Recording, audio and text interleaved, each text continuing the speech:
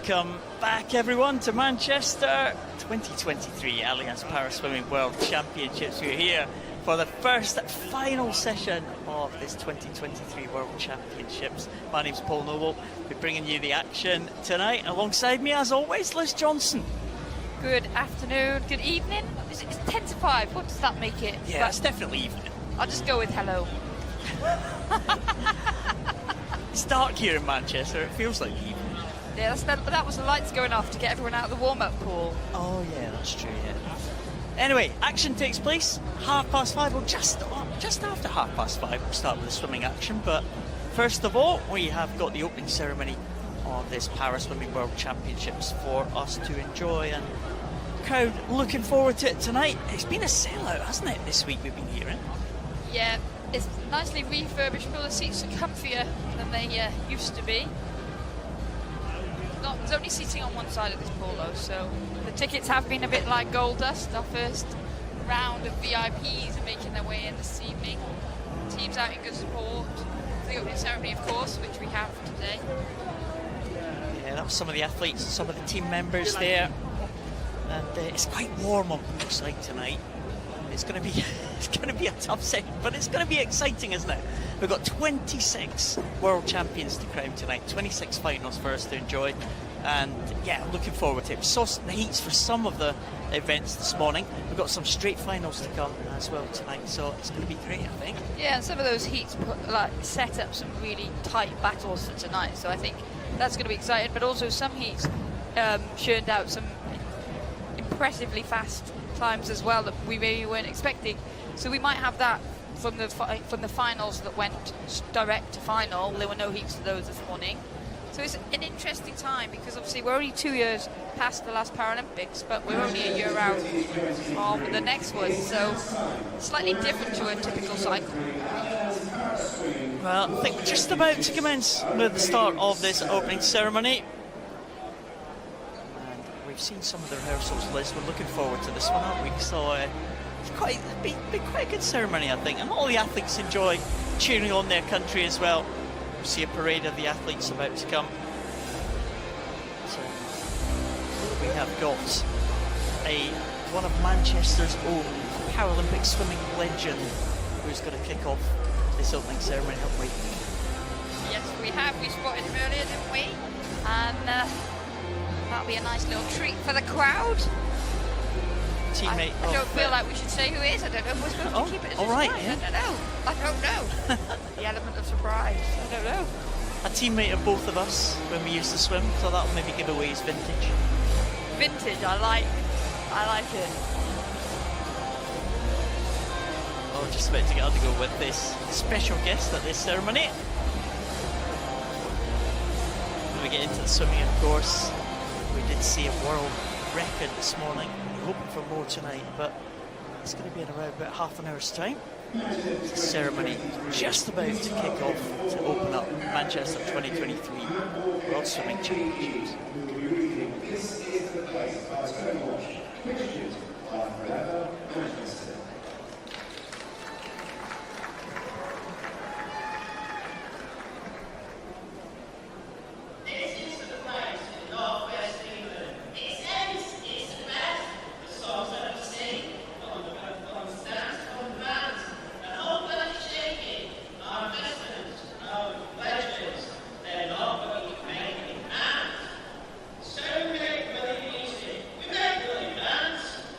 America!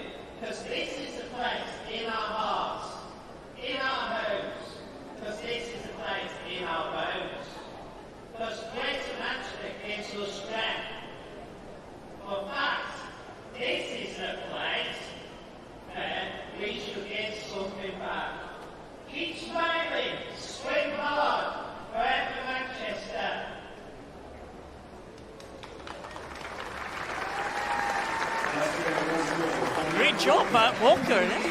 Yeah, that was the Brilliant. best I've ever seen him perform, even those gold medals. That was impressive. Well, great job for Matt Walker. And here is the next on the programme for the opening ceremony, the Untold Orchestra.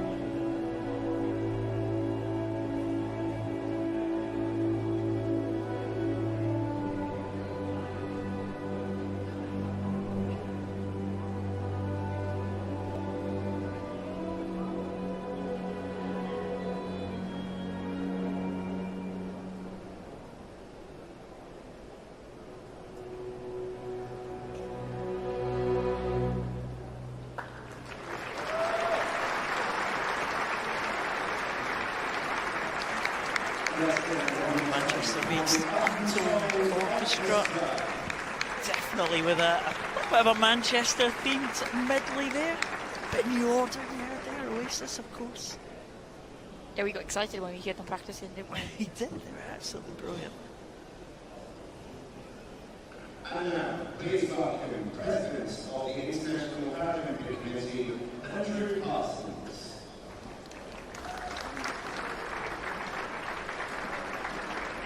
British Swimming Chair, Karen Redmoss.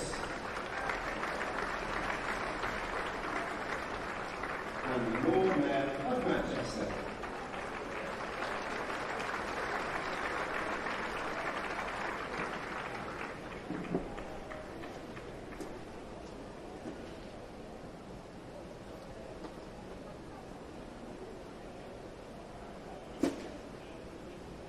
And now, the national anthem of Great Britain.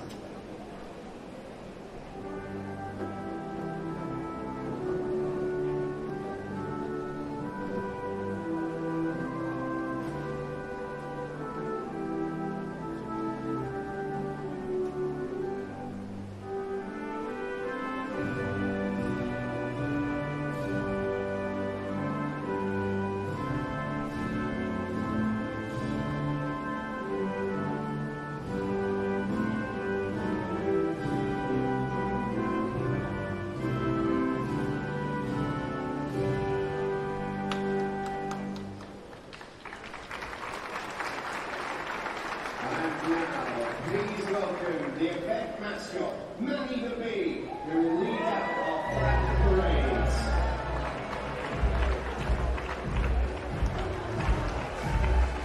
Please welcome Allianz.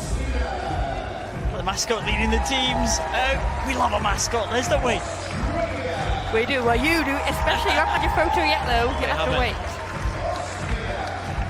Teams coming out in alphabetical order. Argentina, Australia, Austria. Weber Triber in the chair we saw there. One of the swimmers that we will see throughout the week. Off to see Bahrain at the World Championships. May well be their first appearance. The Belgians got a chance for a medal tonight. Parmentier and Sam de Visser leading them out. Two very good young swimmers from Bosnia and Herzegovina. Brazilians led out by Paralympic champion Gabriel Geraldo Araújo.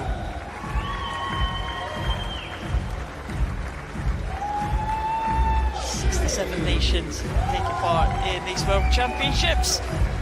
So Clemence Paré and Alberto Albaza, Chilean champion, Olympic champion Albaza, say Chinese Taipei, going through the Colombians.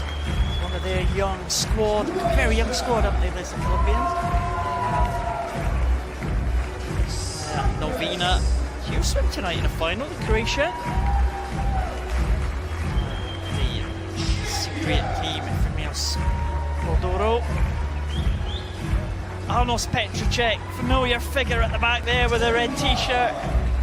He'll swim in the backstroke later in the week. Frederick Kelving, the flag of Denmark. Eric Tandasso for Ecuador. Egyptians just making their way out. Youssef El Said for Egypt. A little bit of trouble with the Egyptian flag there in the tunnel. They got stuck. I think so. We'll get there. There we go. Get an extra cheer. Here we go. More moment in the spotlight. Estonia. Eric Jaeger. Tall figure, Eric Jaeger.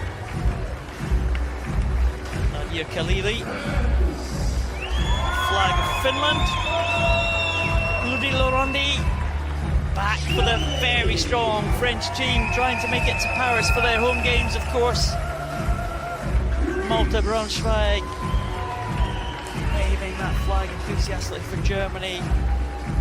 Mostenis Shilinzakis for Greece.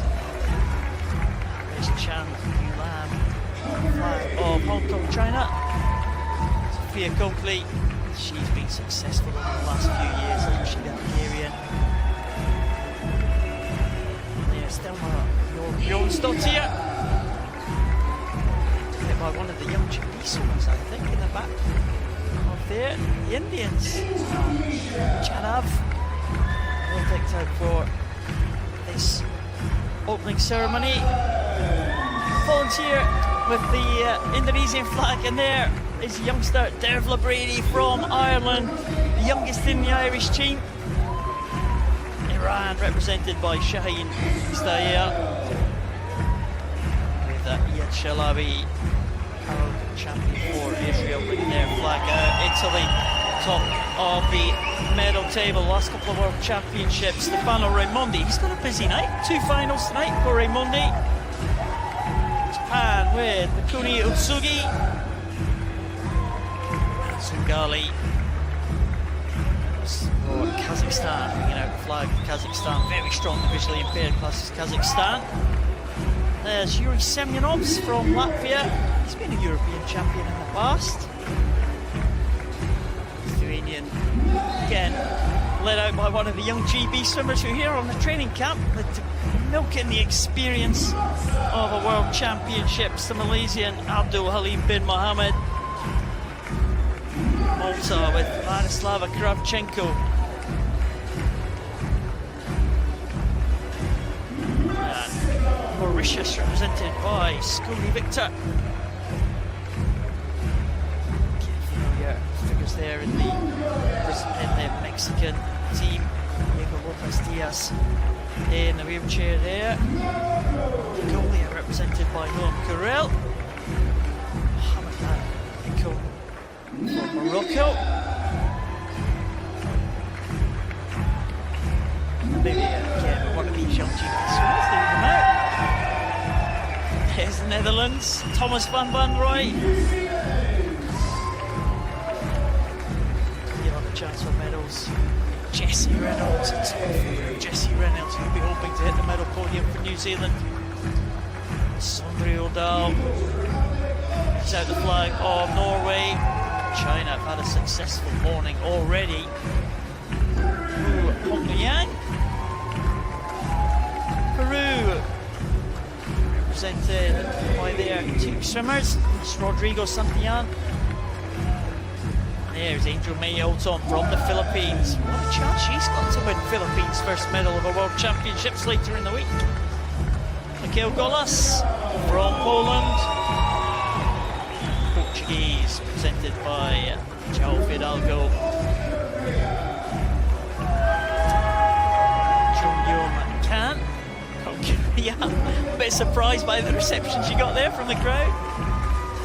And Moldova with Sergei Sirotmachin. Singapore, Colin Su. Singapore again, big chances of medals later on in the week. It's Albeta Kuova for Slovakia. Kat Swanepoel, medalist at last year's World Championships. She goes for South Africa. Emma Flew, well supported by the Spanish in the crowd. You can see those flags waving in the gallery. Lova Johansson from Sweden. That blue and yellow flag, you know. Switzerland with Leo McCree. I was talking to him yesterday. He's looking forward to his competition this week. Thailand with Anand Vitascom going in. Looking at the flag for him. Turkey with Nurtanu. There's Husna Kukandakwe. We saw her in the crowd for the heats this morning. The only Ugandan representative here. You can see Ukrainian team building up. There is Maxim Varadza. Fastest man in the water still. That 50 freestyle record. Alia Lettenberger for the USA. Last few countries to come out. Tursunkayev for Uzbekistan. Elkis Mota Ejari from Venezuela. And finally, the host nation, and there is Scott Quinn from Great Britain. Medalist at all the major championships, Scott Quinn, over the years. Big reception there from the crowd here in this Manchester Aquatic Centre. nice for the teams to get their cheering warmed up, isn't it, Liz? Yeah, and a lot of them are racing tonight, I think, like a lot of the swimmers. It used to be a thing where typically most of them wouldn't be considered to do this bit if they were racing in the first couple of days, but obviously, like you said, a lot of teams quite small, and then we see those athletes come straight out, but a lot of them, they're already here. But like you said, Stefano Raimondi has already got 2 races tonight. Maybe this lap is his extra warm-up. Yeah, one at the start of the programme, close to the start of the programme, and one at the end. President of IPC, Andrew Parsons, will kick off the proceedings for tonight with the speeches. Good afternoon, Manchester. Welcome to the Manchester 2023 Allianz Paralympic World Championships. 75 years ago, also in July, in a city nearly 4 hours south of Manchester, the Paralympic movement was born. Watching people with disabilities practicing sport was something unheard of until the 1948 Stoke Mandeville Games. But change starts with sport, and today, a parasport event marks the reopening of the Manchester Aquatic Centre after its 2-year renovation. In a city with sports in its DNA, the long list of major sporting events hosted here now also includes the Paraswimming World Championships, the biggest paraswimming competition outside of the Paralympic Games. Manchester 2023 will see in action more than 500 athletes from 67 countries across all continents. The world's best will be in action for the next 7 days to win medals, smash records, and make their dreams come to life. The World Championships is also the biggest swimming competition before the Paris 2024 Paralympic Games, and the major milestone in the preparation for the Paralympics that will take place in a bit over 1 year from now. I'm sure you will see many familiar faces on the podium in Paris next year, and it will bring great memories from this week in Manchester. I would like to thank the organizing committee, World Para Swimming, British Swimming, UK Sport, the City of Manchester, and their partners for your fantastic work to deliver these World Championships. I would also like to thank all the officials, classifiers, staff, and volunteers who make events as Manchester 2023 possible. To the athletes, I wish you the best of luck. It's now my honor to declare the Manchester 2023 Allianz Paraswimming World Championships open.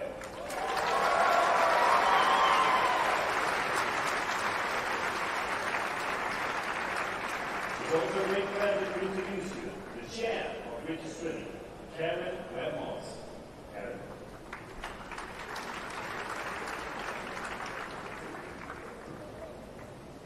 It gives me great pleasure to welcome you all to the Manchester Aquatic Centre for this 2023 Allianz Para Swimming World Championships.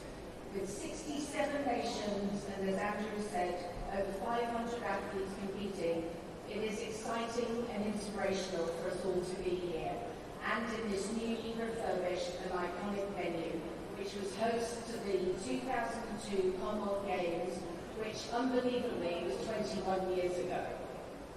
Performance teams, coaches, athletes and family support will have worked and trained hard in preparation for this championships, and I'm sure all of us as spectators will do our best to create a fantastic, warm, Mancunian, wonderful, welcoming atmosphere to help encourage all of the athletes to compete at their best and to enjoy this international stage.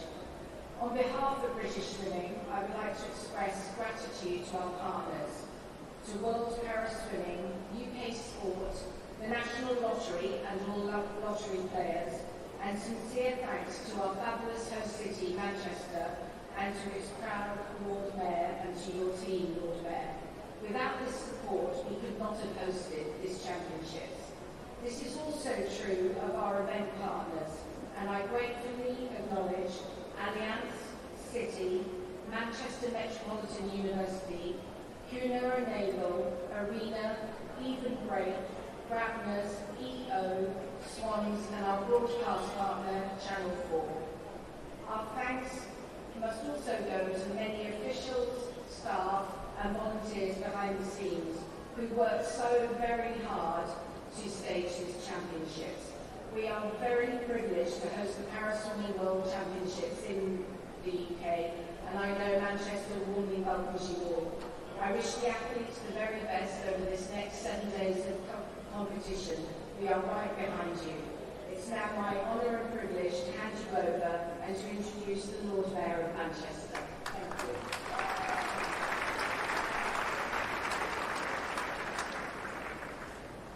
Ladies and gentlemen, it gives me immense pleasure to welcome you to the 2023 Manchester Allianz Paraswimming World Championship here at Manchester Aquatic Centre, a venue purpose-built for the 2002 Commonwealth Games. Having undergone a £31 million refurbishment, Manchester Aquatic Centre is ready to welcome paraswimming athletes from across the globe. Manchester has a long and proud history of hosting sports events, and as a city, we are delighted to be able to provide world-class facilities, world-class coaching, world-class competition, and world-class inspiration. From grassroots to podium, we recognise the profile and impact that events like this can bring to the city, and more importantly, the opportunities they create for our residents and our communities. As the athletes, officials and their sport teams prepare for the Paris 2024 Paralympic Games, I would like to wish you all much success.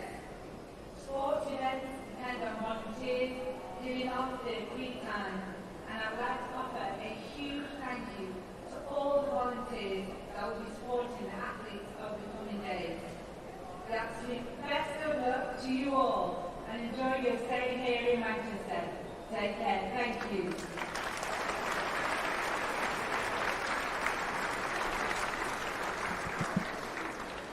And now the World Paraswimming flag will be raised, and there will be oaths taken by athlete, coach and official.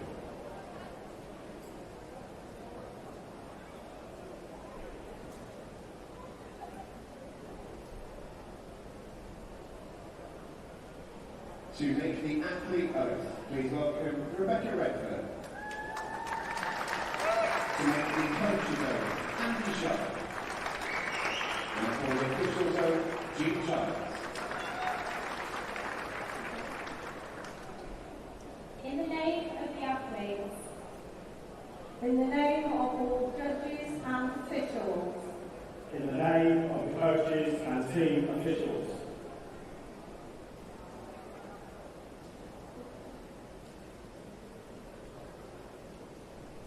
we promise to take part in these championships, respecting and abiding by the rules and in the spirit of fair play. We all commit ourselves to sport without doping and cheating. We do this for the glory of sport, for the honour of our teams, and in respect for the fundamental principles of the Paralympic movement.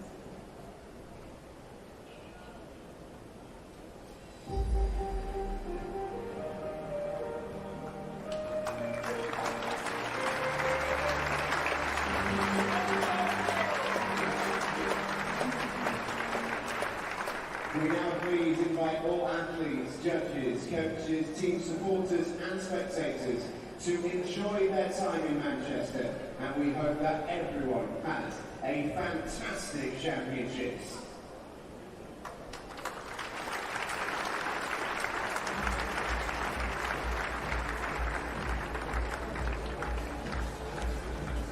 So Manchester 2023 Allianz Paraswimming World Championships is officially open. Yeah, it's always good to get it underway officially. I think everybody did a good job there. Matt Walker first up with that poem. It was great, wasn't he? Matt Walker, of course, Paralympic champion in the relay team, the Great Britain relay team, dominant Sydney 2000, Athens 2004, Beijing He bleeds Manchester, 2008. doesn't he? Yeah, local lads. Coaching here Yeah, at the he is. Aquatic Centre, isn't he? And I saw his wife and his daughter in the crowd as well. So they'll be very proud of the old man. I was pretty proud of him. Yeah. Why not? He delivered it well, really well. Yeah, did a great job. Well done, Matt.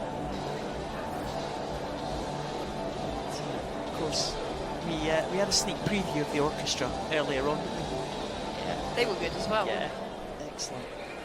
Well, still a few minutes now, maybe 10 minutes until we get underway with the swimming action.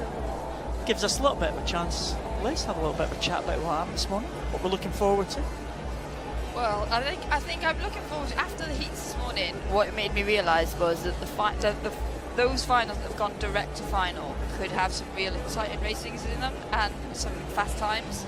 And so I think I'm looking forward to that, but then obviously the heats did set up some good battles as well, so I just think it got us off to a really good start. A little bit of an added dimension to this World Championships, of course, because this is the first opportunity that countries have got to earn their country's places for the Paris Paralympics. Yeah, so the qualifying window is now open, but that doesn't mean that if you see a swimmer here win, they will necessarily qualify for the Paralympics. What it means is if you finish in the top 2 as a nation, gold or silver, then you qualify a spot for that team. So that doesn't mean it's a named spot for the individual, it just means that, say, Italy with gold, then they get one spot. But if Stefano Raimondi, who, like, as we go through this forum, I'm sure we will see, there he is, right on cue, white t-shirt. If he was to win maybe 5 gold medals, he would still only win 1 slot for Italy. So that's why we're seeing a lot of countries that we and swimmers that we haven't maybe seen for a while.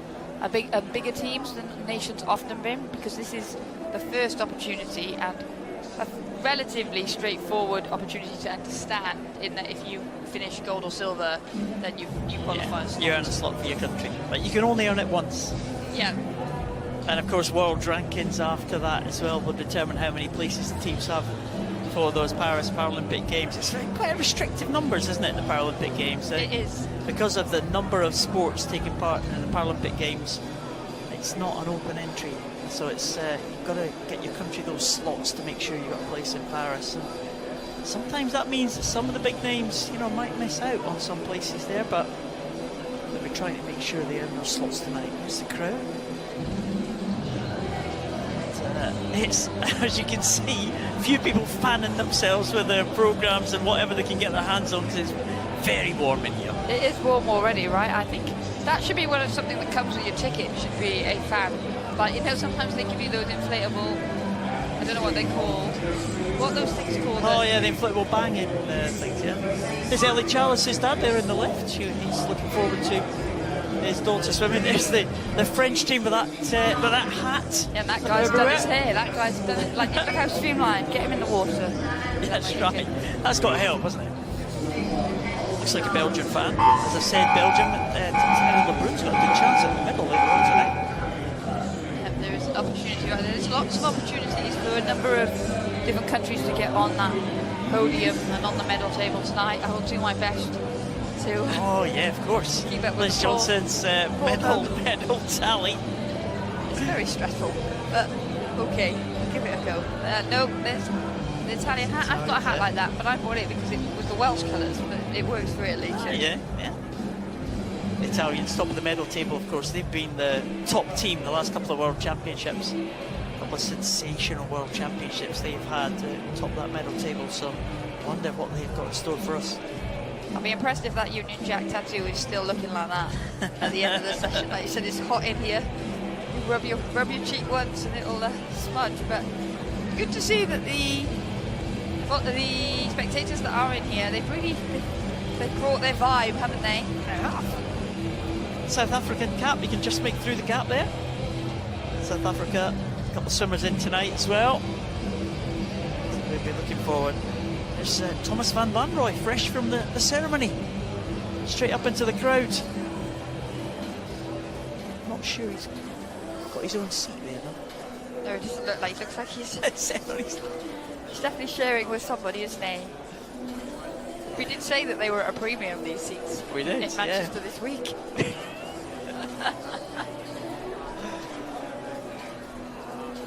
The other end of the pool, that's all your photographers. As we said, no teams or spectators on the other end of the pool. There's not much space on that other end.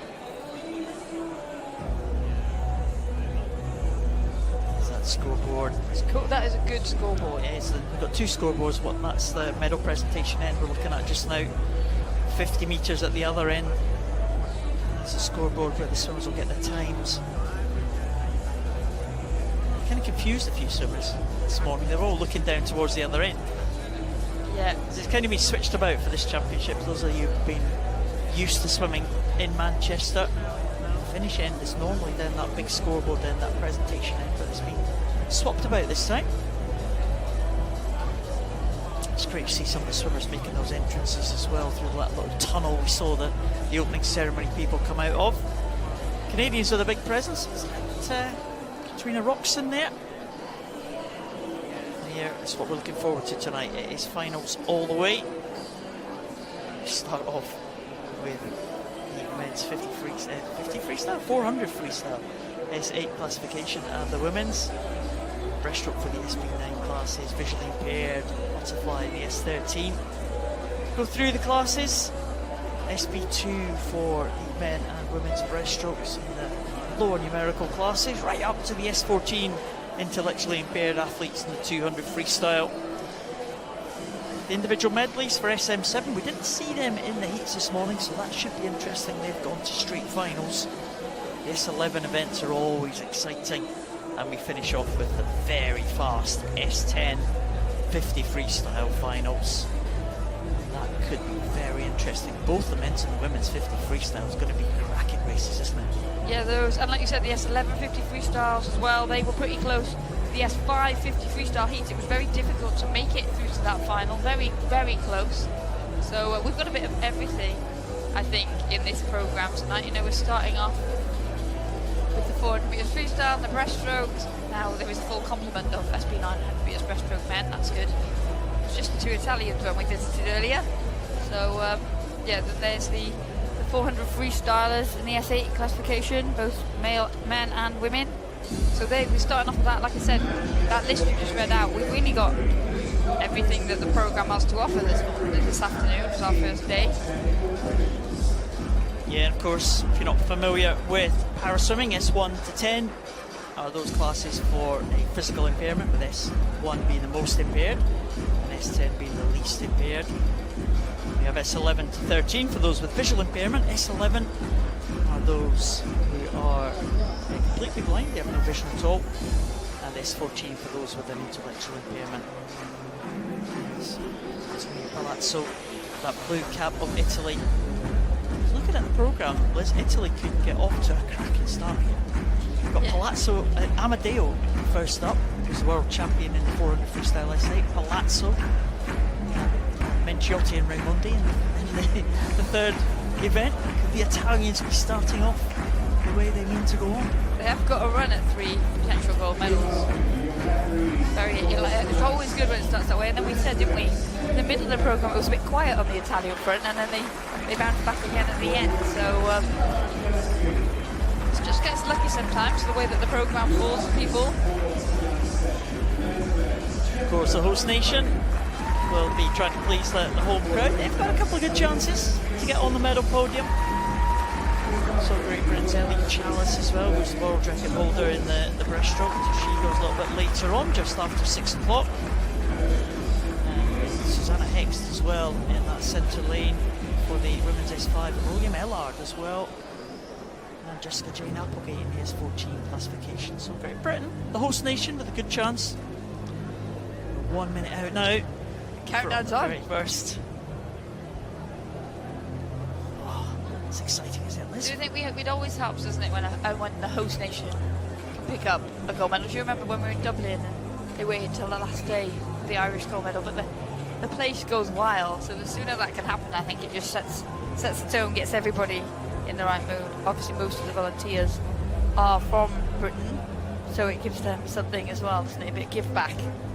Absolutely, good to see the host nation do well. Been to Portugal for Madeira for the last few championships as well, Europeans and Worlds, and it's always good. They were really supportive of their athletes, Portuguese. So, swimmers about to come out for the first event of the first night of finals here at the Manchester 2023 Allianz Paraswimming World Championships. 166 world champions will be crowned over the next 7 days, and here is the finalist for the very first one, 400 freestyle S8.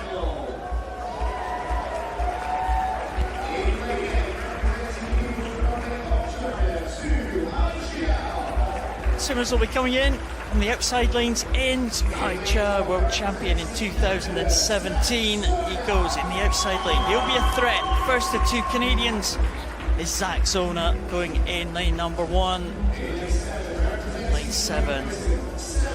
Sam Downey made his Great Britain debut in the World Championships last year in Madeira. Okay. Good shape, Sam Downey, the second Canadian in lane number 2, Philippe Vachon. Two Canadians side by side on this near side of the pool. Young American Noah Jaffe in lane number 6.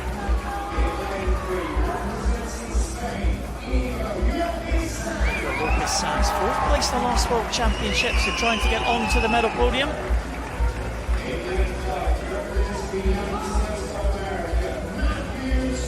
Matthew Torres just beaten in a very, very close race last year in the World Championships. Only by 8/100ths of a second behind the man who goes in lane number 4, the world champion from Italy. That is Alberto Amadeo. What a race these two had last year, Les. Yeah, it really did go right down to the touch, which on a distance event is always even more impressive, I think. Well, 400 freestyle, 8 lengths of the pool. World and championship record held by Great Britain's Ollie Hines. It's a long-standing record. Can any of these swimmers edge closer to that one? Amadeo starts as marginal favourite. He has the fastest time in the world this year. Matthew Torres close behind him in the world rankings. And the other swimmers in this one, wow, I think pretty much all of them will feel they've got a chance of trying to force their way onto the medal podium. It's going to be pretty close, potentially. But Torres, Amadeo will start as the favourites in those centre lanes.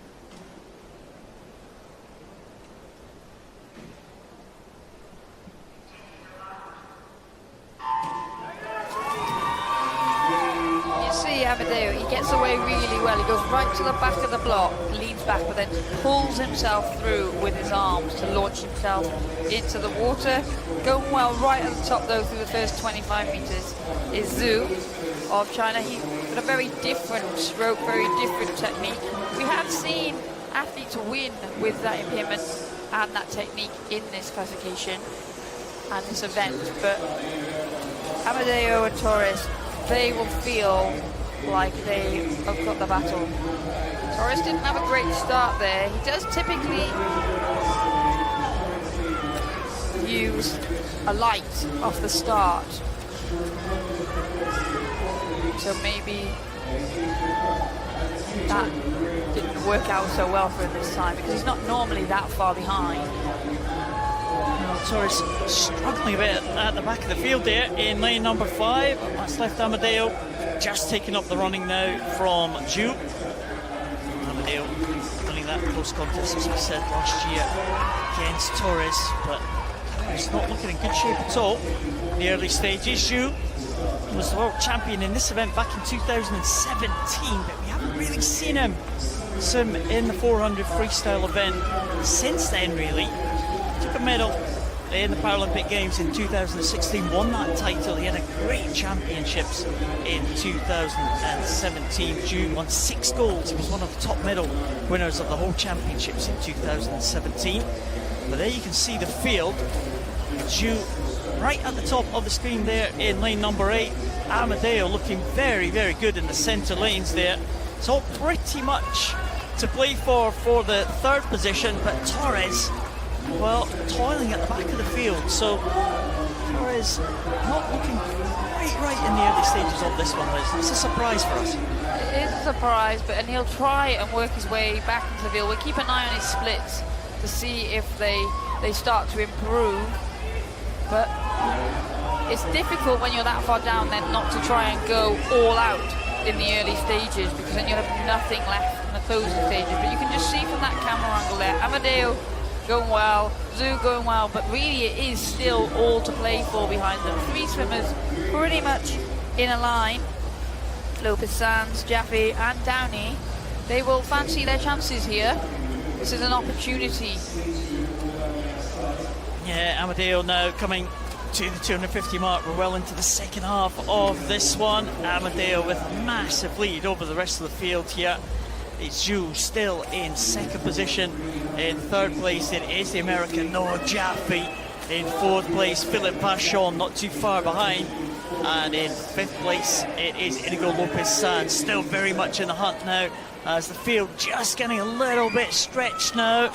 But Amadeo well ahead of the others here as they come to the 300 mark. Yeah, it's going to be difficult to catch Amadeo at this point. As expected, in that sense, we did expect him to be out there, but we did expect him to have company in the form of Torres, who you can see now just going through the last 15 of this length. So that's not going to be how this one pans out. Zhu still going well right at the top there in lane number 8. You can just see him at the back of your shot. Amadeo, like we did say, the Italians, this is an opportunity for them to get off very well. The Italians are in front of us commentating, and they're already getting excited at the prospect of this first gold medal of the evening, as he turns now Amadeo into that final 50. Well, Amadeo is going to take this one, I think. Zhu in second position. In third place, just extending the advantage that he has in third place, is Noah Jaffe. He's around about a second and a half ahead of Philippe Pachon of Canada, who's having a good swim right down here at the bottom. But here is Amadeo. The Italians are on their feet in front of us. It looks like it's going to be a good start for the Italian team. Here comes Amadeo now. He is going to take this one comfortably at the front of the field. And a great swim there from Alberto Amadeo. Takes it in 4:25. Not a world record time. It's a great time for Amadeo though. I think that might be a personal best for him, and he's delighted with that one. In second position, silver medal for Zhu Haizhou in the outside lane for China. And in third it was Noah Jaffe, the young man from the USA, 20-year-old, takes a bronze medal in his first World Championship outing. Well, there we saw Zhu.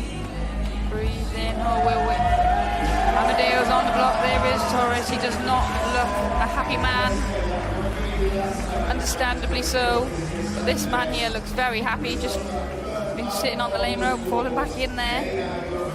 Here is our first gold medal of the week, and it's quite fitting that it goes to Italy. Well, great swim there from Alberto Amadeo. As you said, Liz, we expected him and Torres to be right there side by side, but it didn't faze the Italian at all. He just got on with the job, didn't he?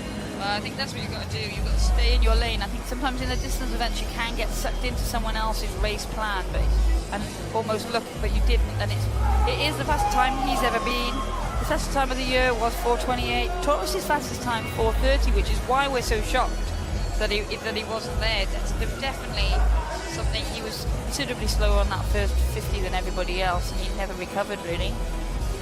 And the result is confirmed. Alberto Amadeo will be crowned the first world champion of this 2023 World Championship. Zhu Haizhou from China in the silver medal position, and the youngster Noah Jaffe takes bronze for the USA. Great swim, 4:35.04 for the American.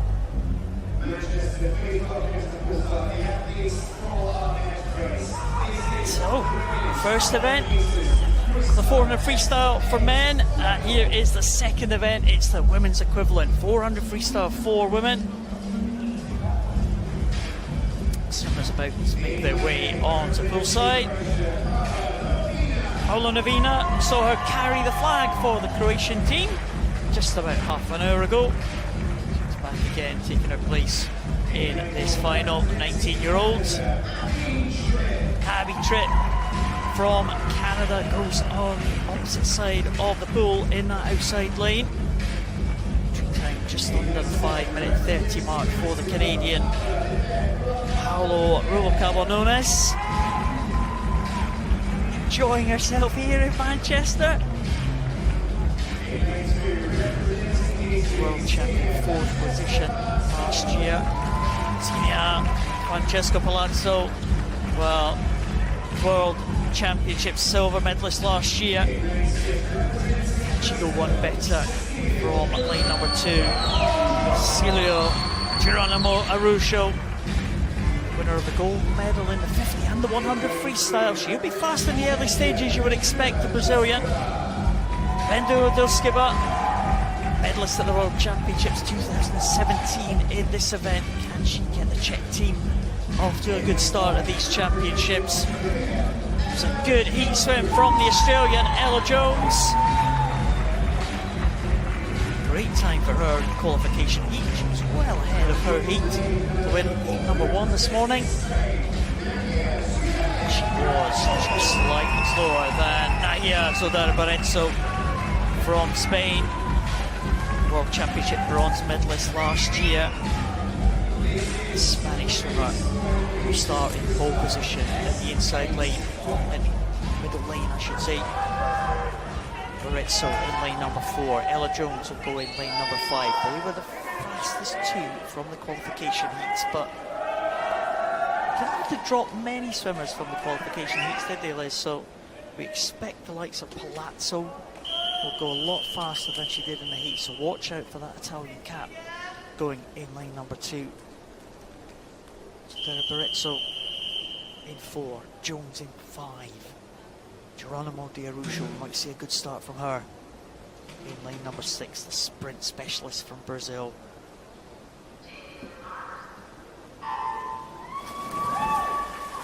Yeah, and as you mentioned, Paul, as we see the athletes getting away now and already going well, that they're in 6. Geronimo de Araujo, she is a 100-metre specialist, and we saw her go out quickly in the heats. We saw Ella Jones in 5 go out very quickly to win her heat. She was in heat number 1.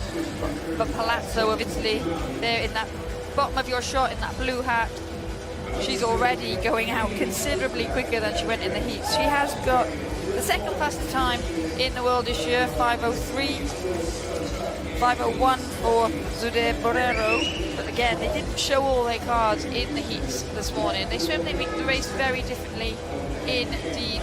Expect Zuder Borrero of Spain to build through, as Palazzo tends to go out quite quickly and lead and try and hold on that way. Ella Jones still in 2nd at the moment in that white hat of Australia. They're quite bunched up though in 4, 5 and 6. Zuder Borrero, Jones and Geronimo de Araujo. Turning first, it was Palazzo. Yeah, Palazzo going over in 109.32. It's a big lead, 2.5 seconds ahead of Jones. Zuder Borrero finished very strongly, as you said, Liz, in the second half of this one. And there's that great shot. We're getting these great camera shots here. The camera operator's done a good job for us, and that is the centre lanes in 4 and 5, those yellow marked lanes. Zuder Borrero just pulling alongside Ella Jones now, and she is under pressure on both sides, but Palazzo is away and clear. Well, Zuder Borrero, top of the world rankings this year, just ahead of Palazzo, but Palazzo has been under the 5-minute mark. The only one in the field that's been under that 5-minute mark, so she is the class of this field, but you've got to deliver it on the day, you've got to deliver it in this final. And Italy at the moment, as they come down to the halfway point, looking very good indeed to make it 2 from 2 here in the 400 freestyle S8 event.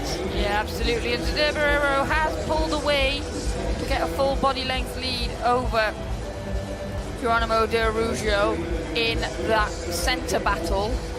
But Palazzo leaving nothing to chance here. She's attacked it from the start. You do get a bit of inspiration when you're next out of the call room, like after one of your teammates and your teammates wins. It does spur you on. You do as much as you can to stay in your own zone, but you've always got one eye on how well your teammates are doing, and it can go both ways. you can get overexcited and you go out too fast, or it can really give you that extra motivation and adrenaline rush to push on. But Zedebero hasn't given up yet. She is closing the gap, but Palazzo has a big lead.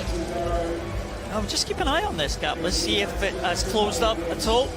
3:01.52 for Palazzo. 6 seconds is the gap, though. That is going to be tough to bridge, isn't it? Spanish swimmer in the centre there, now pulling away from Geronimo De Araujo, with the Australian Ella Jones in 4th position now, just dropping off the pace slightly, the Australian, and the top 3 coming away. We'll just check what the split is as they come down to the 300 mark, but I think Palazzo might have this one sewn up already as she goes into 300 metres of the 400.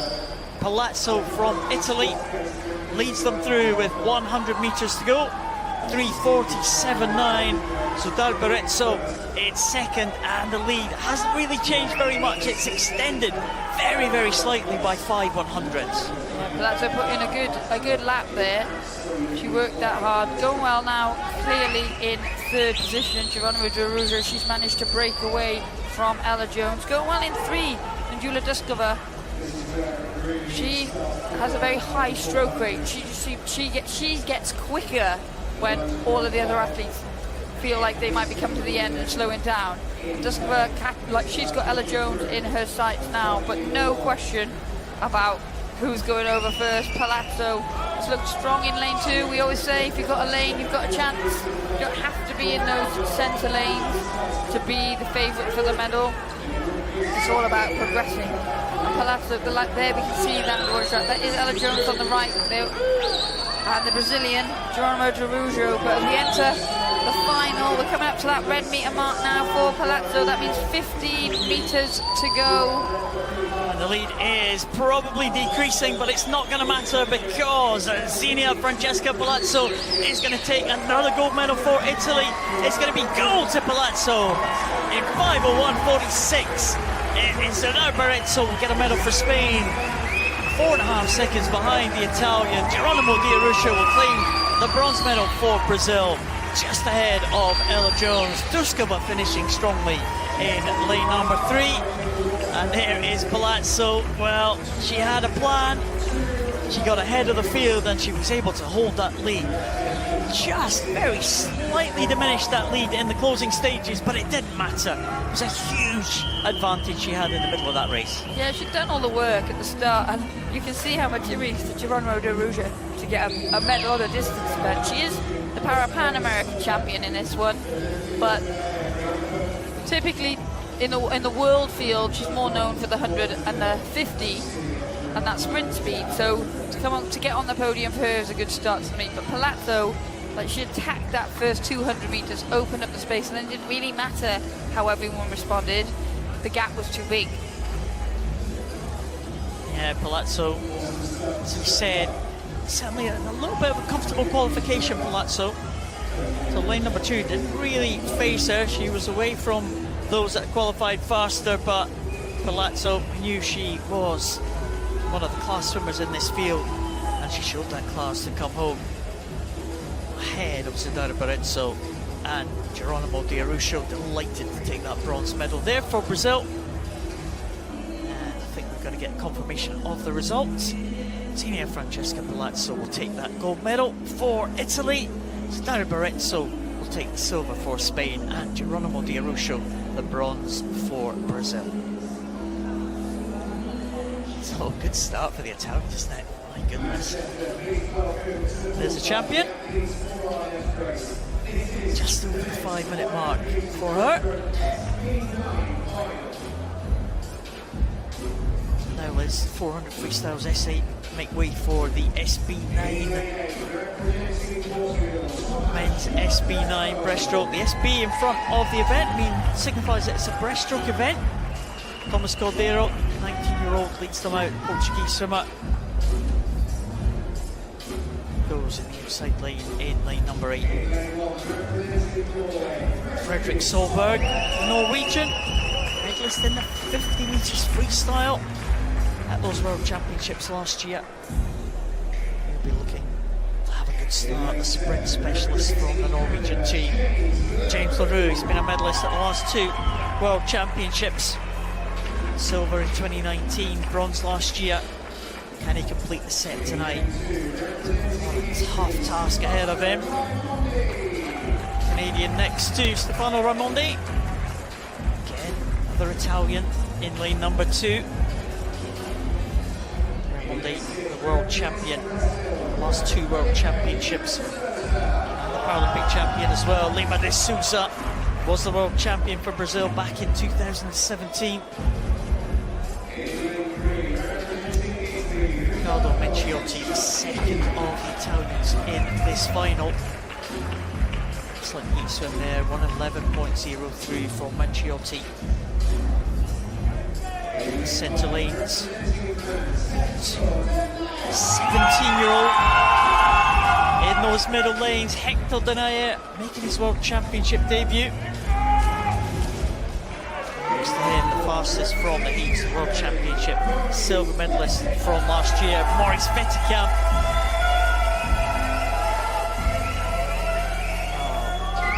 German fastest from those heats in 1:09.42. Can the German win another medal in those World Championships? Raimondi has won the last 2 World Championships. He's going to be the favourite, I think, Liz, despite his position in lane number 2. Yeah, lane 2. He's got a double event today. He's got 50 freestyle at the end of the programme, as we mentioned earlier, so it's all about just getting into this race for him. 2 Italians side by side in 2 and 3. Vetterkamp in 4. 17-year-old from Germany next to the 17-year-old from France, Denayer. 2 young swimmers led the field from the qualification heats.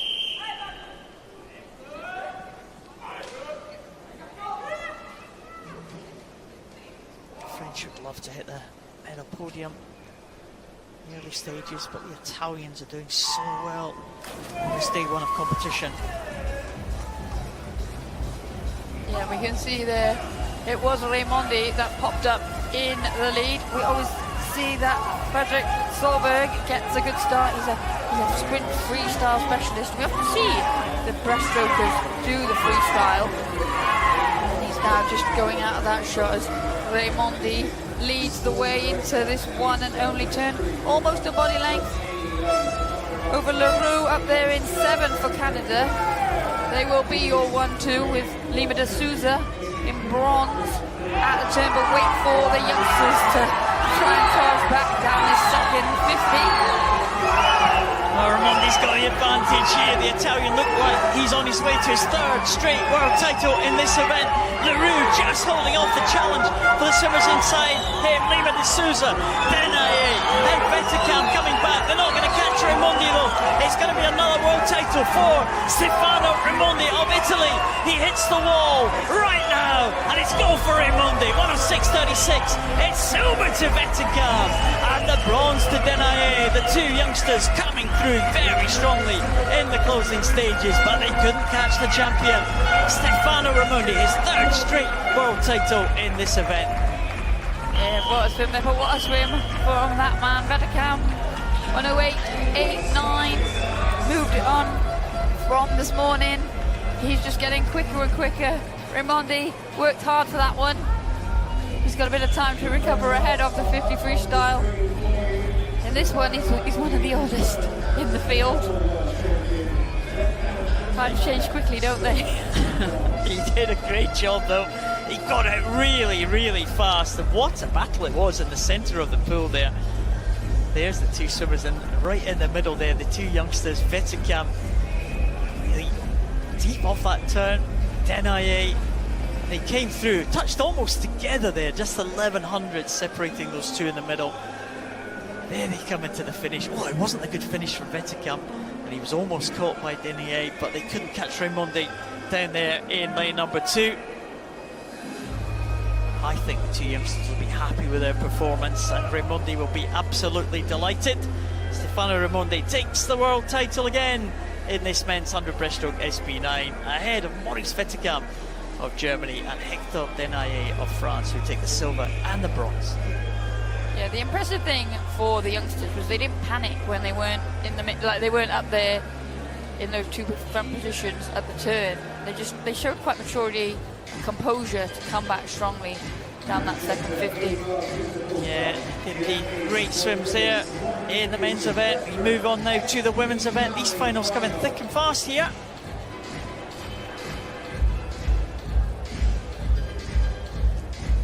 Italians have had a great start to this day one of competition. Could this be the turn of the Dutch now to claim a gold medal?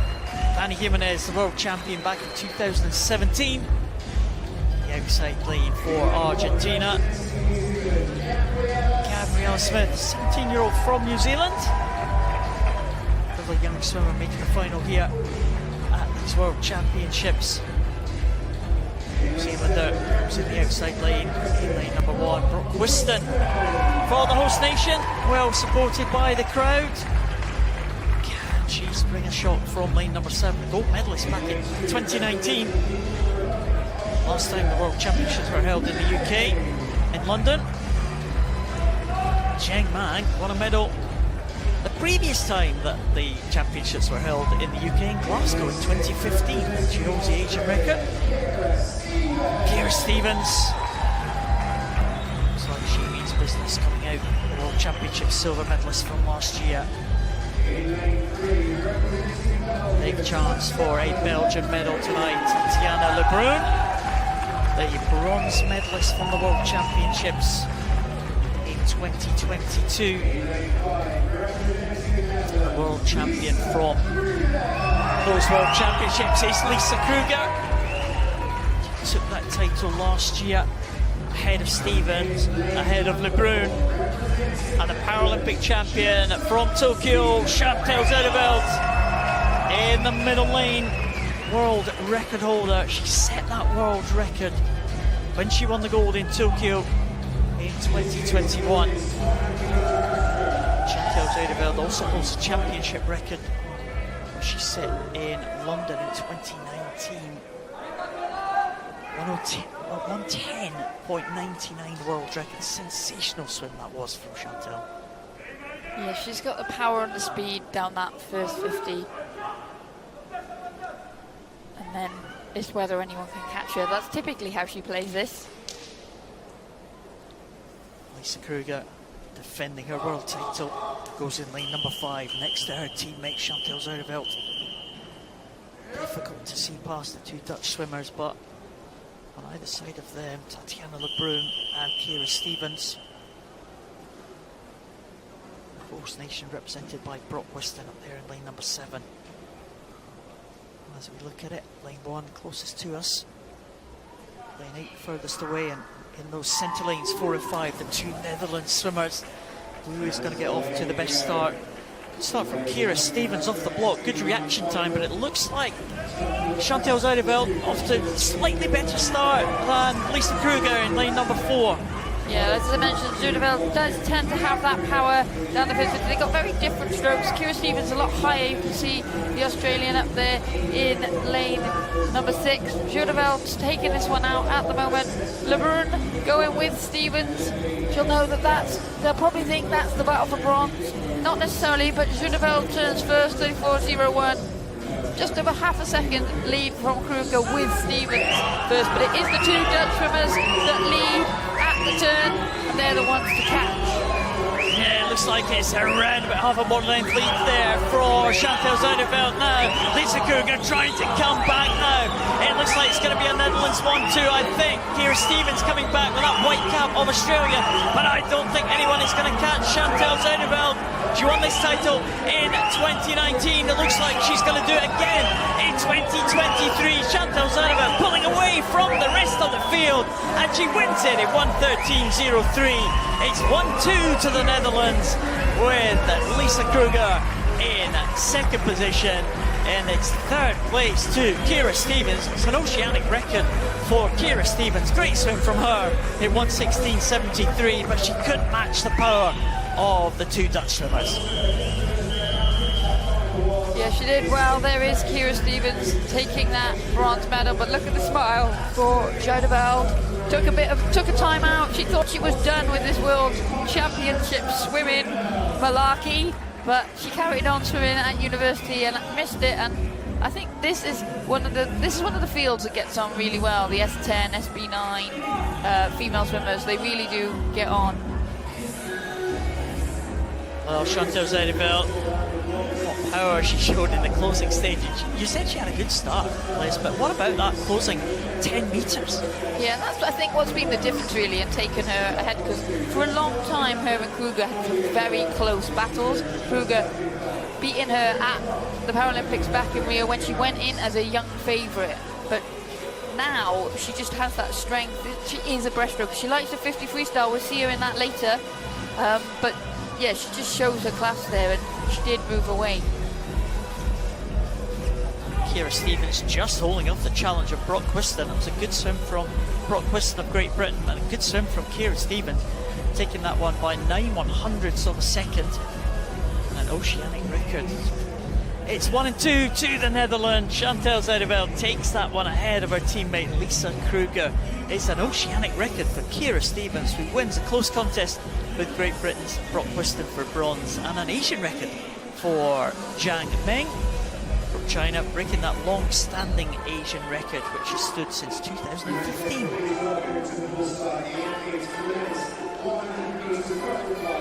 As the breaststrokers depart, it's the 100 metres butterfly S13. Visually impaired classification. 3 Uzbekistan swimmers represented in this one. There's the first of them, Kirill Pankov, going in the outside lane in line number 8. Saw some South African fans in the crowd a little bit earlier on. And we can hear them now, cheering on Nathan Hendricks. Goes in line number 1, making his debut at the major championships. The world stage, Juan Ferron Gutierrez,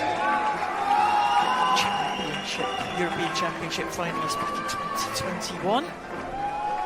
First 2 Spanish swimmers we'll see in this final.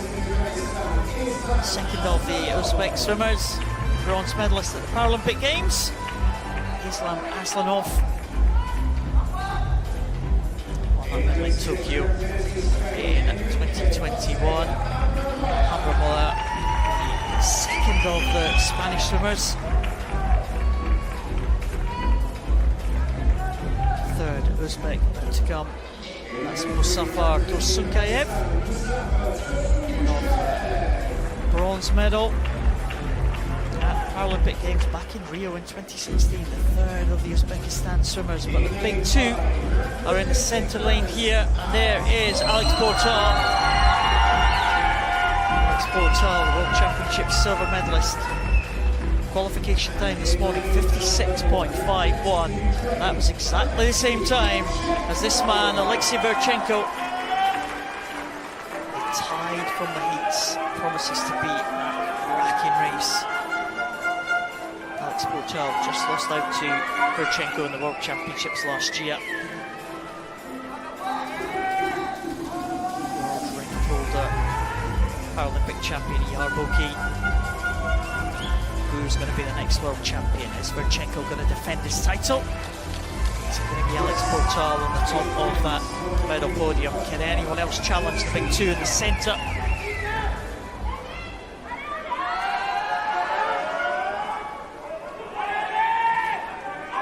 So Verchenko in 4, Portal in 5.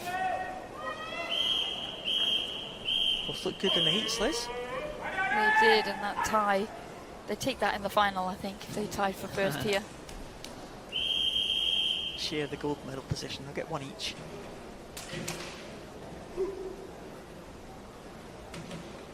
So Verchenko in line number 4, Portal in line number 5. They are the favourites. Can anyone else challenge?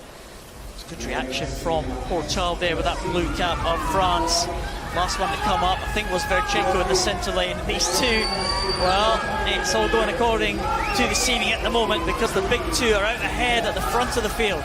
Yeah, Verchenko is slightly leading. Aslanov also in lane 2 has the potential to get in the mix here, but it is Verchenko that will be leading at the halfway turn. He gets the touch.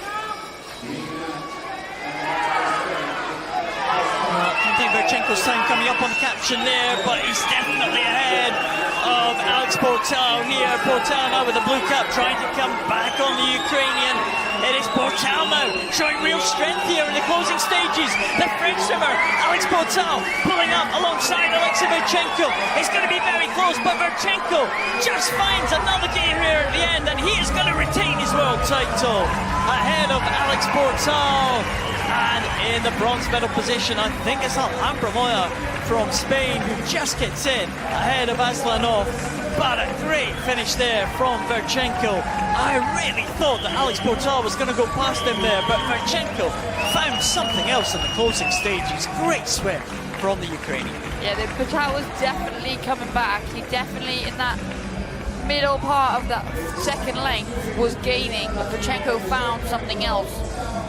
We saw the finish, we saw the turn. Verchenko really struggles with those turns and finishes. He can't spot them, and he glided into both. And if Portal had been any closer, that could have cost him. But that is how the classification system plays out slightly. Portal got the better reaction off the block, but Verchenko came up in the lead. And here, at this point, it did look like Portal was carrying more speed. Verchenko, he just found the extra, and as we see him coming in, see that glide in. Portal didn't need to be much closer, but for today, it's all about Alexei Verchenko. Yeah, great contest there in the men's 100 butterfly S13. Alexei Verchenko takes the gold for Ukraine ahead of Alex Portal. It's a repeat of the event we saw last year at World Championships, and a great bronze medal for the Spanish swimmer Alhambra Mola, taking that one in 57.24.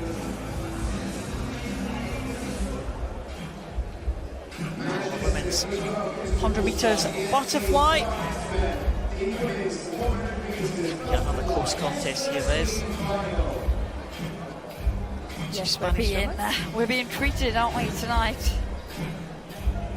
Another two Spanish swimmers in this one. We've just seen their swimmer win a bronze medal in the men's event. What are we going to get in this women's event?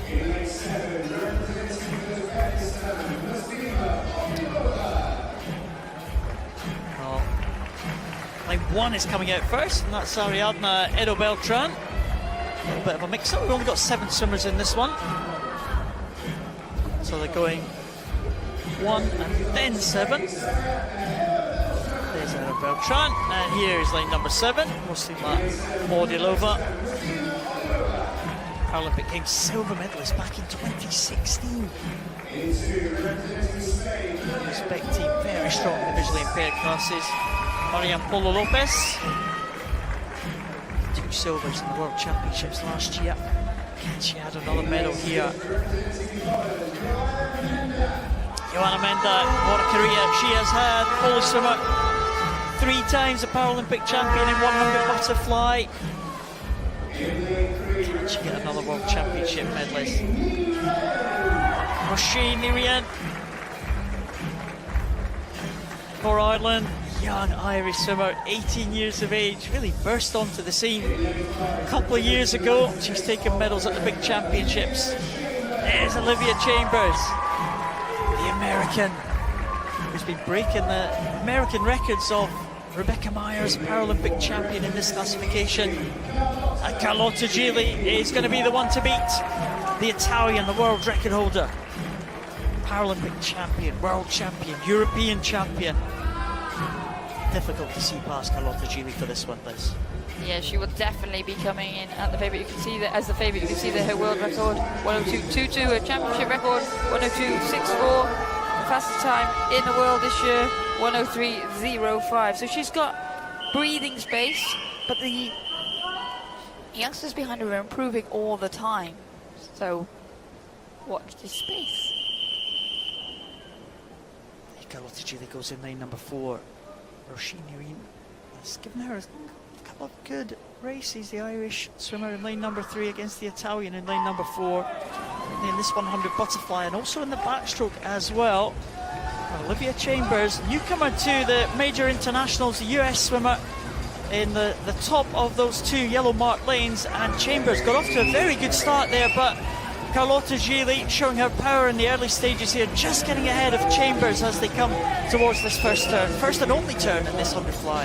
Yeah, it was Chambers that was up first. Nireen actually carried the most speed, the Irish swimmer in lane 3, but now we can see that power of Gili as she turns first. There's definitely a problem with the time pad in lane 4 because Carlotta Gili was in the lead at that point. She's a body length and a half ahead of Chambers and Nireen, who were in a pretty close battle for that silver and bronze, but it's another blue hat of Italy that leads the way through the final 15 metres. It looks like it's going to be Gili who's going to come home in front here. The Italians already celebrating in front of us, and it's going to be Carlotta Gili who's going to take the gold again. A championship record just outside the world record. It's going to be silver for Ireland. Roisin Nireen takes the silver medal, and Olivia Chambers on her first outing at these World Championships takes the bronze. Carlotta Gili, what a good time that was. The fastest time in the world this year, and what a time to do it. Yeah, when she broke her championship record there by 3/100ths of a second. She had a difficult year last year, and now she's back. You can see she's smiling.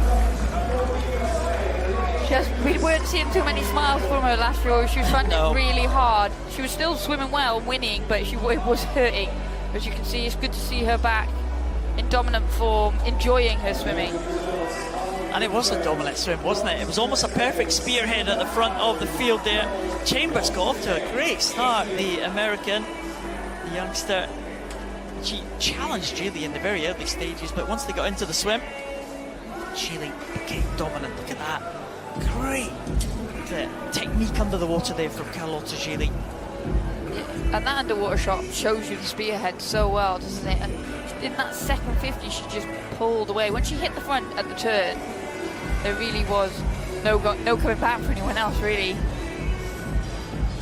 Carlotta Gili takes the gold medal here at these 2023 World Championships. 1:02.61 was the time. Roisin Nireen in second place for Ireland will take the silver medal, and Olivia Chambers will take the bronze for the USA.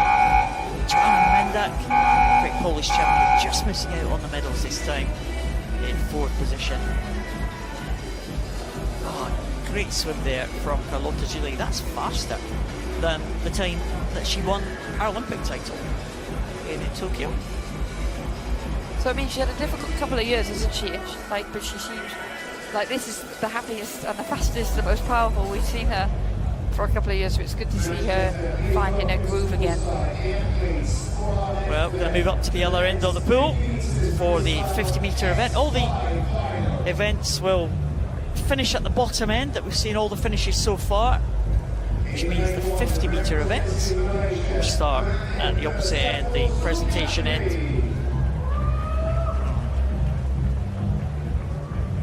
We're just waiting for the swimmers to come out. Now we're going to get Zoe Caffley out first. I think they've got to go. Tanaka will lead them out, I think. 19-year-old from Japan. There is Zoe Caffley in lane number 1. World Championship bronze medalist Zoe Caffley. Francesco Bocciardi, the world champion from Italy. He will have his work cut out tonight. Better known as a distance swimmer, Bocciardo. He took that world title in the 50 last year. Very close contest it was. Alexander Komarov, experienced man from Ukraine, his 5th World Championships here. Can he get on the medal podium again? Komarov, good time in qualification, 33.33. Wang Liqiao from China. China dominated this event at the Paralympic Games 2 years ago, taking all the medals. The gold, silver and bronze went to China. Wang taking the bronze. This young man, Samuel Silva de Oliveira, had a great World Championships last year. Took silver in this event. He had another medal here, second to the Chinese swimmers. Yuan Wei-Yi, silver medalist at the Paralympic Games. But here is the favourite. What a display put on for us this morning. Gao Yingchen, world record time in the qualification heats, 30.09. Knocked 7 100s off the previous world record. Again, Liz, we've got these swimmers, the Chinese swimmers and the Brazilian, very, very similar impairments. They swim without arms at all. Yeah, and as Tanaka up in lane 8 as well. It does seem to be that this impairment type leads the way on these sprint events. As you said, Bracciardo, more of a 200-meter freestyler these days. So the swimmers without arms have those powerful legs that get off the blocks well. Bracciardo there in lane number 7 going from the water. Komarov going from the water closest to us in lane number 2.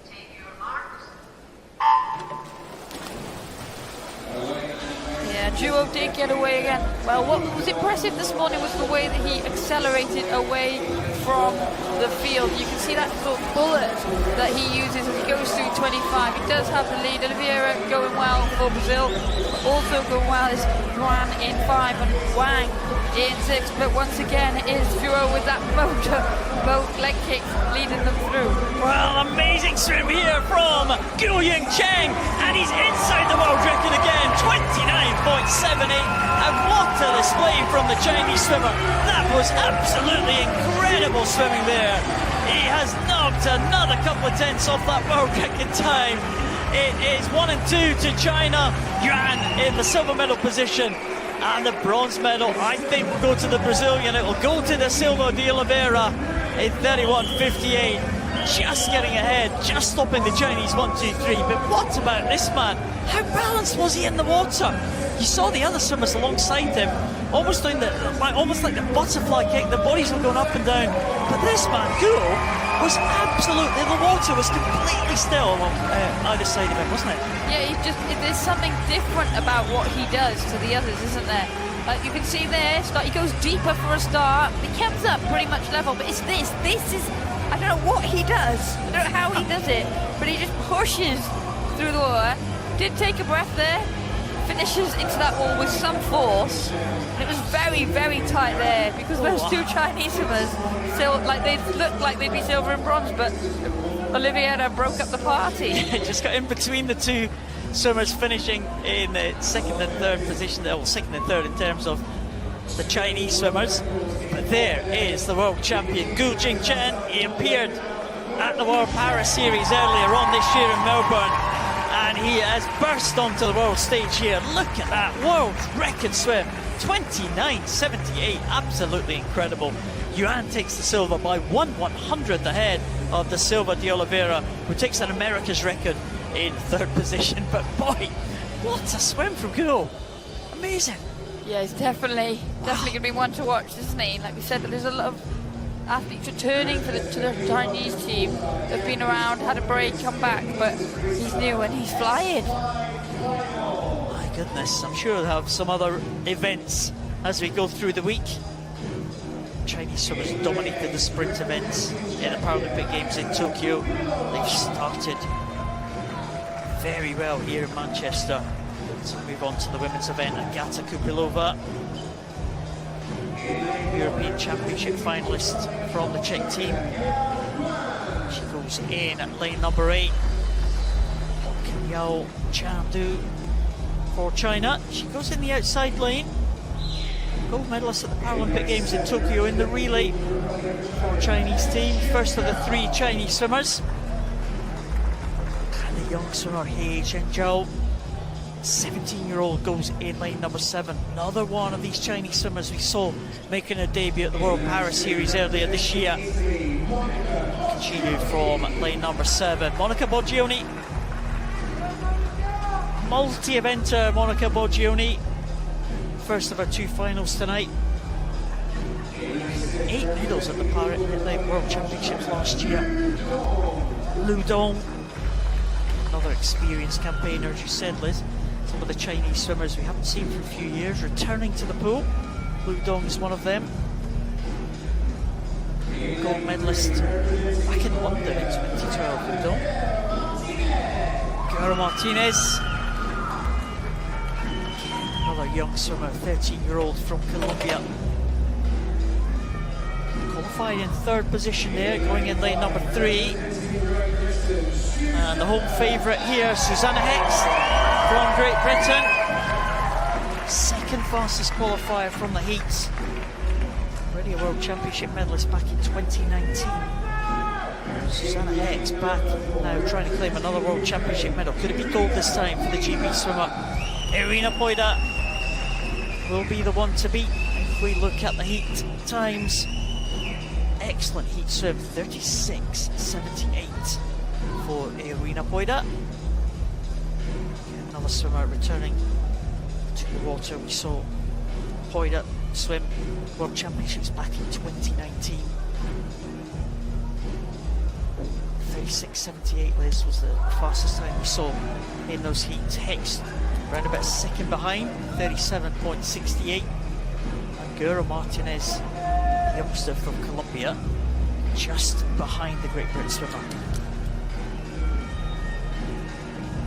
And again, it's one of these, it's very close qualification. I don't think any of these swimmers you can say were holding back in the qualification heats. No, I didn't know if they had the opportunity to hold back. Poida was the shock of the heats, I would say.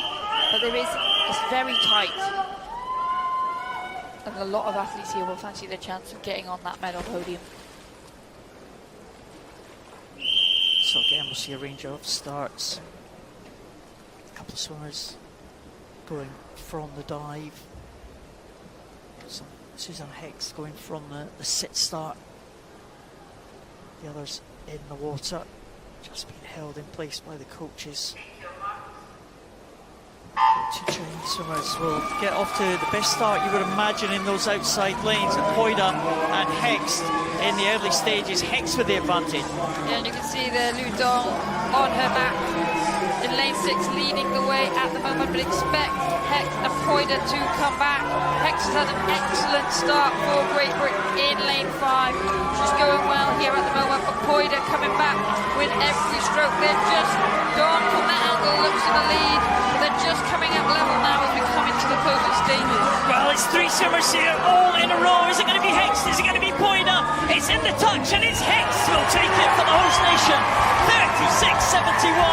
Susanna Hex is a world champion.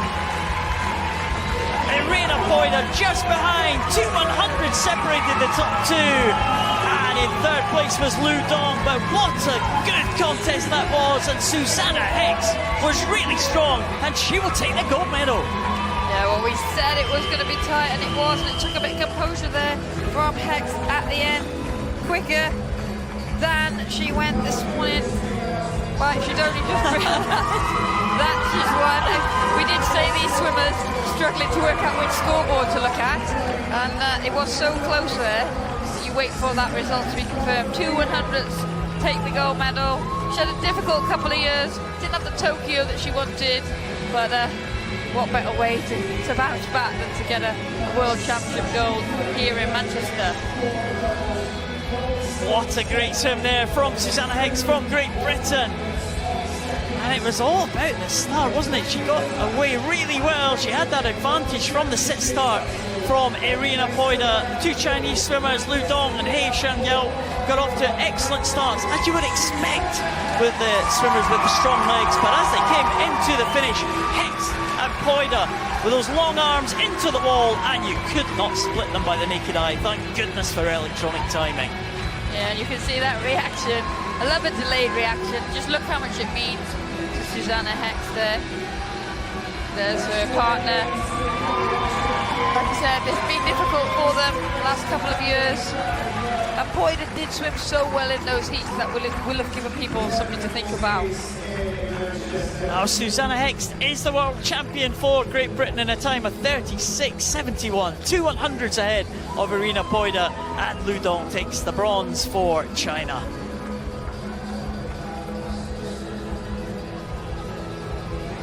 Good for the host nation to get on the gold medal podium, Liz.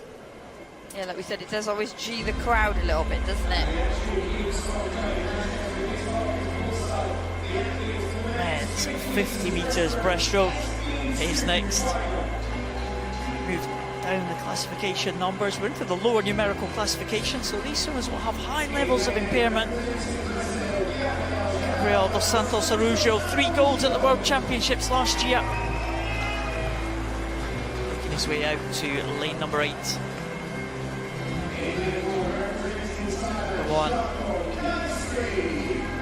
Chaikon Kaisri from Thailand, medalist at the Paralympic Games Sydney 2000. Experienced campaigners in this one. First of the 3 Mexicans, Marcos Rafael Zarate Rodriguez. Younger of the 3 Mexicans in this one. Ishmael Barlov. Well, we saw him carry the flag of his nation, the Bosnian swimmer. He's got a little bit of an outside chance here, the youngster. Again, just 13 years of age, Ishmael Barlov. There's the experienced campaigner, Christopher Tronco from Mexico. Swimming his 9th World Championship, Christopher Tronco. Leonis Kostakis has seen a few World Championships himself. He was a gold medalist 10 years ago in Montreal in 2013 in this event. Emmanuel Magliano won the European title 2 years ago in Portugal. Can he add another title for the tally already amassed by the Italians? He'll have to contest with this man, and that is Arnulfo Castorena. His 10th World Championship, and he's won an incredible 5 titles in this very event. Castorena set the standard in this SP2 event. World and Championship record held by Wang of China. Castorena has a great record in this one. He's the America's record holder. His first World Championships back in 1998, and he only set the American record this year. Yeah, he's still improving, and he's the only man in the heats this morning to dip under that 1 minute mark. So he will be coming in as the pre-race favourite. Again, we've got the range of starts here. Some swimmers in the water, some being held by the coaches, some going from the blocks themselves. Castorena gets propulsion from that one arm that he has off those blocks, doesn't he? Yeah, he has a tiny little leg kick that helps him balance, but it's the arm that does the majority of the work. And what he does really well is just stay flat to the water. You can see there the range of different strokes going on, and that great underwater shot once again, showing how Castorena propels himself, moves himself down the field, almost like a skull motion. It's narrow and it's sharp and it's powerful, and he leads the way. As he comes to the 15-metre mark, he's going well. Here's Tronco in 6. He tends to get a good start as well, and then have to hold on, but it's Castorena all the way here. Yeah, Castorena is going to take another world title. Marigliano coming back into contention for the medals, but it's all about the Mexican here. Arnulfo Castorena takes his 6th world title in this event. Incredible performance from the Mexican. It's going to be 1-2 to Mexico, with Christopher Tronco on the medal podium in the silver medal position. It'll be bronze to Marigliano from Italy. Couldn't quite catch the Mexican in the closing stages, but the world champion again is Arnulfo Castorena. What a record he's got in this event, Liz. Yeah, incredible. And like you said, it's not phasing him. It's like the experience is still getting quicker. You can see how much it means to Marigliano to get on the podium as well, as we wait for those results to be confirmed. It's never a good sign when there's a delay in confirmation of the results, is that? No, but it happens. I think, again, like you said, it's quite a low impairment class, so there's a lot of exemptions that are allowed in this, the way that they swim their strokes. You can just see from that underwater shot the variety of breaststrokes going on. Castorena out in front, looked powerful the whole way, but the battle for bronze was really tight in those closing stages. The two Mexicans hitting the wall first.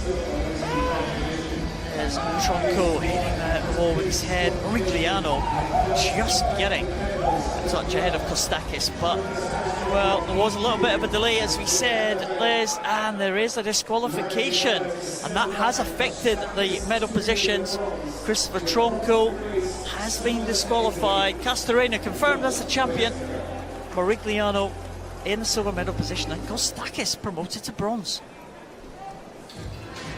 Well, we swiftly move on to the next event, the women's equivalent. We've had it all already here tonight, Paul. It's a combined event, the women's 50 metres breaststroke SB1 swimming up alongside the SB2s.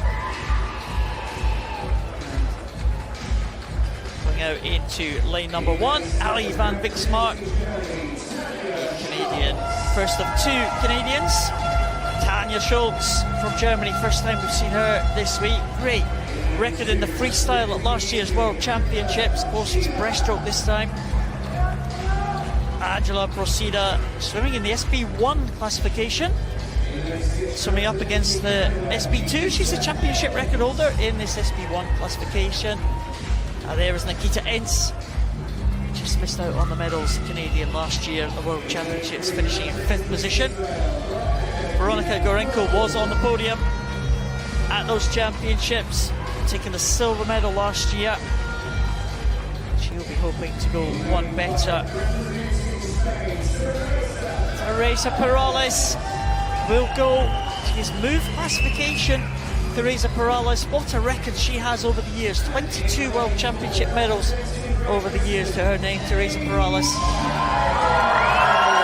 The world record holder and world champion Ellie Chalice makes her way onto poolside. She is in the centre lane in this final of the women's 50 breaststroke SB2. Ellie Chalice, firm favourite for this one, Liz. Yeah, absolutely. She's 10 seconds quicker than anyone else in the year, in this year and in the world. So she is the favourite. She's got her eyes on her own world record. She broke it at last year's World Championships to win a gold medal there. And when we spoke to her earlier, that's what she wants to do here tonight. Chalice goes in middle lane next to Teresa Perales. World Championship silver medalist Veronika Gorenko goes in lane number 3.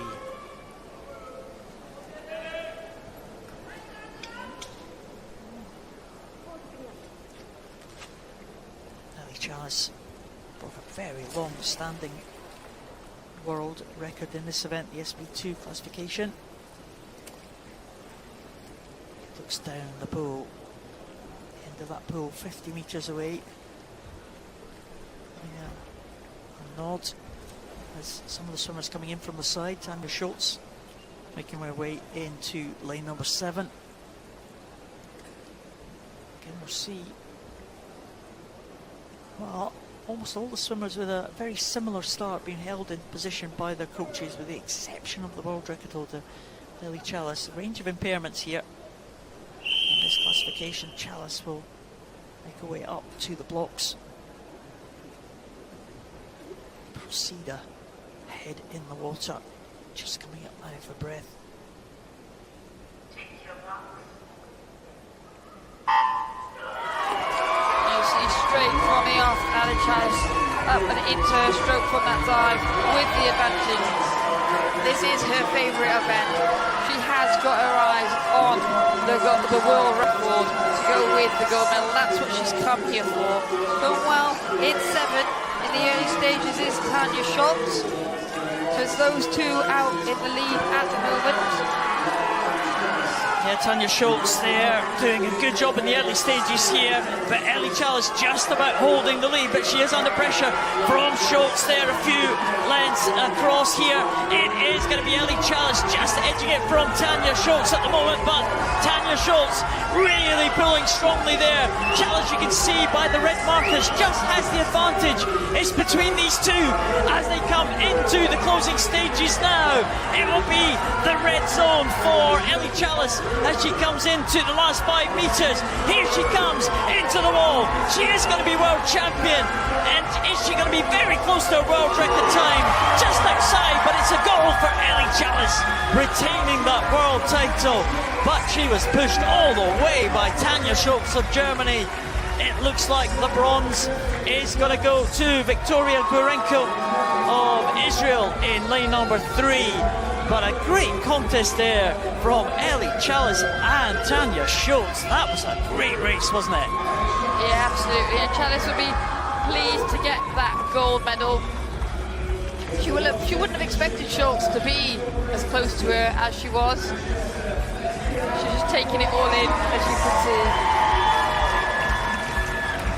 Chalice, very, very good start there, better than the rest of the field, but as they got into the strokes, Tanya Schultz, the German swimmer, right up there, 3 lanes across from Ellie Chalice, was pushing her all the way, and it was really just the closing stages where Chalice was able to forge ahead and into the wall just outside her world record time. A great swim there from Ellie Chalice, a couple of strokes ahead of Tanya Schultz. And there is the world champion. Ellie Chalice takes gold for Great Britain.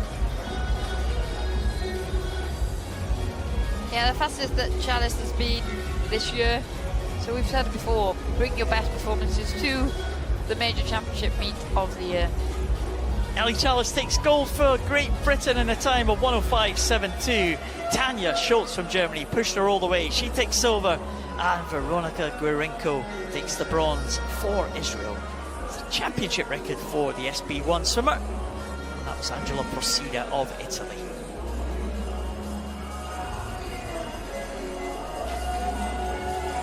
Well, it's a great swim there from Tanya Schultz and Ellie Chalice, this, wasn't it? Yeah, Tanya Schultz was probably the surprise of that one. Come up there in lane number 7. Yeah, it's been a good start for the host nation, Great Britain. It's been a great start for Italy. And as these swimmers exit the water, I think we're due to get more medal presentations now, Liz. First medal, set. yeah, first set of medal presentations. 400 freestyle for men and women in the S8 classification, and then the men's and women's 100 breaststroke in the SB9 classes.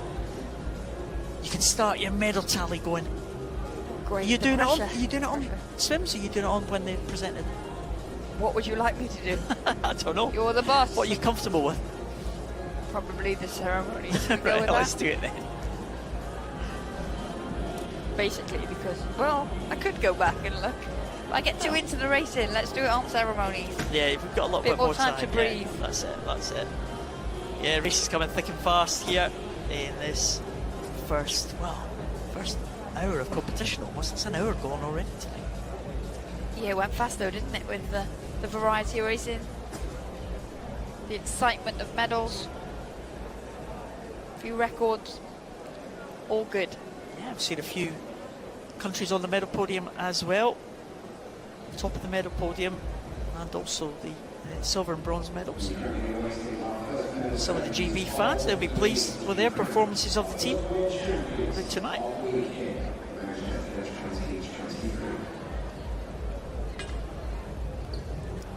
So, medal presentations about to come, as we said, for these first 4 events. It's nice to see the spread of the medals. Is it? Are you going to be taking silvers and bronze, or just gold? I'm just going to focus on the gold count. That's okay with you. That's all right. Yeah, it's complicated. There is a spread of the medals, as you said, but there is a flurry of Italian golds to start us off. Yeah, just about to see these first of them. Here we go. The victory ceremony for the men's 400 metres freestyle S8. The medals and gifts will be presented by Lord Mayor of Manchester, Councillor Kathleen Clark.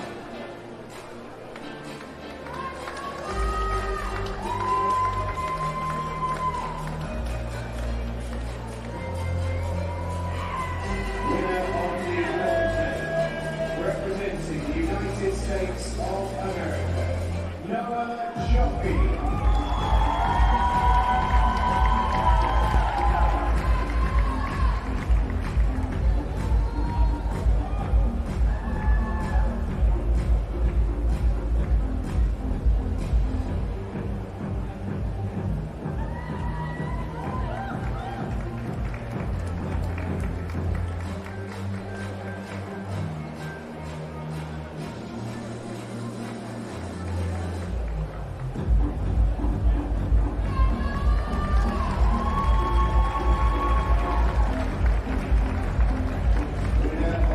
Silver medal, representing People's Republic of China, to Ai Chiao.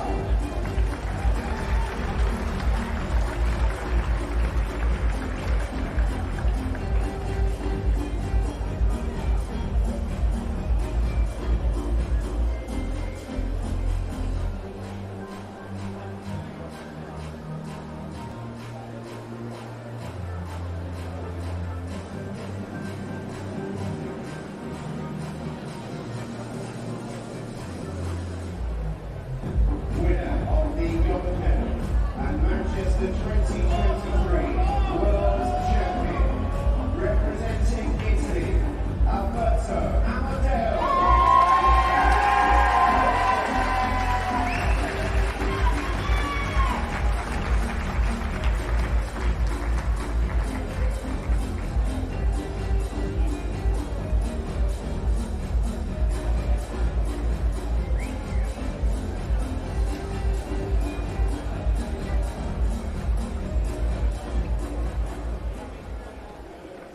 The national anthem of Italy.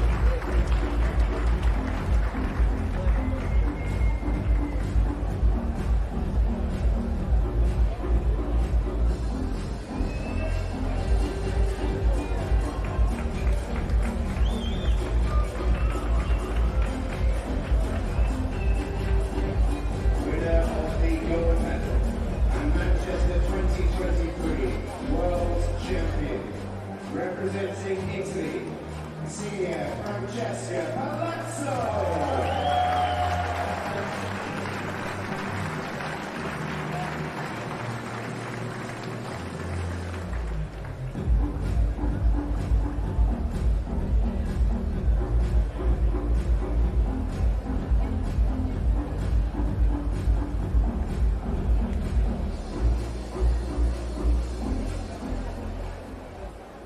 The national anthem of Italy.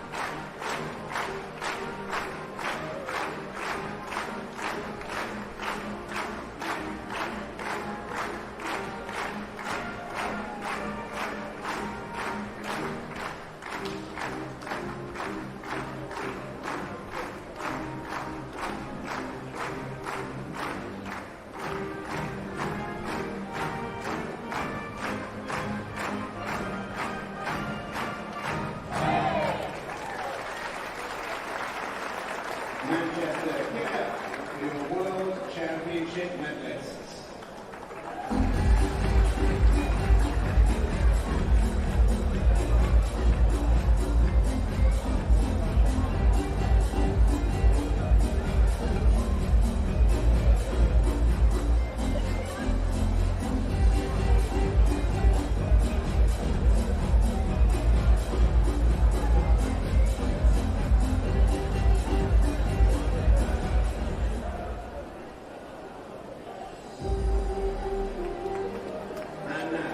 The victory ceremony for the men's 100 metres breaststroke SB9.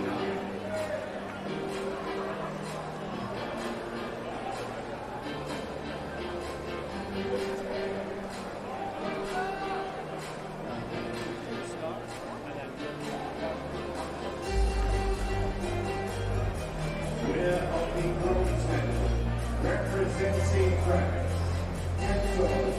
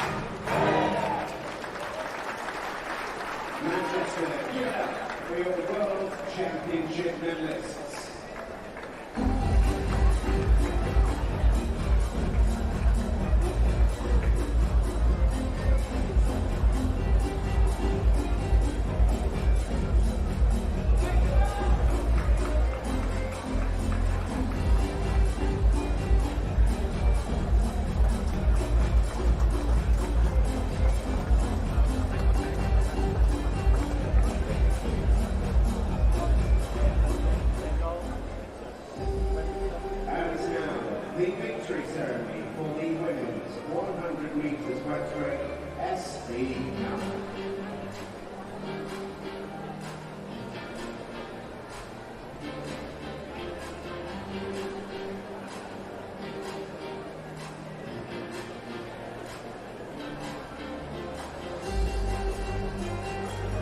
Winner of the bronze, representing Australia, Stephen.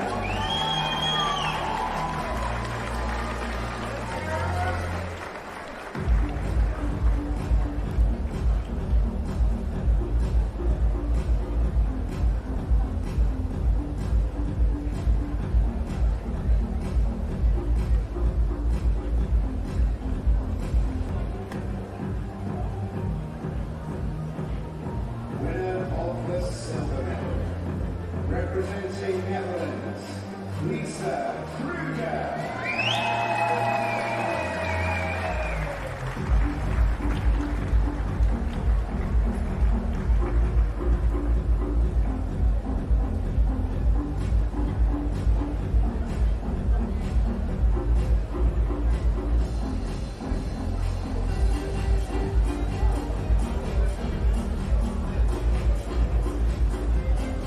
Winner of the gold medal and Manchester 2023 World Champion, representing Netherlands, Chantal Sieterveld.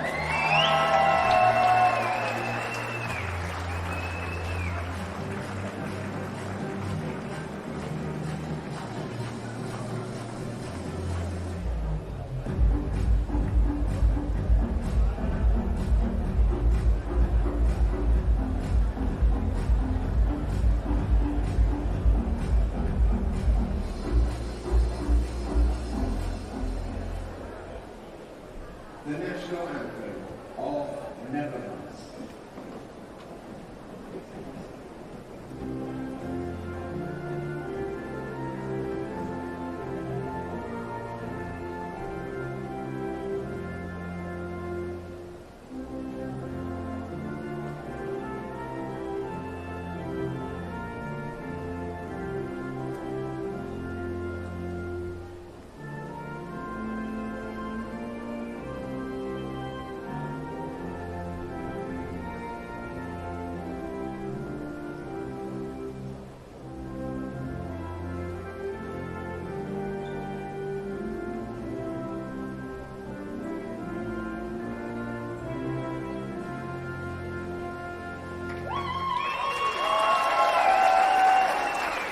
Manchester, give up for your World Championship medalists.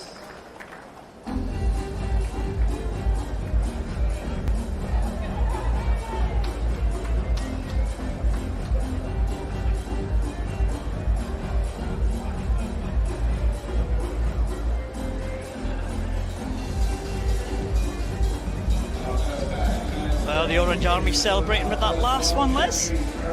Yeah, great swim. Like we said, they've been dominant in that SB9 women's breaststroke for a number of years. Yeah, Italy off to a good start, as we said they might do. They lived up to the expectation, didn't they? 3 goals in those first 3 races. Yeah, lots to celebrate for them. And the Italians, Com's just sat in front of us. I know. Very excited in the early stages here on day number 1. Well, next one is men's 100 backstroke in the S6 classification.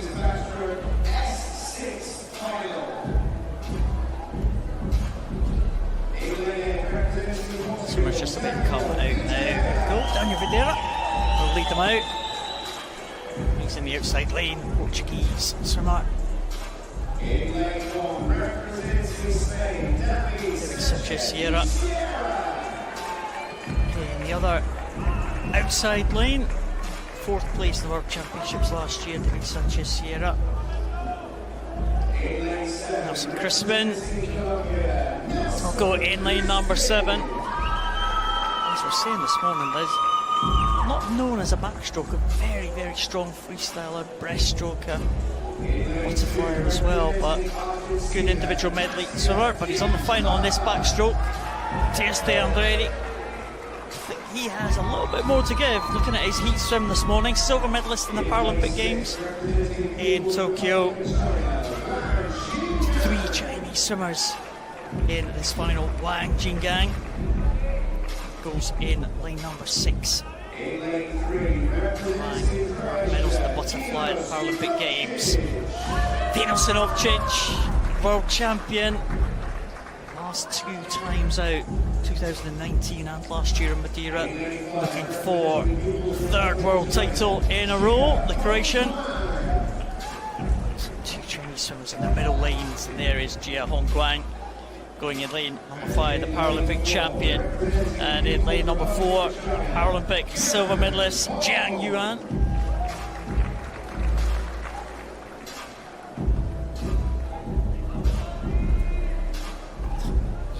There, lane number 4.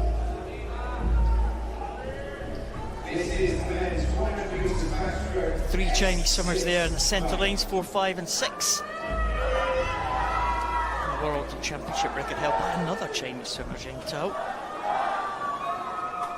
Can the world champion Dino Sinovcic do something here for Croatia? Great chance for him to win a medal for the Croatian team. China have got a great record in this event, haven't they, Liz? They've had some great champions over the years in the S600 backstroke. Zhao Teng taking a couple of titles back 10 years ago in Montreal and also in 2015 in Glasgow. Could be another Chinese winner here. They will be the favourites, but the Croatian performed well in the closing stages, didn't he, of the heats this morning? Yeah, he finished both the first 50 and the second 50 well, so he is a danger.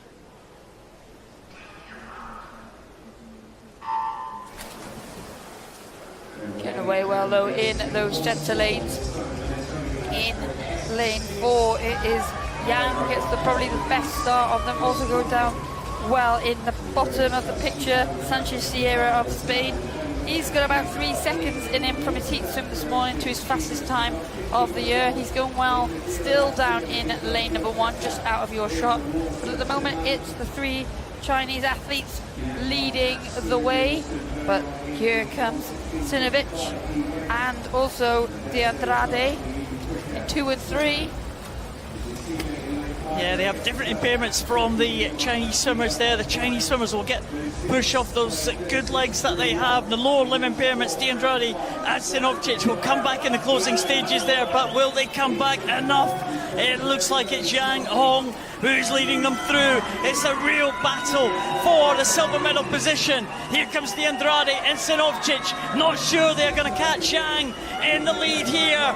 Yang is going to come home, I think, as champion for China. It looks like Sinovcic coming back now in a silver medal position.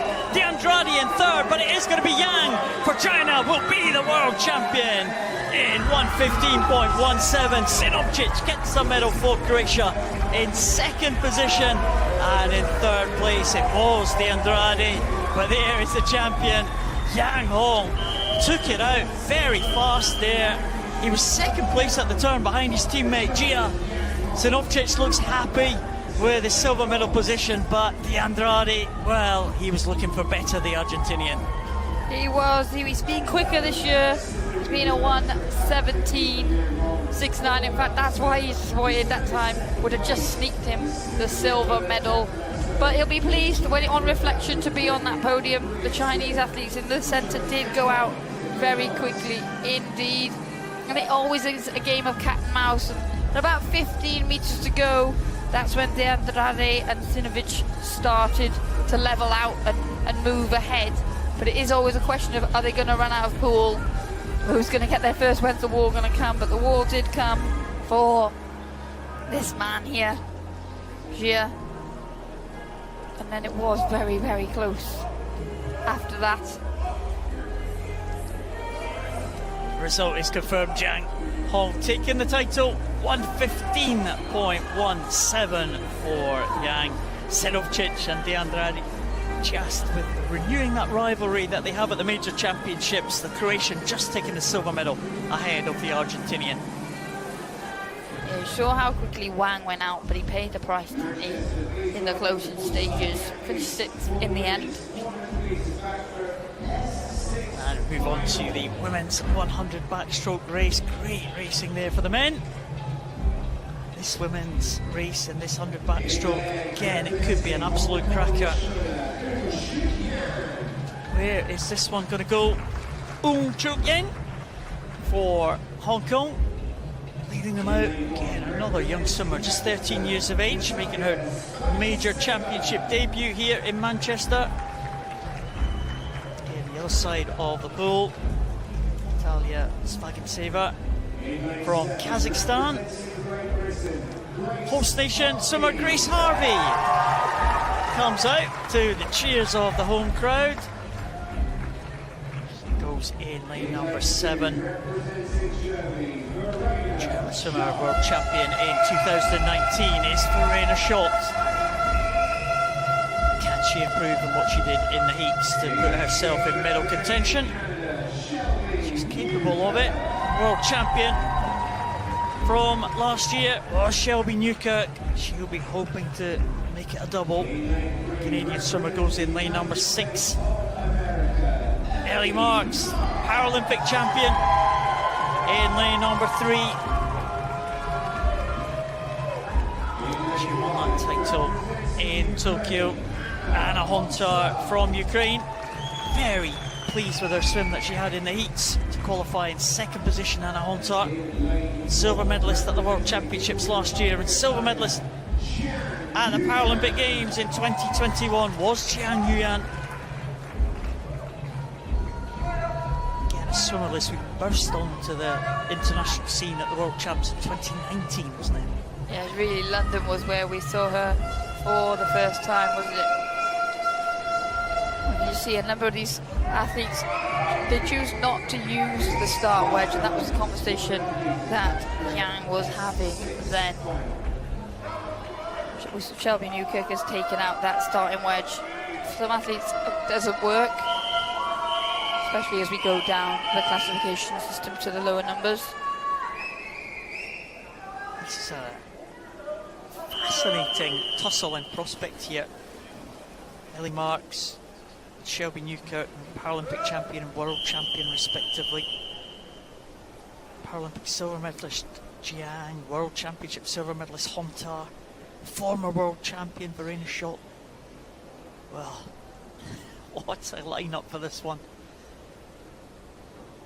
It's going to be difficult to pick a winner here. Hontar just getting set.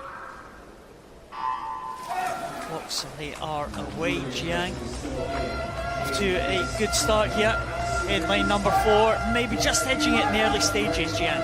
Yeah, Jiang using the underwater well. Also going well up there is Shelby Newkirk of Canada. She has got the fastest time in the world this year, fractionally quicker than Jiang went this morning. So, as you said, it could be a very close race indeed. Jiang is leading into this first turn. Hontar going well in 5 for the Ukraine.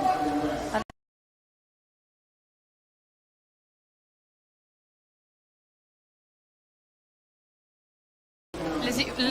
Ellie Marks coming in as well. So there's still a lot to play for here. Jiang turns first from Newkirk, from Hontar, but Marks is in hot pursuit. Well, Newkirk going well there, 2 lanes up from the leader, Jiang. We've got the advantage from that good leg off the turn here. Jiang just about holding on. Newkirk looking a lot smoother than Jiang here. As Newkirk now beginning to pull through. And Hontar coming back in that white cap of Ukraine. Marks and Verena Schott look like they're just out of the medal positions now. Newkirk coming alongside Jiang now. Is it going to be gold for Canada? Is it going to be another gold for China? Newkirk into the finish now. It looks like she's going to retain her world title. Shelby Newkirk in a championship record of 1:20.62. Jiang holds on for the silver medal position. Anna Hontar in the bronze. Well, it was a good swim there. Solid, confident second 50 metres from Shelby Newkirk. We did say it was going to be close, and it was very, very close there in the finish. Seeing all the different impairment types play out, Zhang had a great start. It set her up well. Verena Schott just missing out on a medal there. She finished in 4th, touching out Ellie Marks by 0.2. Just 0.2 off the bronze as well. So it was all very close at the finish. The best start was Zhang, using that underwater phase. She was the last to pop up there in lane number 4. She led at the turn, but Hunter was building speed all the time. But Shelby Newkirk sort of looked, even though it was close, like you said, it was a different style of stroke she was using. She just looked a lot smoother than the other two down that second 50 metres. Well, Hunter missed the touch with her leading arm. It wasn't vital in the end. She just held on to that bronze medal position ahead of Verena Schott and Ellie Marks. Zhang gets the silver medal, but a champion in a championship record, 120.62, Shelby Newkirk of Canada.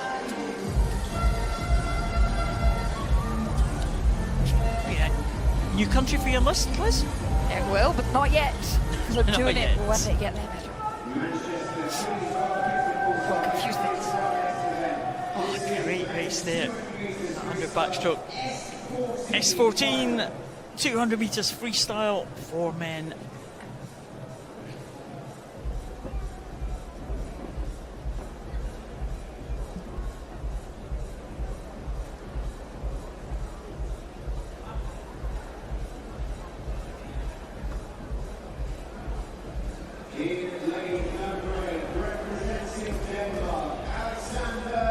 Danish swimmer Alexander Hillhouse leads them out. 2 medals in the World Championships last year. Jordan Catchpole, the first of the 2 Great Britain swimmers, swim in the outside lane. World Championship bronze medalist in 2019. Tang Wai Lok, Paralympic champion from 2016. Goes in lane number 7 for Hong Kong, China. The world champion from last year, Gabriel Bandera, swimming in lane 2, but he will be a danger from that lane. Dmitro Vanzenko takes the start, the Ukrainian, in his 4th world championship. Goes in lane number 6. Ukraine. Jack Ireland will be next out. Commonwealth Games bronze medalist for Australia. Can the Australians get themselves on the medal podium? Quiet start to the competition so far. Nicholas Bennett, the Commonwealth Games champion for Canada, in lane number 5. Fastest qualifiers from the heat, it was William Ellard, newcomer to the GB team this year. Swam the fastest time of the year in qualification to qualify for this final. This is the men's 200 metres freestyle S14 final. No, S14 classification, those with an intellectual impairment. 200 metres freestyle, 4 lengths of the pool. Championship record held by Gabriel Bandera, just 2 100ths outside the world record, which is held by Great Britain's Rhys Dunn.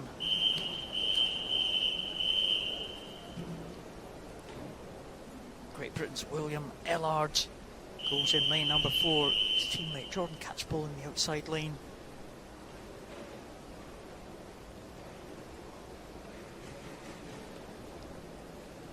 S14 200 metres freestyle for men.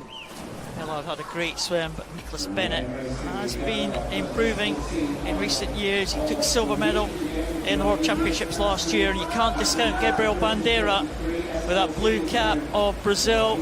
Never sure what Bandera is going to swim, what kind of tactics he's going to employ. He's behind in the early stages, Bandera, with that blue cap, but it's very, very tight as they come to the first turn. It is very tight.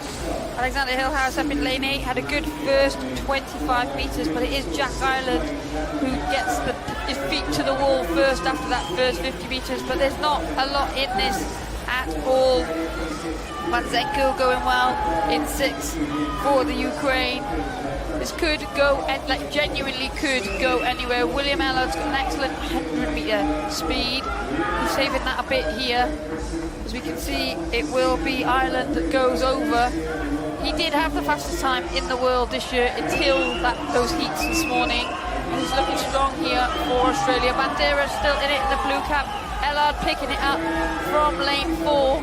Still going well up in second. 6 is Van Zenker. So there really is still potential everywhere here. Jack Ireland is going to lead this men's 200 freestyle S14 into the final turn. William Ellard 1 lane up from the leader for Great Britain, beginning to make a move now. Nicholas Bennett still in second position, but it's going to be very tight. The leaders in the centre lane just pulling away. The world champion Bandera has got a lot to do. Yeah, Bandera isn't even in the shot at the moment. Jack Ireland still leading the way. Nicholas Bennett of Canada is making his move. Ellard, you can see, trying to up the pace, trying to reel him in like he did in the heat. Sort of coming level now, but Bennett doing really well for Canada.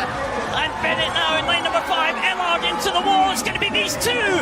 They touch together, and Bennett gets it. 4/100s. Behind was Ellard, with Ireland in the bronze medal position. And there is the champion. Nicholas Bennett takes it for Canada.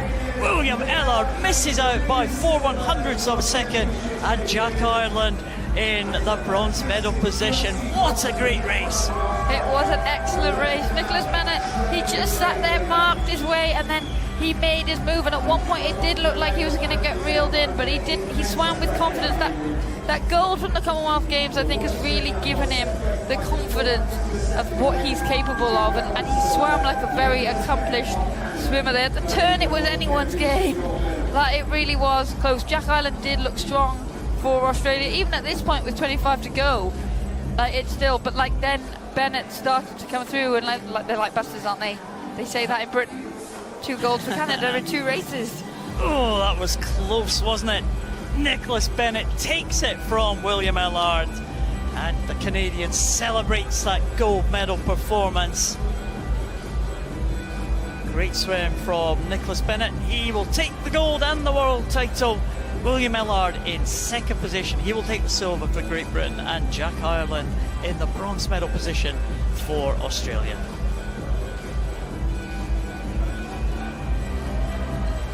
It's a different shot. See the side of the pool?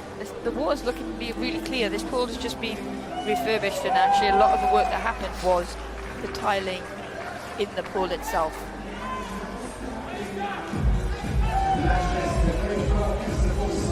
Women's 200 freestyle S14. Swimmers making their way out for the start. Kancho Mata leads them out for Thailand. The 17-year-old in the outside lane. Madeline McTurnan, first of the 2 Australians, just missed out on the medals last year at the World Championship, finishing in 4th position. She was just behind Great Britain's Louise Fiddis, bronze medalist from the World Championships in 2022. Second Australian in this final is Ruby Storm, and another finalist from those World Championships last year. World record holder from Great Britain goes in lane number 6 in this final. She's the world champion. Bethany Firth, Kira Kinoshita goes in lane number 3, the 17-year-old from Japan. Debut of the major international competitions. Pernilla Lindberg swam well in the heats. She qualifies in second position for this final. Jessica Jane Applegate, the fastest qualifier from the heats. Silver medalist last year at the World Championship. She already has a world title to her name in this event, but that was back in 2013. Bethany Firth, world record holder, incredibly fast, 2:02.09, set in 2016. She'll be trying to defend her title that she won last year. Jessica Jane Applegate looked good in the heats. Pernilla Lindberg splitting the Great Britain swimmers there as they line up in the pool. Applegate goes in the centre lane, Firth in 6, Fiddis in 7 for Great Britain. They were the medalists at the World Championships last year. Can they repeat that feat for the host nation? Applegate off to a good start, but the better start was Bethany Firth. Yeah, Firth has got some time in the tank from the heats this morning. She qualified in 4th position with a 2:12.6, but she's been at 2:09.4, so she'll be looking to take this out. But Jessica Jane Applegate, recently, she's found good form again in this last season, and she's looking strong in that centre lane.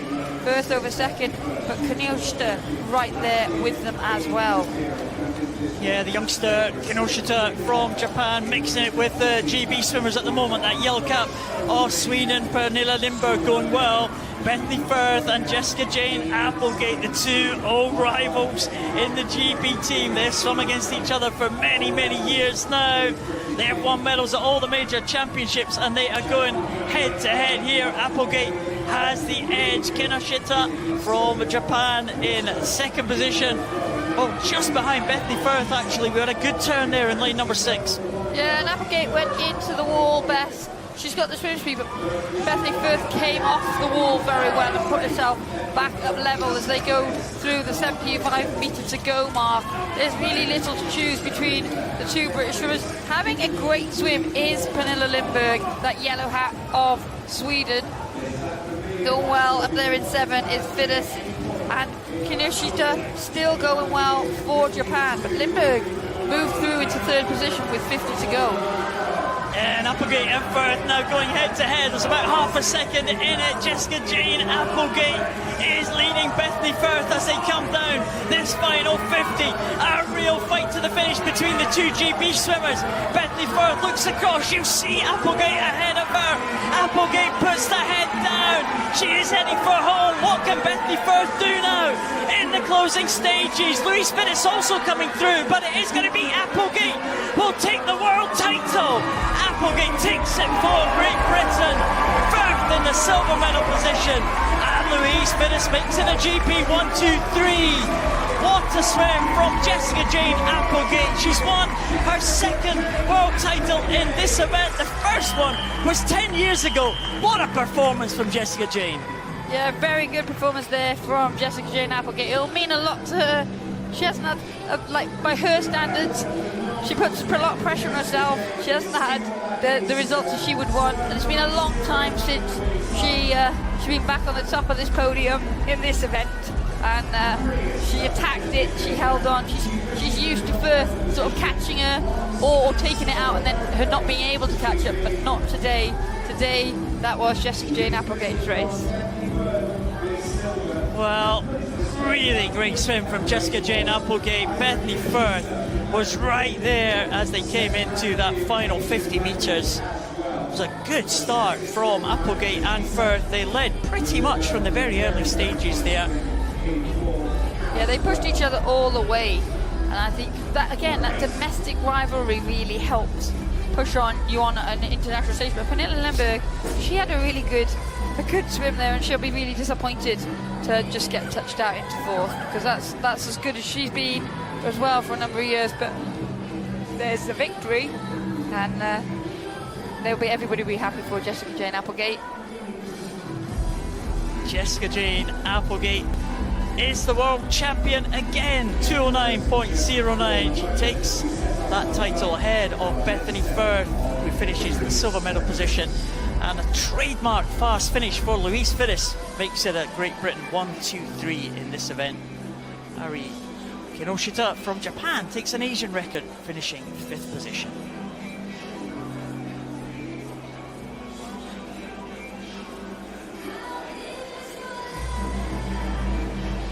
That was another exciting set of races, wasn't it? Oh, I'm just taking a breath here. It was a good finish from Louise Fiddis there, you have to say, on the final leg there, final 50, coming from 5th through to the bronze medal position. The other day, not the other day, last year. Yeah. She did last year as well. Yeah, Great Britain 1-2-3 as we move on to the next set of medal presentations. So we'll leave you with Stephen Jameson on the venue P. Winner of the Representing Spain, Enrique Jose Alcántara.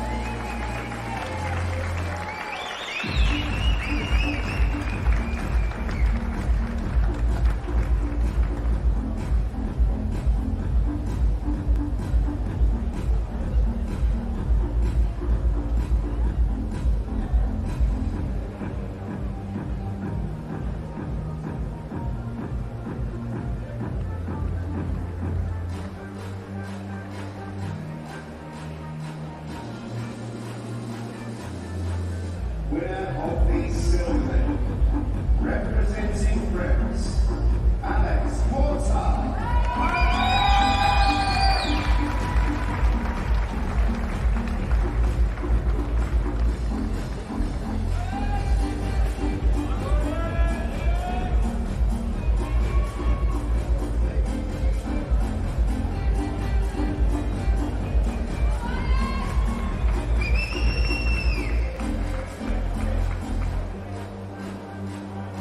Winner of the gold medal and Manchester 2023 World Champion, representing Ukraine, Alexei Virchenko.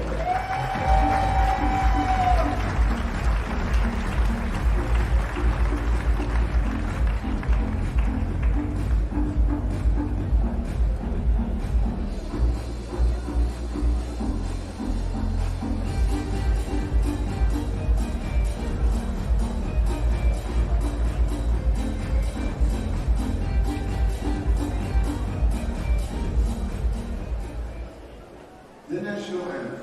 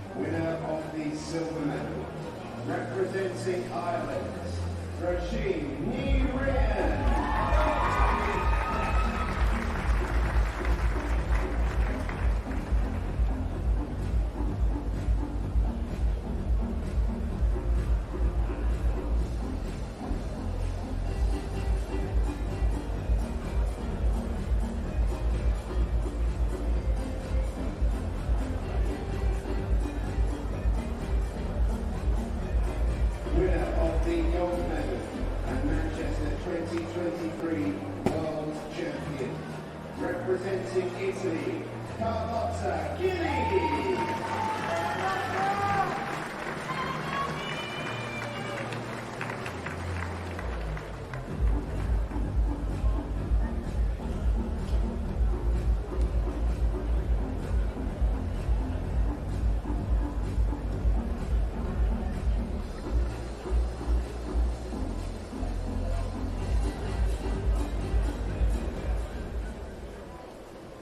The national anthem of Italy.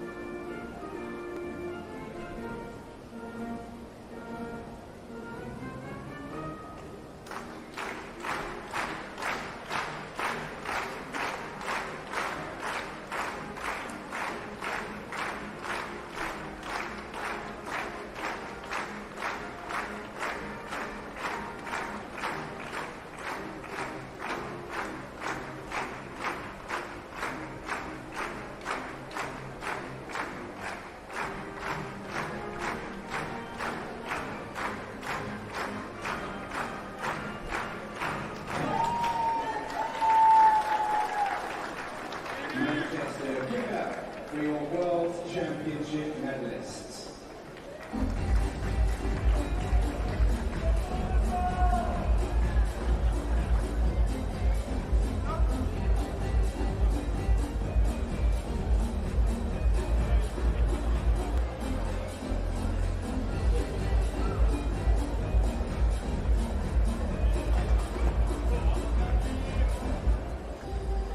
And now the victory ceremony for the men's 50 metres freestyle S5.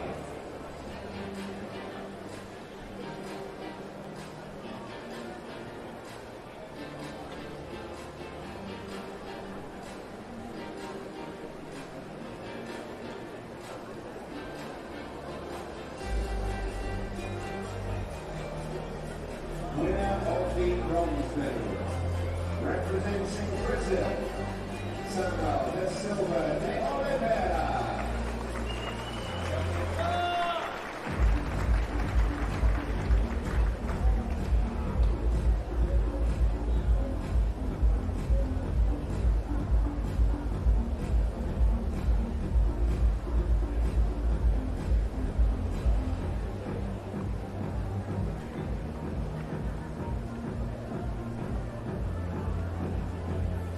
Winner of the silver medal, representing People's Republic of China, Yuan Wei.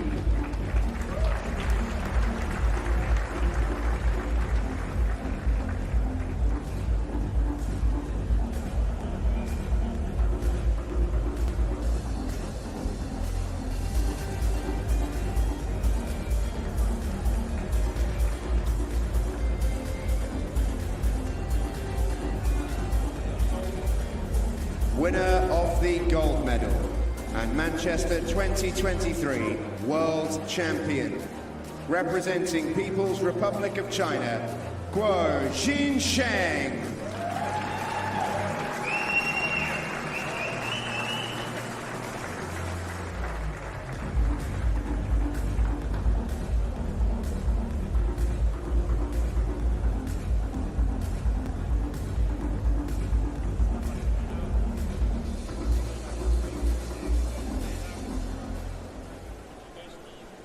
The national anthem of People's Republic of China.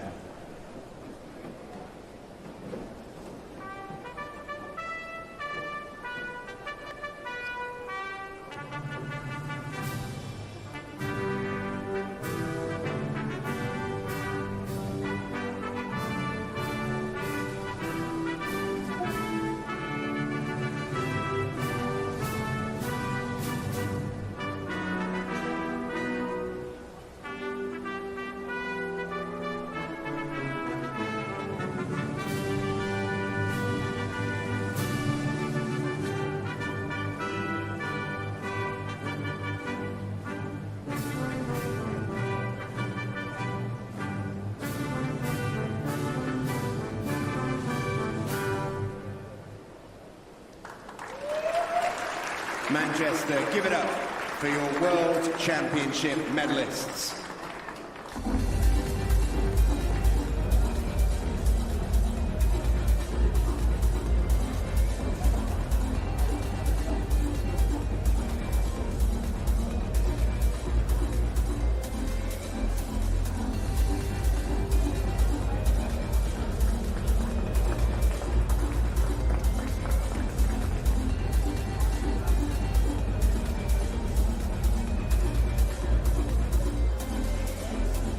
And now, the victory ceremony for the women's 50 metres freestyle S5.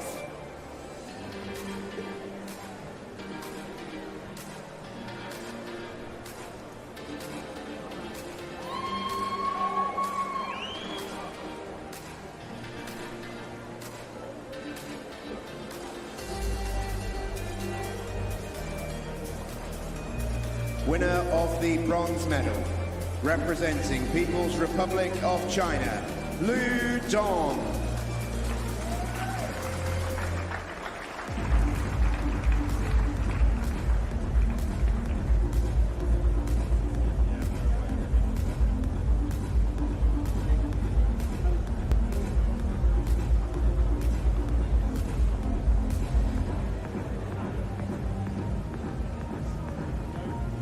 Winner of the silver medal, representing Ukraine, Irina Poida.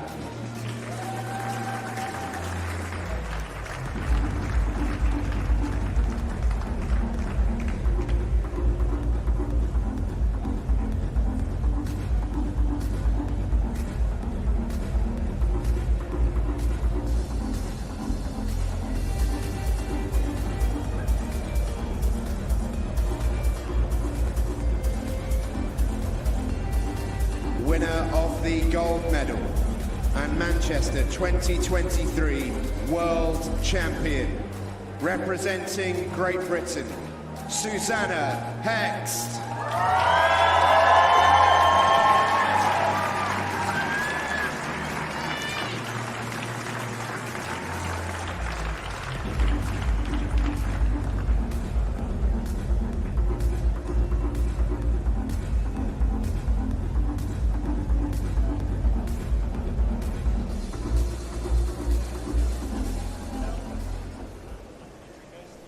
The national anthem of Great Britain.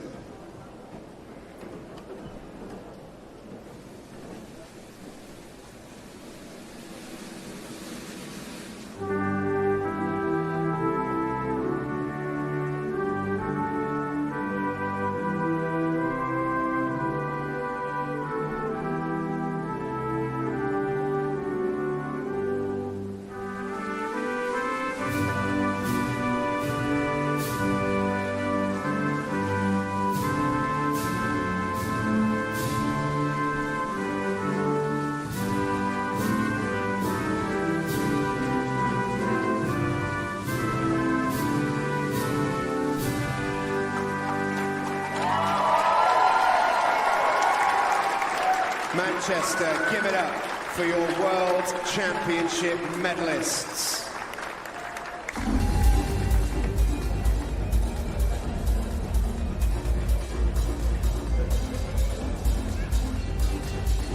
Oh, delighted podium there. There's big smiles there on the medalist Susanna Hext taking that first gold medal for the host nation, Great Britain. Just a couple of events in this set of finals now before we go to the next medal ceremonies, but it's the first time we've seen the individual medley events. I like an individual medley. As do I, and we didn't have any heats in them as well, so it just adds to that bit of excitement. Never quite know what's going to happen when you don't have a heat. Yeah, some big names in it as well. You can see the medals go to of places, going to be close contests here. Men and the women SM7 classification. So again, you're kind of in that middle range of the physical impairments, Liz. Yeah, with you'll see a variety of different impairments, but also then a variety of different strengths on different strokes, which happens anywhere on a medley, so it just adds to the entertainment. So SM7, 200 metres individual medley for men.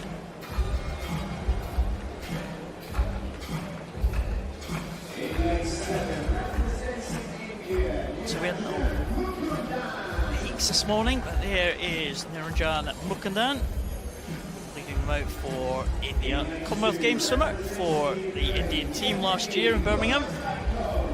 Evgeny Borodaiko, well, 21 World Championship medals to his name over the years. Borodaiko has been champion before, back in 2015. Christian Setti from South Africa, he's medalled in this event as well at the World Championships in 2017. Silver medal on that occasion. Can he take a medal for South Africa? Andrei Trusov, tall figure of Trusov, making his way out to lane number 3. Bronze medalist at the World Championships, the last two World Championships, 2022 and 2019. Inaki Basilov, silver medalist last year, one of the form swimmers this year, the last couple of years. He's not top of the world rankings though, that belongs to this man. Carlos Serrano Zarate, the reigning world champion. And top of the world rankings, as I said, set that top time in the Singapore World Series in May. Serrano Zarate holds the championship record, 231.1. Should be a good contest with Basilov. And as we go through, there's the different strokes, the different strengths of the swimmers. Serrano Zarate, very, very strong breaststroker. Basilov, known pretty much as a distance freestyler, strong backstroker as well, Basilov. Christian Sari from South Africa will be good on the butterfly. And Trusov, good start there for Serrano Zarate there in lane number 4, the bottom of those two yellow lanes. Basilov, well, then catch up in the early stages here. Yeah, we can see the difference in the strokes, as you said. Sari got off well off the block down the first 25, but now coming through in 5, it is Basilov. He's got a great backstroke as well, and him and Serrano Zarate going in together. It is Basilov with a slight advantage, just under 0.2, the Argentinian in 5, but he'll need it because once Serrano Zarate gets onto that breaststroke, it's very difficult for anyone to get anywhere near him. As we see 4 swimmers in a line there. Trusov, the closest of those to us, going well in the black hat for Ukraine. He's now in the lead. But like I said, once we get onto that breaststroke, watch for lane number 4. Yeah, he's falling behind now, Serrano Zarate, but he can make it all up as they get onto the breaststroke here. Basilov in second, Trusov just about a second advantage, but what a good turn there. Already Serrano Zarate has pulled up alongside Basilov. Christian Sari had a good turn using those good legs with the green cap of South Africa. We're into the second half of this one. Oh, Serrano Zarate lost his cap there. He's floating in the middle of the lane, but I think he'll be okay. Serrano Zarate now, the capless Colombian, is pulling alongside Trusov, who is doing a good job, the Ukrainian, holding off the Colombian. He is. He had a good advantage. He's worked really hard, Trusov, down this breaststroke. Serrano Zarate would expect to be in the lead by now, and they're going to come in, and Trusov's going to have the advantage ever so slightly as they go on to the freestyle. They're fairly evenly matched on freestyle, so on the front crawl, so it could go anywhere here, and Trusov is giving himself a great chance as they come. Now it'll be them going well in 5 for Argentina. In 3rd at the moment is Basilov. Serrano Zarate just about to pass his swimming cap. There it is. But Trusov leading the way here. And Trusov in the last 15 now. He's a great sprinter, but has he got the stamina for this final stages here of the IM? I think he has. It's going to go to Ukraine, and Trusov takes the world title in 2:28.19. And that is a world record time for Andrei Trusov of Ukraine. What a swim from the Ukrainian. Carlos Serrano Zarate in second position in an America's record, but Andrei Trusov has taken the title in a world record time. So Zorano, Zarate in silver, and Basilov with the bronze. Well, I'm not sure that Trusov has realised yet exactly how quickly he just swam. Wow. He knew he was going to have to go some on that breaststroke. He gave himself a great chance. Zorano Zarate, happy with his America's record. You can't be not happy to swim quicker than you've ever swum before. But Trusov had a phenomenal first half, and then the breaststroke, he fought so hard to keep Zorano Zarate at bay, and then that is where that gold medal and that world record came from. Well, we're just waiting for the confirmed result here, and we'll get that very shortly. I think it looks like, we're looking at it in the venue here, it looks like the world record has been confirmed for Trusov. We will bring confirmation of that very shortly. But what a swim that was. Trusov and Zorano Zarate separated by half a second as they went into that final freestyle. But Trusov, very strong freestyler, as is Zorano Zarate, but the strength of the Ukrainian pulled him away from the Colombian, and he won it there by about a second and a half in the end, and a new world record time. He took almost a second off the old world record mark. Phenomenal swim there for Andrei Trusov. Trusov confirmed as the world champion in a new world record time. Carlos Zorano Zarate takes silver in an America's record. Inaki Basilov takes the bronze.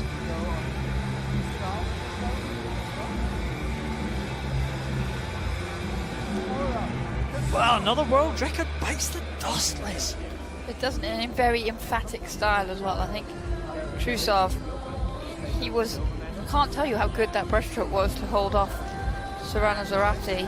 He will have known he was coming, and once they were on the freestyle, he will have fancied his chances. Absolutely. Women's 200 metres individual medley is next up. Going to get another close contest here. First out in lane number 1, Ortiz Campos. Debut at the major championships, the 25-year-old from Spain. Tomia Manduano from Mexico. Bronze medalist last year in the breaststroke, so watch out for her in the breaststroke if she's in contention. Veronika Korshova, young swimmer from Ukraine, just 16 years of age. And a very strong breaststroke of the Ukrainian in lane number 2. Daniel Doris, expect her to be out fast. Gold medalist at the Paralympic Games in butterfly, very strong backstroker as well, so she could be leading at the halfway point, Daniel Doris. Leah Lettenberger comes out for the US team in lane number 3. Lettenberger, Paralympic Games silver medalist in this event. There's Tess Rutliffe, World Championships silver medalist last year. Just over the 3-minute mark, Tess Rutliffe last year. Great swim in Madeira at those World Championships. She was beaten on that occasion by Julia Gaffney. Makes her way out to the fast lane, lane number 4. Entry time 2:55.28. That was the time that she swam when she won that world title last year. She won the title in 2019. She won it again in 2022. She's now looking for a 3rd world title in a row. Long-standing world and championship record held by her US teammate Mallory Wegerman back in 2010. So 2 from USA, 2 from Canada in the middle lanes. Mexico, Ukraine and Spain complete the lineup for this 200 individual medley SM7. Very fast start there from Tess Rutliffe off the block, but best underwater was her teammate Daniel Doris. Expect Daniel Doris to go out fast in the first half of this race, but second half the field should come back on the Canadian. Yeah, Doris with a great butterfly and backstroke. Rutliffe's got a great breaststroke. Gaffney's got 4 breaststroke, and expect Ali Lettenberg to come back strongly on that freestyle as well. So it is all to play for in this field. lots of different strengths on lots of different strokes, as we discussed with the men.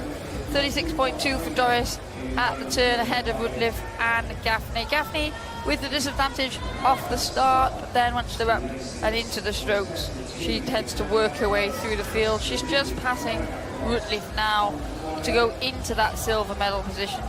Daniel Doris still out in the lead after 75 metres, but Gaffney really having a great backstroke here. She's got a strong breaststroke. Woodliff probably the stronger of the breaststrokers in this field, but Gaffney going very well here, and she's coming up level with Doris as we come into the halfway turn. Yeah, she used those long arms to great effect there. Julie Gaffney 1:21.82 for her. Daniel Doris just a half a second or so behind. And the Canadians in second and third. Kat Tesh-Rutlin pull back on this breaststroke. Very good turn there from Daniel Doris, using those legs again off the wall. Take her into the lead. Tesh-Rutlin coming back as well. The Canadians really taking it to the two Americans here as they come in to the second half of this breaststroke. It's Canada 1 and 2, Daniel Doris and Tesh-Rutlin really working this breaststroke hard. Yeah, but also going well down in lane number 2 is Veronika Kozova for the Ukraine. She's having a good breaststroke here as well. She's now level with Gaffney as Woodliff will hit the front. She will turn onto the freestyle in the lead, and then it's just about head down and head for home.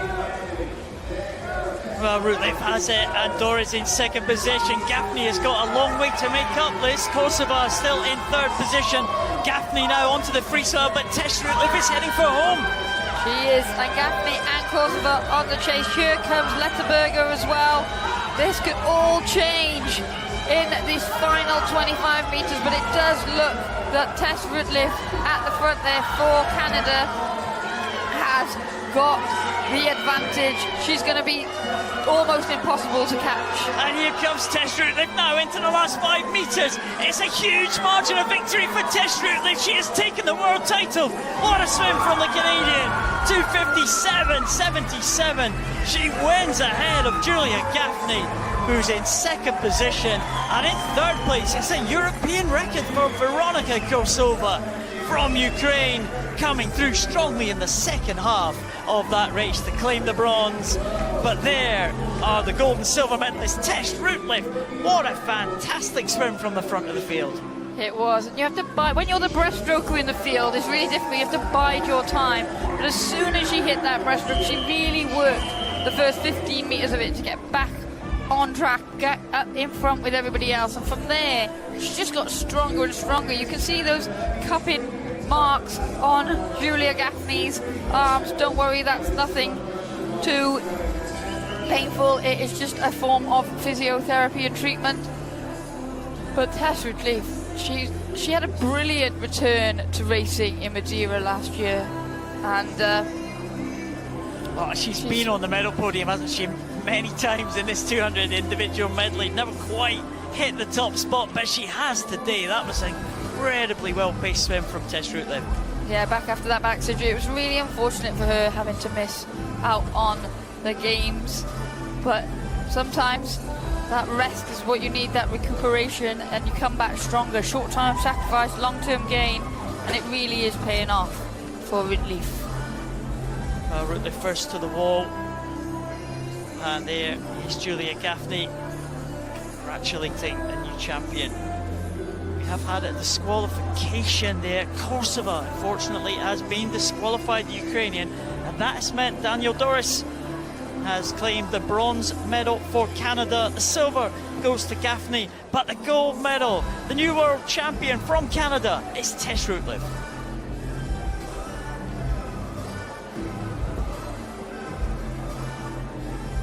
Oh.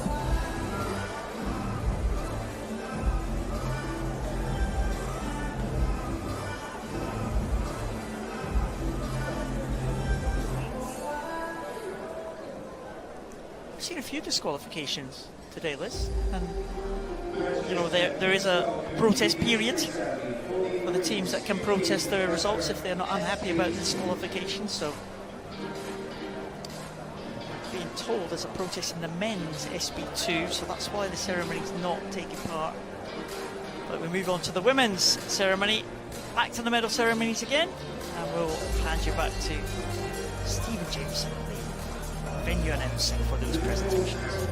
Will be presented by Chief Brand Communications Officer at the International Paralympic Committee, Craig Spence. Winner of the bronze medal, representing Israel, Veronika Gurenko.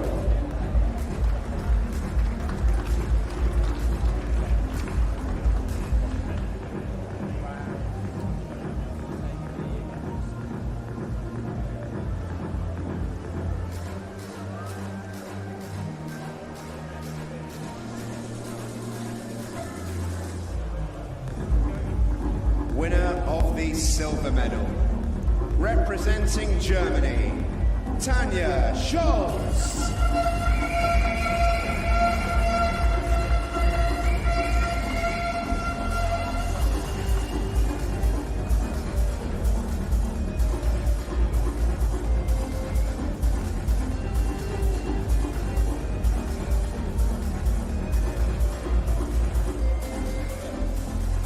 Winner of the gold medal and Manchester 2023 World Champion, representing Great Britain, Ellie Chalice.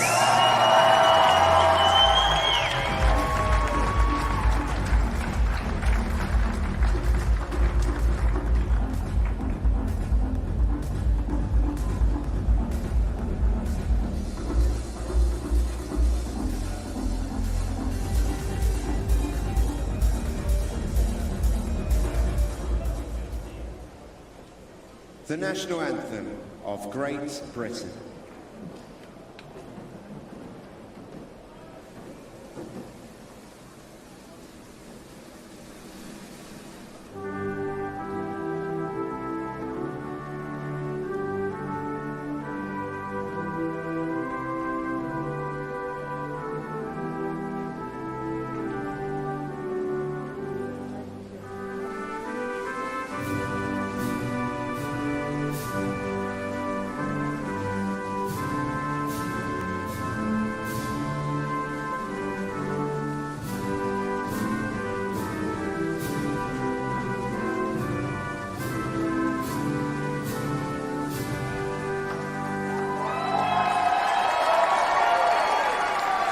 Manchester, give it up for your World Championship medalists.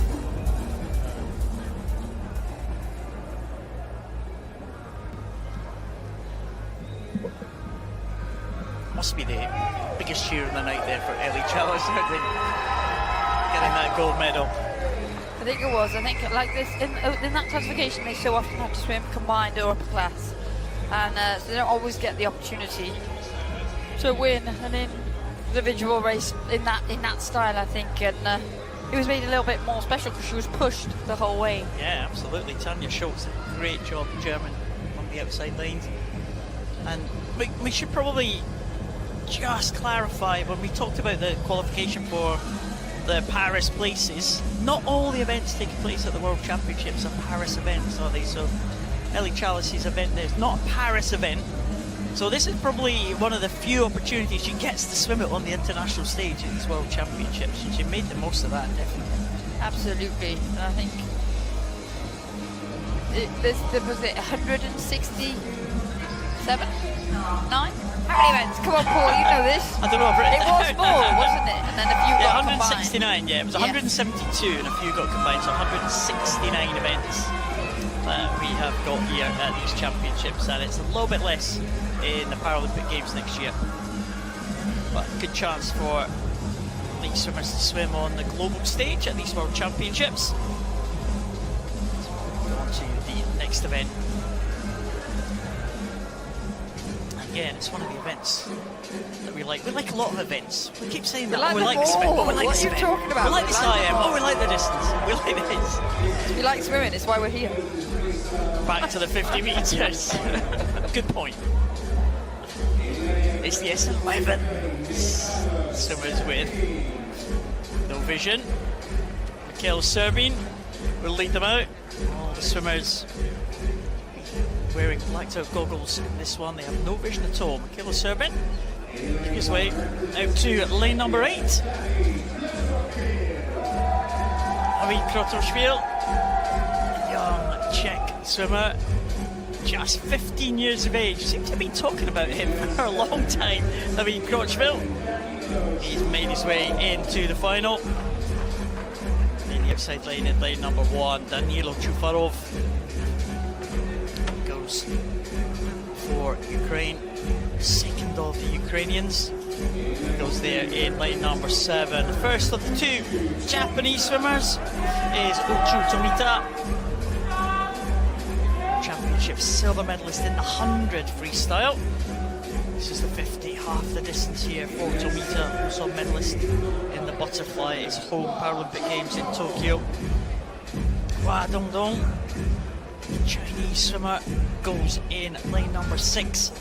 Paralympic Games silver medalist. He was in a good position in the heats this morning.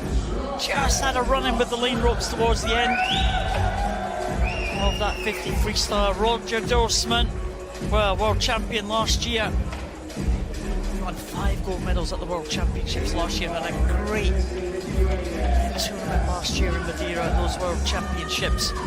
Edgaras Matakis from Lithuania, world champion in 2017, was behind Dorsman at the World Champs last year. Would love to go one better than he did in 2022. They were all behind Keiichi Kimura, the experienced Japanese swimmer, 32 years of age now. Winner of the 100 butterfly Paralympic Games and also at the World Championships last year, and he was bronze medalist behind Matakis and Dorsman at the World Champs last year. So the 3 World Championship medalists from 2022 going 3, 4 and 5. Again, Liz, it's class for swimmers who have no vision at all, wearing the blacked out goggles. Can throw up certain things as we go through the races, can't they? Yeah, so as we see that start list, in the S11 50 freestyle specifically, the seeding doesn't always necessarily indicate what's going to happen in the final, because it is all about who manages to stay going in the most direct line to that 50 metres. It is about who gets a good start, who gets a good tap, who gets a good finish. There's so many more variables for these S11 athletes to contend with. Kimura in 4, Matakis in 5, Dorsman in 3, Hua Dongdong in lane number 6. These are the centre lane swimmers. Yeah, Dorsman got the most powerful start. He got up and into the lead. He's found the lane rope, but he has crashed slightly as we went into that 25 metre mark. He is leading the way at the moment as they come into the final 10 metres. Well, it is Kimura and Dorsman now coming into the wall. Also going well as far in lane number 6. They take the tap, they reach for the wall, and Dorsman will take it. 25.89. Roger Dorsman defends his world title. Great swim from the Dutchman there. Keiichi Kimura in 2nd. There wasn't much in that at all. And Hua Dongdong in 3rd place, just ahead of Matakis. But Kimura and Dorsman, they were absolutely side by side. They must have felt each other on the side of those lane ropes there as they went up towards the end of that 50 freestyle. But Dorsman was the stronger. 25.89, just outside the championship record by 0.1 of a second. Yeah, and he did progress. They both progressed. It was the start that won that for Dorsman. He had such a powerful start, and he got him up and into the lead, and that was where the advantage was. The advantage he had off the start, but he looked so strong as he came into the finish. We see the tap now, and the tap was perfect. 2 strokes, and he was into the wall.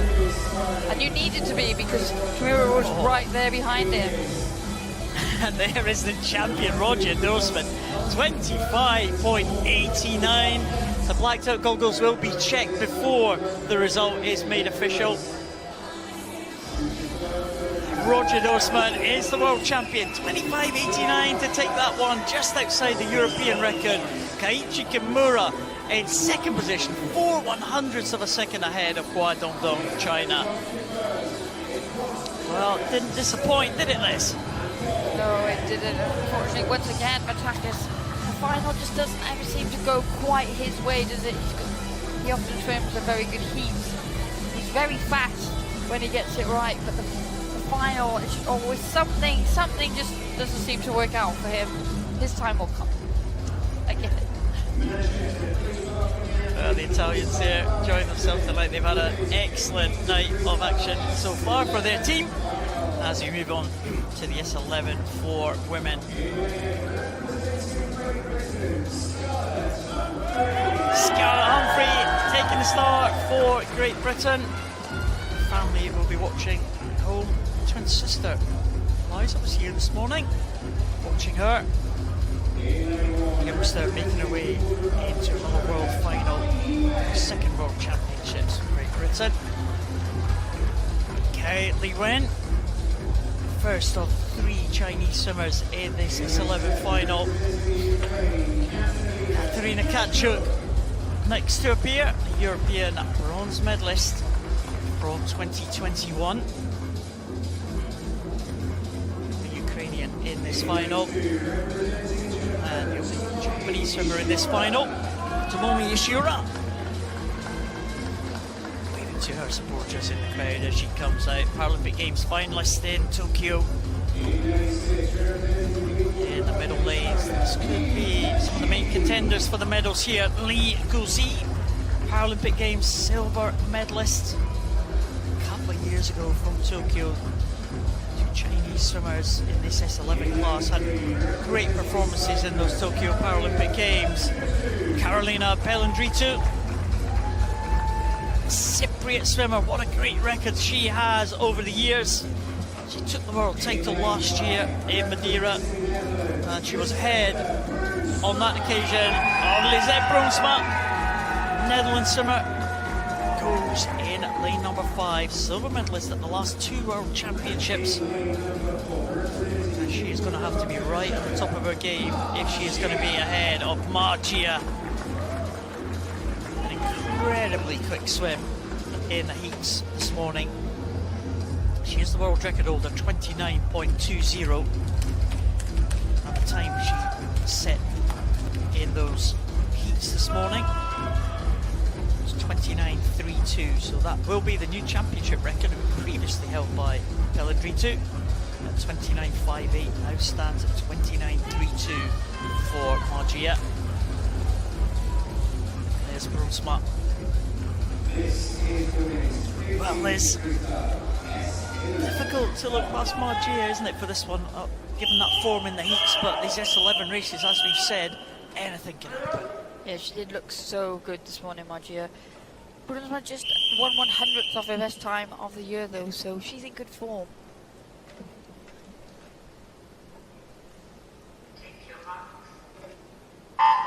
And Pellandritu of Cyprus always gets a powerful start. She was doing really well in the heat this morning, and then just veered off right at the end.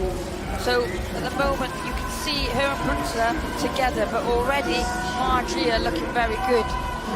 Margia, a little bit of a tussle with the lane ropes there. She just cracked the lane ropes. She's gone over to the other side now. The Chinese favourite for this one is having a little bit of a battle here. Pellandritu has a really bad hit in the closing stages, and Margia might just get it ahead of Brunsma, with Pellandritu in 3rd position. Well, We said anything can happen in this S11 class, and boy, Brunsma had a great swim and it brought her through into second position. She almost caught Margia at the end, who had some trouble with the lane ropes, and Pellandritu took a really big hit about 10 metres out. Yeah, Margia clearly at the moment it's got the faster swimming speed. Pellandritu is looking really, really good for like 35 metres, because Margia was great for 25, and just as I said that, commentator's curse, that was when she hit the rope. But I think Margia at the moment there's something about the way she's swimming, because she did have that unfortunate middle section and it was still enough to go well. But Brunsma was happy with that. She just went a fraction slower than she went this morning, 5/100ths in fact. And you could see how happy she was with her silver medal. Yeah, absolutely. She has real return to form this year, Lisette Brunsma. Breaking her personal best times. Goggles will be checked. And if they are all correct, we will see Margia be crowned as the world champion to go along with her Paralympic title that she won in 2021. Margia is the world champion, 29.74, with Lisette Brunsma in the silver medal position and Carolina Pellandritu in the bronze medal position. Well, what a good race, what drama. It did prove that what you said does happen, but Margia did have that.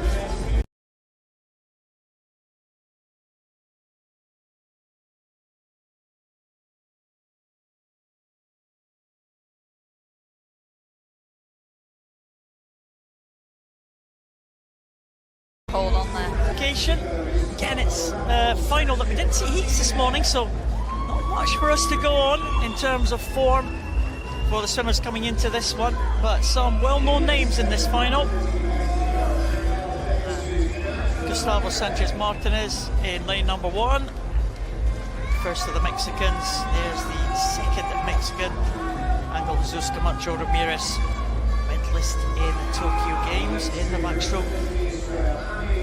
Amigo Dadon, who has really been setting the freestyle events alight over the last couple of years.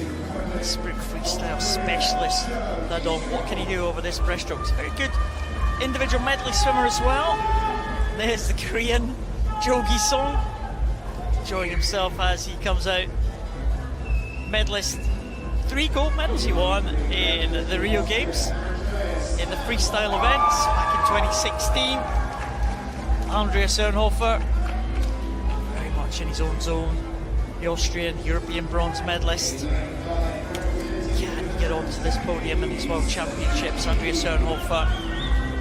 Takayuka Suzuki, Japanese swimmer, take a gold medal in 100 freestyle in his home Paralympic Games in Tokyo a couple of years ago, winning a bronze medal in this one.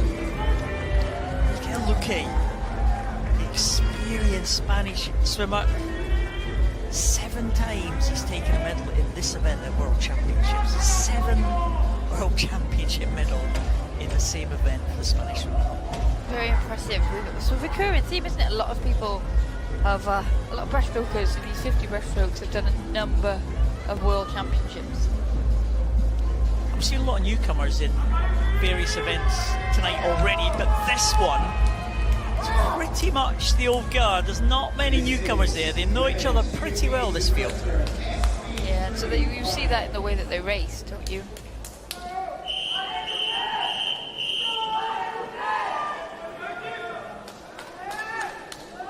So again, see different starts. Some swimmers starting in the water. Dadon and Jo Gi-sung just slipping into the water. The others in the sit start, getting a little bit of a propulsion off the little bit of lower limb that they have. Camacho Ramirez on the outside lane there. Decent start. Taka Suzuki in lane number 5. Off to a good start. He was a champion, Paralympic champion back in 2008. Yeah, he was, and he returned to form in this one in recent years. He's going very well in lane 4, very different stroke. Dodon was straight up off the wall and into his stroke straight away, whereas Suzuki uses that propulsion he gets off the start very well, but he's got company from Joji Song in lane 6. Look at them in a line. There's 4 swimmers in a line here in the last, as we go into the last 10 metres. Well, Jogi Song is ahead of Taka Suzuki. This is maybe going to be a little bit of a shot. Luque coming back in the centre. Can Jogi Song hold on for a goal for Korea? I think he will, and he takes it for Korea. Jogi Song takes the gold ahead of Miguel Luque and ahead of Takayuki Suzuki. And Jogi Song has taken it. Second, first, you're the champion. Jogi Song has taken the gold for the Korean team. I think he genuinely thought he was second there. Wow, he really took it out there. Taka Suzuki got a great start, but as they got into the swim, Jogi Song came through in the closing stages and just held off the challenge from Miguel Luque in the final 10 metres. You can hardly believe it, 3 golds in Rio, but you know, he's not really shown us very much since then. No, and those 3 goals came in the freestyle events, and like the start, he wasn't really in it. You know, Suzuki there getting a great start on the left, but once they came into those final stages of the race, Joji Song, he looked strong, and it looked like it was going to him, didn't it? There wasn't really any doubt. It was almost a perfect distance for him. He got ahead, he was behind Taka Suzuki, overtook him, and just had enough to hold off the challenge for Miguel Luque. If it was 5 metres shorter or 5 metres longer, it wouldn't have been him. Yeah, look at him crying. He's genuinely shocked by that. I think a few people in the field will be shocked, but it's been so. 2016 in swimming terms is quite a long time ago. For them to be back at the top is huge. Jogi Song from Korea is the world champion at a time of 49.21. Miguel Luque, the silver medal, another medal at the World Championships for the Spanish swimmer, and Takayuki Suzuki taking the bronze for Japan. Well, can the women's race throw up? Getting shocks here, great times.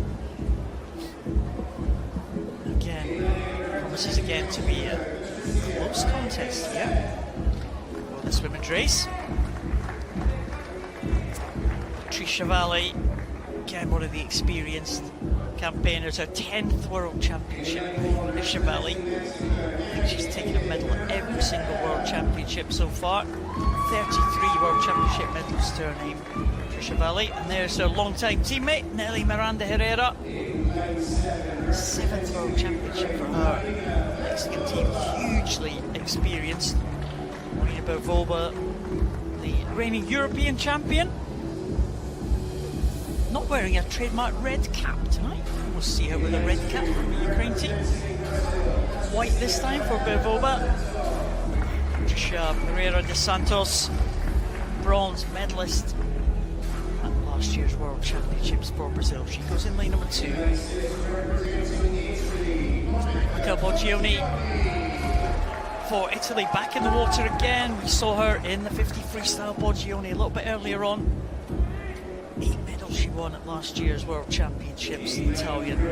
Trying to get Italy back on the medal podium again. Kat Swanepoel, an excellent World Championship, taking a silver medal in the individual medley last year. South African move. Carried the flag in that opening ceremony earlier. Marta Fernandez Infante. Swimmer who's impressed us over the last couple of years, Liz. Paralympic champion in this event. Silver medal last year behind Allianz Smith of the USA. Allianz Smith had an incredible World Championships last year. She was the top medal performer. 7 gold medals to her name. Yeah, she did. And I think we didn't have a heat here this morning, so we don't know where people are at this year. Fernandez Infante is the fastest in the world this year. The Spaniard goes in lane 5, as you said, Paul. Yeah, Fernandez Infante. This is the women's Slight favourite for this one, given the form in the year. Leanne Smith yet to see what she's capable of. Monica Borgioni in lane number 6, trying to get back on the medal podium again. Leanne Smith goes in lane number 4, Marta Fernandez-Infante in lane number 5. Kat Swanepoel might not be too far away for South Africa in 3, and Borgioni hoping to challenge for the medals. There's Leanne Smith in that centre lane, lane number 4. Can she add to her World Championship medal tally? Marta Fernandez-Infante, Spanish swimmer alongside her. Everyone starting from the water in this SB3 event. Swanepoel getting away well. Her Borgioni in 3 and 6, going very well in these early stages. Marta Fernandez-Infante, an excellent, as you said, breaststroker, but also an excellent butterfly. They're a very similar sort of pull motion in this classification group. And at the moment, it's Borgioni leading the way as Fernandez-Infante does look to be picking up the pace, but Swanepoel going very well, and right at the top there, Verbova also having a great swim.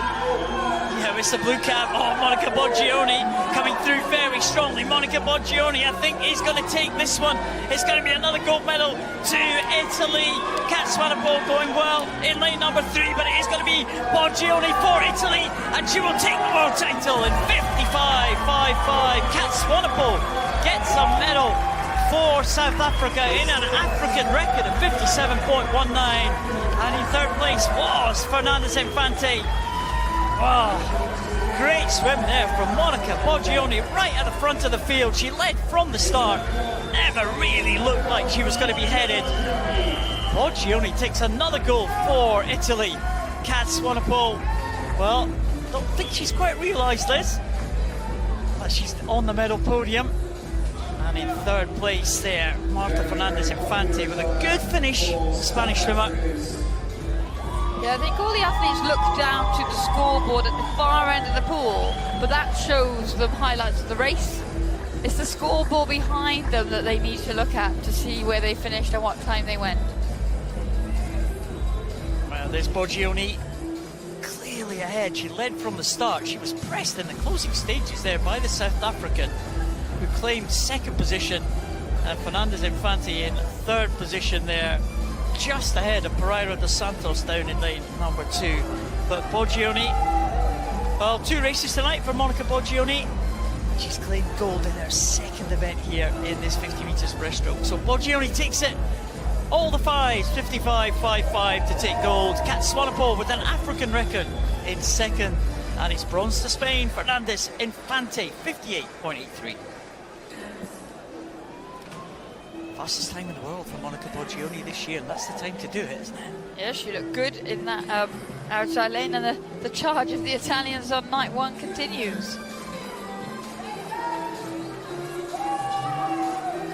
Now due to head to some more medal presentations now. Some of the GB supporters in the crowd.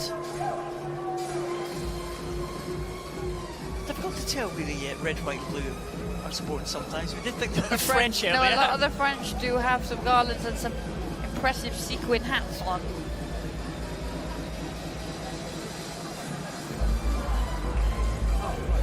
So the officials making their way off the deck, so we can move on to more medal presentations here. And medal presentations about to come up. 2 for the 100 backstroke S6 events, and the 200 freestyle for the S14 event. So you can keep your tally up to date, Liz. Who's leading so far? Italy. Oh, of course, yes. 4 goals? 4 ceremonies. Yeah. Oh, 1st ceremonies, yes. And then Great Britain. At the moment, yes. But Canada, they've got 2 gold medals to come in. But I do have ceremonies, remember? Ceremonies. That's good. Don't complicate things. Yeah, no, we need to pace ourselves. It's only night 1. 169 medal events to call you. But it's been a good start for Italy, a good start for GB as well, the host nation. Good to see that. They've been on the medal podium a few times, but the Italians, wow, we've talked about it before, haven't they? Really strong across a number of classes. So, presentation's about to come for the 100 backstroke S6 classification. Here they come.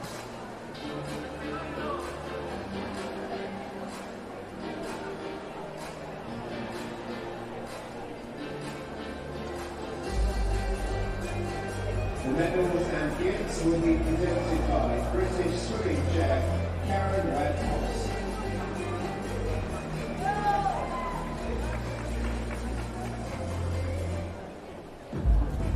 Winner of the bronze medal, representing Argentina, Matías Tiantra.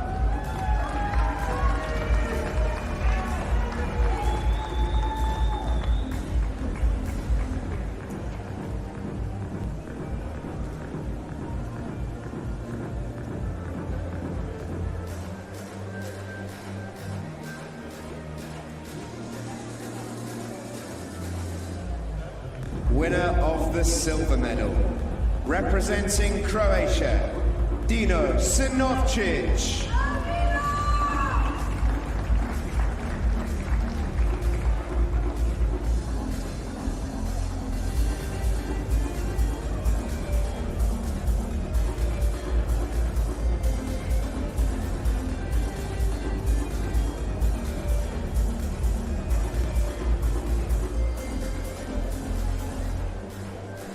Winner of the gold medal and Manchester 2023 World Champion, representing People's Republic of China, Yang Hong.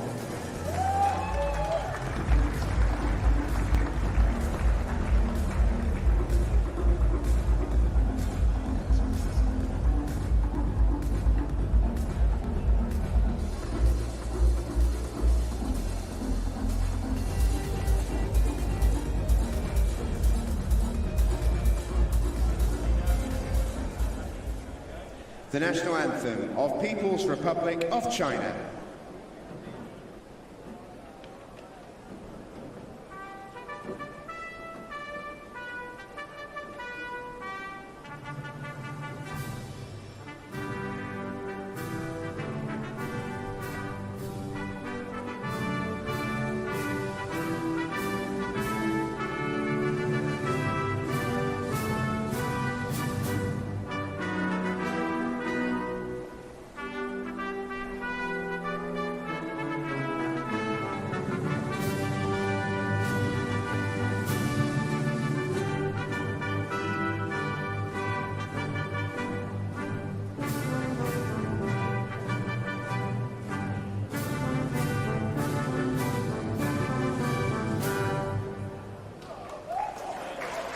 Manchester, give it up for your World Championship medalists.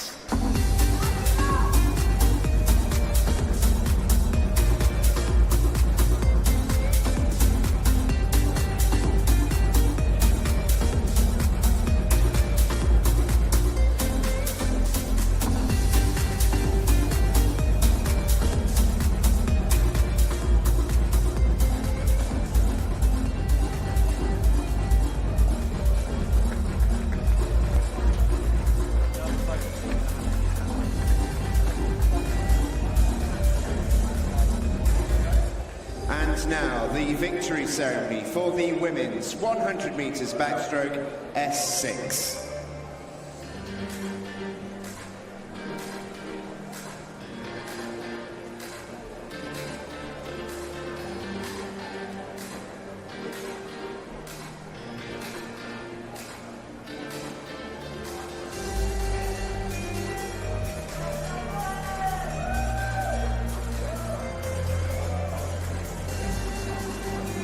Winner of the bronze medal, representing Ukraine, Anna Honta.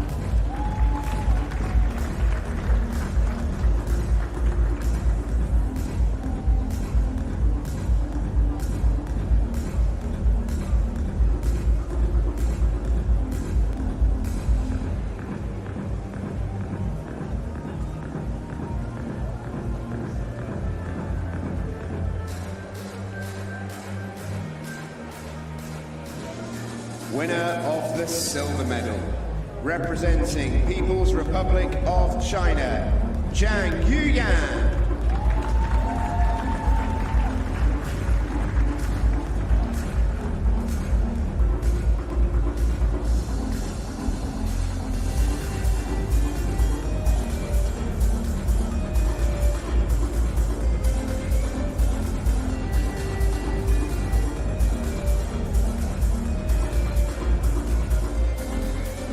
Winner of the gold medal and Manchester 2023 World Champion, representing Canada, Shelby Newkirk.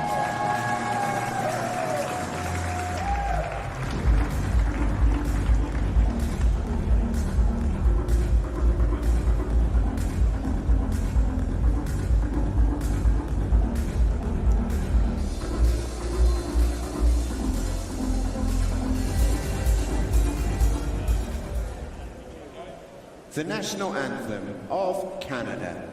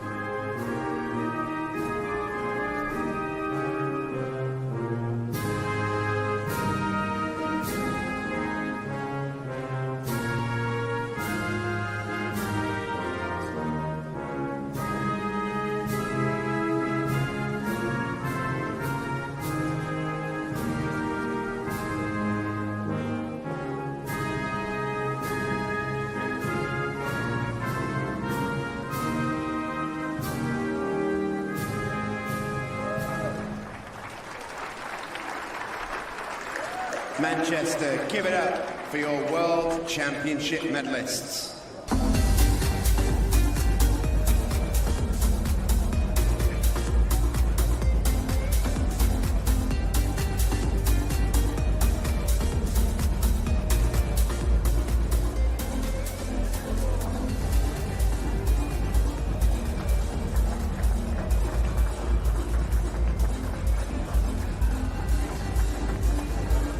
And now, the victory ceremony for the men's 200 metres freestyle S14.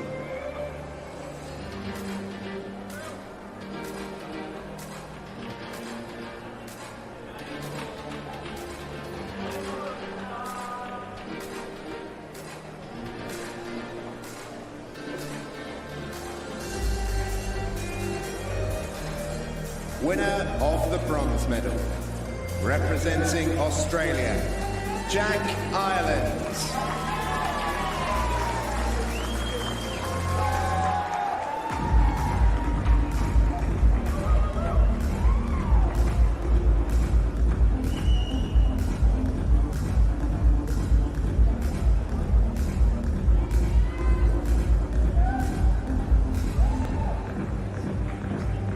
Winner of the silver medal, representing Great Britain, William Ellard.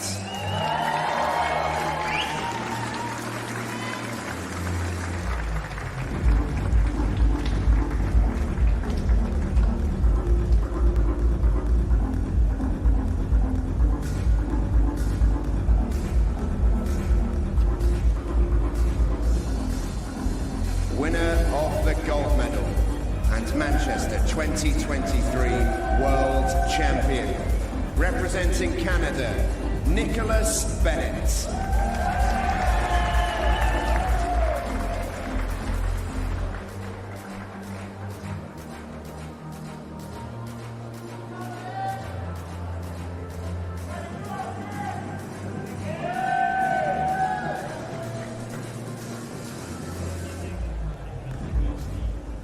The national anthem of Canada.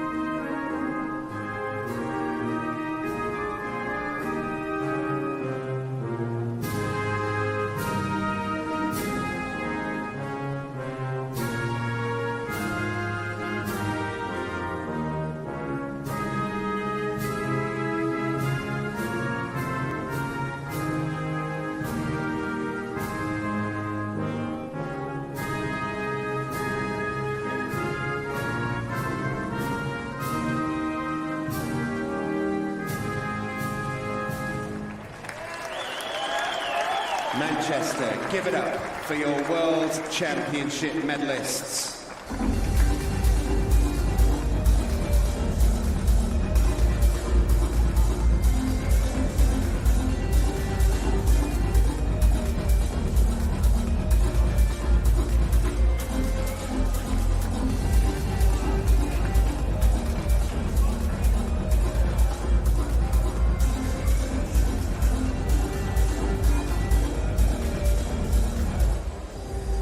And now, the victory ceremony for the women's 200 metres freestyle S14.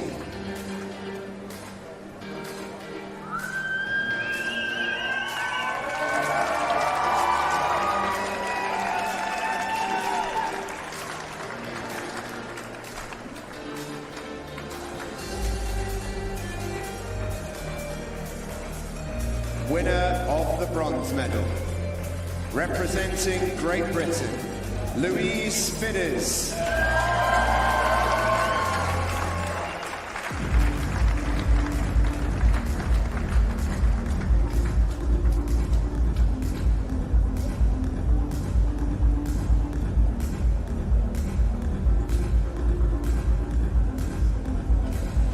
Winner of the silver medal, representing Great Britain, Bethany Firth.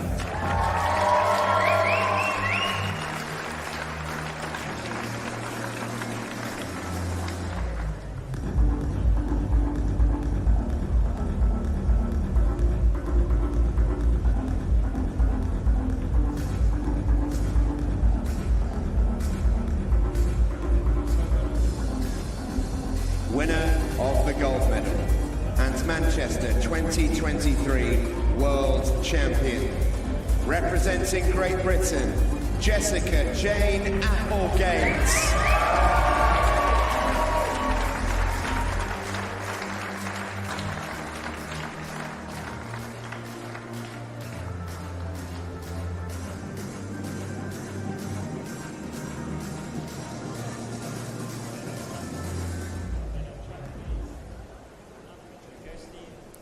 The national anthem of Great Britain.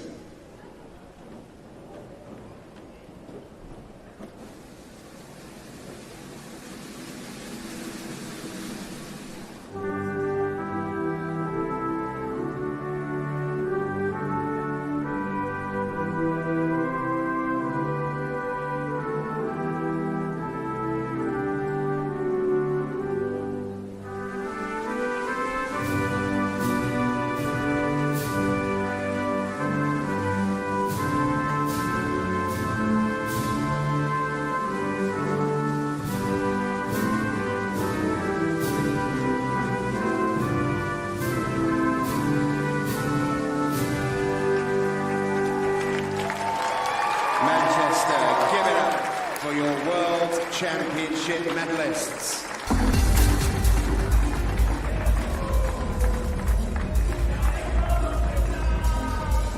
So another good event for the host nation.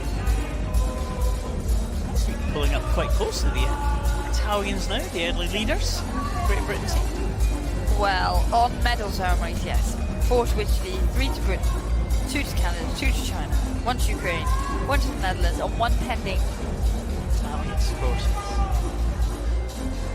Yeah.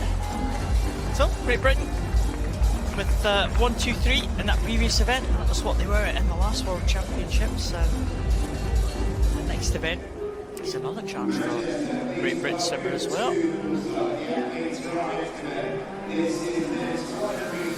Men's 100 backstroke S12. Visually impaired athletes in this one. 2 lengths in the pool in this backstroke event. Karimi Jahan Abadi from Iran his way into this final. Over on the opposite side of the pool, Roman Michka.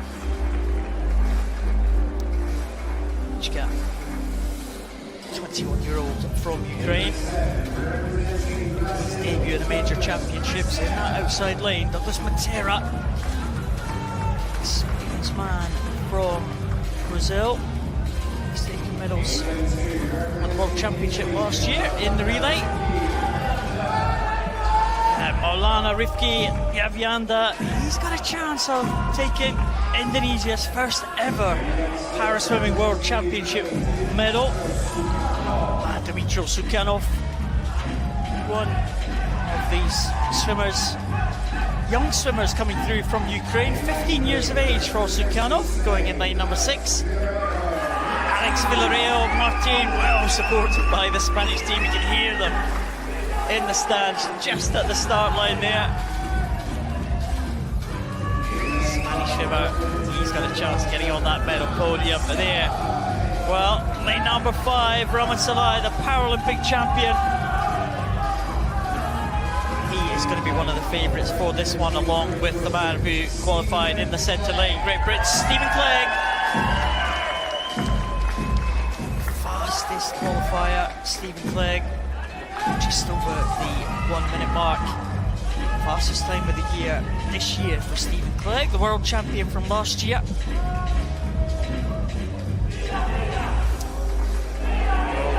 And championship records just in the mid 59 range. Stephen Clegg just on that 1 minute mark. Looked comfortable in the heat, the Great Britain swimmer. Red t-shirt there at the moment, just getting ready for this final. And Raman Salai and Stephen Clegg, they've had some great battles against each other the last couple of years, Liz, in the Paralympic Games and in the World Championships and in the World Para Series as well. It's going to be these two, I think, they're going to fight out the gold and silver. That is, I would agree with you. I think all eyes will be on lane 4 and 5. But there's another competition going on, and anything can happen. So, but it is these two that have pushed each other significantly in recent times. Didn't have to drop too many people in the heats this morning, so didn't have to give everything away. But Clegg, he looked emphatic in the heats. World champion Stephen Clegg in 4, Paralympic champion Raman Salai in 5 for this final, the men's 100 backstroke S12. Alejo, the Spanish getting them underway with that big ooh, and going well. Up there off the start in lane 7 was Brazil's Douglas Matera. He had a good start, but now that they're going through 25, already it's Clegg and Salai, and already Clegg has a small advantage, but there's still a long way to go here as we come into the turn. And Stephen Clegg just with the edge over Raman Salai here as they go over, only 0.2 of a second, not much in it at all. Matera still in 3rd, but the big two look like they are away and fighting it out for gold and silver. They are, they were pretty well matched on that underwater phase, but now Clegg has opened up forward advantage. We go through the 25-metre mark to go. Salai looks like he's trying to fight back, but Stephen Clegg in pole position here. That's Stephen Clegg now coming away. Surely he's going to claim another world title here. It's going to be a very fast time. Salai coming back with Stephen Clegg into the wall, and he takes it. It's gold to Stephen Clegg for Great Britain. Raman Salai in 2nd, just 0.7 of a second behind, and the bronze will go to Brazil's Douglas Matera. But what a battle between the big two. Stephen Clegg will take it again just over the 1 minute mark, with Salai not far behind in 2nd position. Well, these two great rivals just threw up an excellent swim there, but Stephen Clegg was on top this time. He was, and Salai really stepped up from the heat. Clegg went a tiny bit slower than he swam in the heats, and he'll be disappointed just not to move that on, but it's still under his old best time. So he can't be too disappointed, but just knowing how he is and how he analyses things, there's always something left to work on. But got to defend your title, there's nothing more that you can do really. You just got to race the race that's there. But Salai pushed him all the way, especially down that first 50 metres. It was 0.6 of a second at the turn, and it was 0.7 of a second at the end. Stephen Clegg looks across, just saw the splash of Raman Salai there. The two great rivals fighting it out for gold and silver. Stephen Clegg takes the gold for Great Britain ahead of Azerbaijan's Raman Salai, with Brazil taking the bronze medal with Douglas Matera.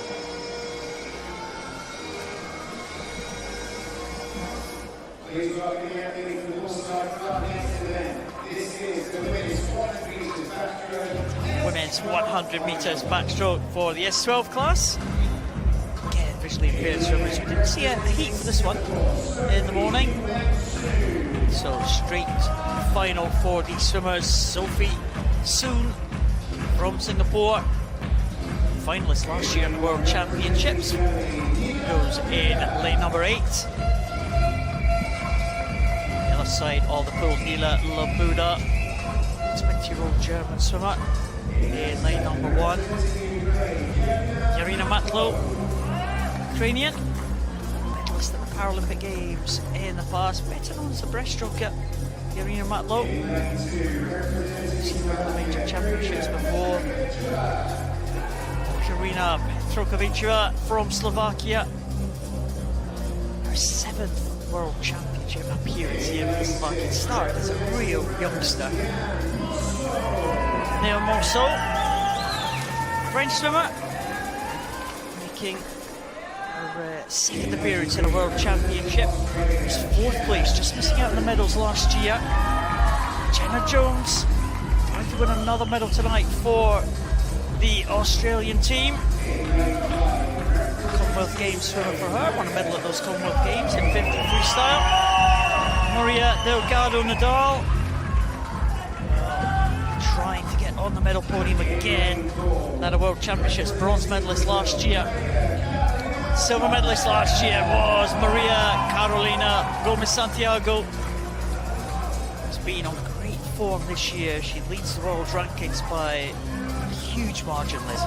Yeah, it's difficult to see past Gomez Santiago for this one. She is the swimmer in form.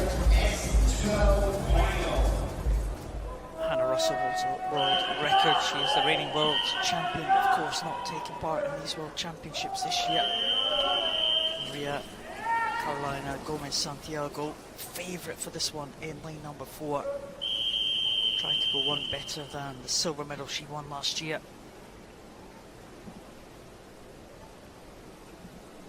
Delgado Nadal, medalist on the international stage.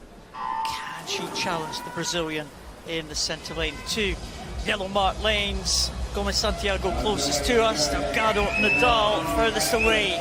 They came up in a line, Jenna Jones and Gomez Santiago, and they're going well, but already you can see after 25 metres, Gomez Santiago starting to pull away. She's got a higher stroke rate than the other swimmers in the pool at the moment. As she comes under the flag, you'll see the tapping stick signal that she is at the turn. A decent turn for Gomez Santiago. She leads away by just under a second and a half as we go onto that second 50 metres.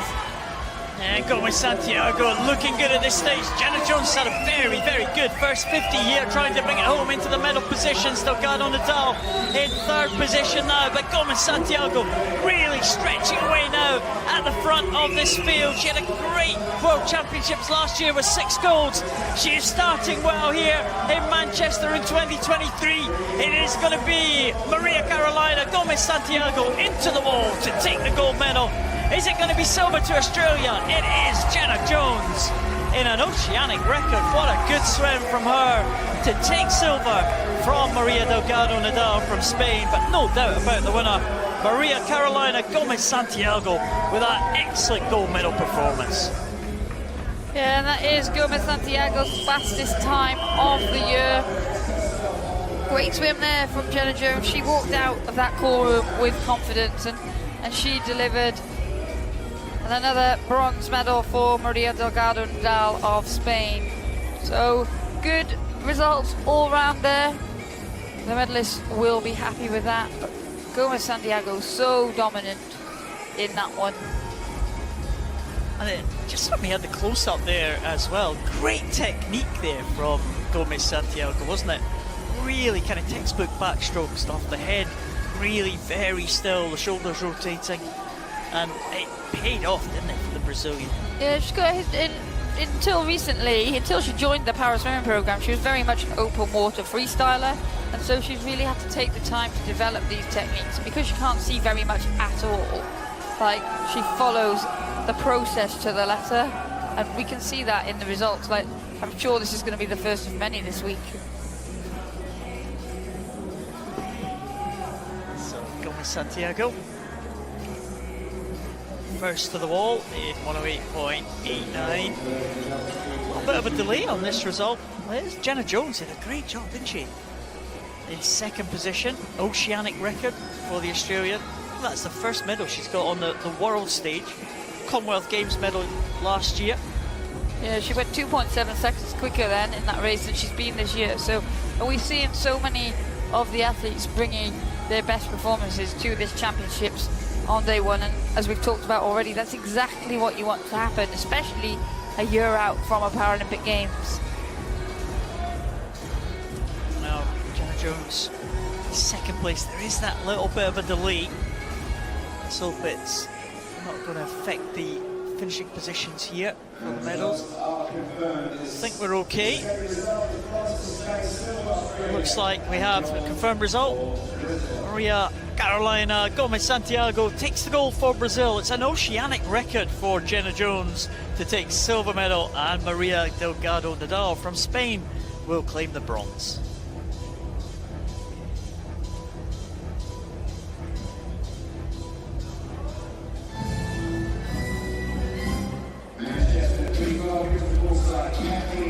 And moving on to the next final is back to the breaststroke events. Men's 100 breaststroke SP4.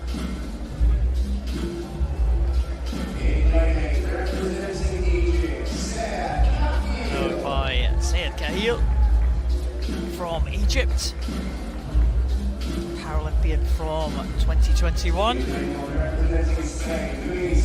The outside lane in lane number 8. Over on the other side of the pool, Luis Herta-Pozza, European medalist in freestyle event. Herta-Pozza, some athlete from Malaysia, back in the water again. We saw him a bit earlier on in the 50 freestyle. A few of the swimmers doubling up with 2 events tonight. Kathleen being one of them. There's Rincon Navarez, World Championship bronze medalist last year. Can he be on the medal podium again, the Colombian? Well, Matteo Bortuso, his first World Championship appearance for the Italian. What a good night the Italians have had so far. Can this man get onto the medal podium in his first World Games? Nicholas Rivero had an excellent swim in the heats, qualifying in 3rd position. The Argentinian team would love to have another medal tonight. There's Andrei Drapkin, Ukrainian 20-year-old medalist, finalist I should say, last year. 2nd fastest qualifier from the heats. Very much the favourite for this one. Antonios Zapatakis, Greek swimmer, took the gold medal last year, looking to do the double. Breaststroke SP4 classification. Zapatakis, a little bit of an advantage from qualification, Liz. Around about 3 seconds faster than the 2nd fastest into the final, which was Drapkin. Some in different heats though. Drapkin looked good in the early stages there. Yeah, and that's the thing, again, like they were in control in those heats, they didn't have to play all of their cards. Could unfold to be quite an interesting race, this one. It's the SP4 classification. So down towards the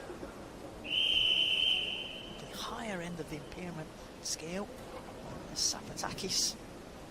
It is the lowest classification that swim 100 breaststroke. We saw the SP3s earlier. They do the 50.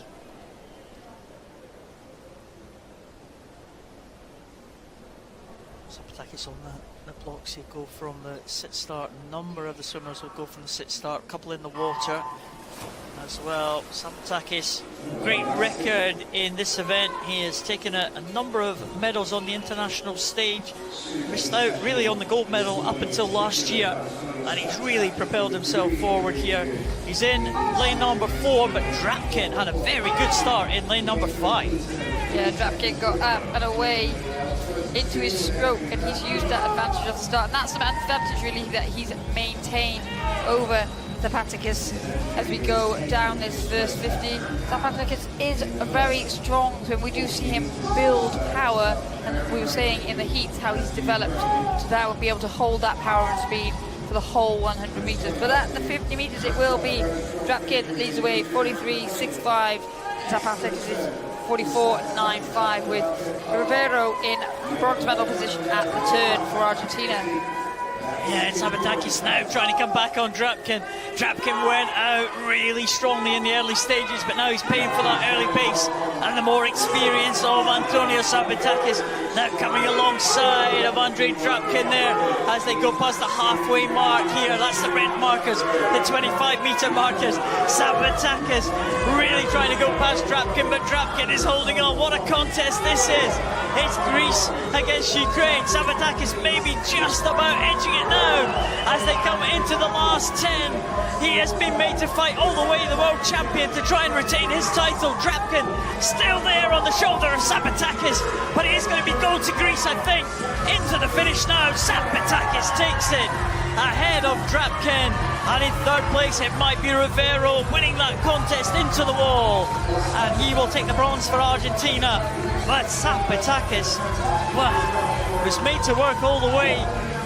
Wasn't as fast as he was in the heats. He looked relaxed in the heats, but Drapkin went out fast, and the Greek swimmer had to chase him down. He did, and it paid off. But like we said, and we said that in the heats, didn't we? Sometimes we see fast times in the heats because there's not quite as much pressure on. There's not as much at stake. Look, we've got 4 tears here. That is Nicolas Rivero of Argentina. He's really emotional about making it onto the podium. Zapatakis looks happy, the Greek swimmer. Well, he was made to fight all the way, wasn't he? He was made to work for Andre Drapkin. Went out really, really fast, and Zapatakis would have seen him on his left side. And he was almost kind of sucked into the Ukrainian race, wasn't he? Well, that's the thing with breaststroke. If you can see somebody on breaststroke, you know they're quite far ahead of you because of the way your peripheral vision works. And then it can lead you to then overrating and not going as quick because you spin your arms a bit and you don't get hold of as much water. Well, Zapatakis breathes out. Whew. He's done it. He did what he came to do, and that was to retain his world title. We're still waiting for confirmation of this result. So there's some discussions going on as these swimmers exit the water. Let's hope everything's okay. But Nicolas Rivero, wow, an emotional face of the Argentinian there. We saw him on the lane ropes. He was 4th last year. He's up into 3rd position as it stands. Excellent result. He was delighted with that one, wasn't he?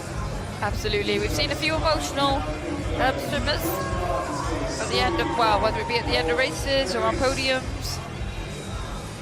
There is the result confirmed. Zapatakis from Greece confirmed as the world champion again. He retains his title ahead of Andre Drapkin from Ukraine and Nicolas Rivero from Argentina.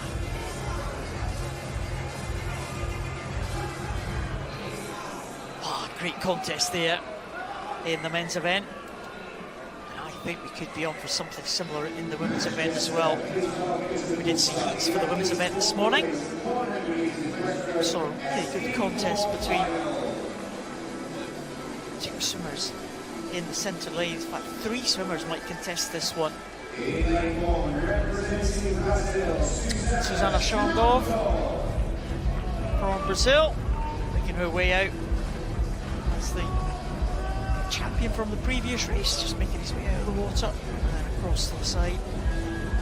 There's Susana Shandov.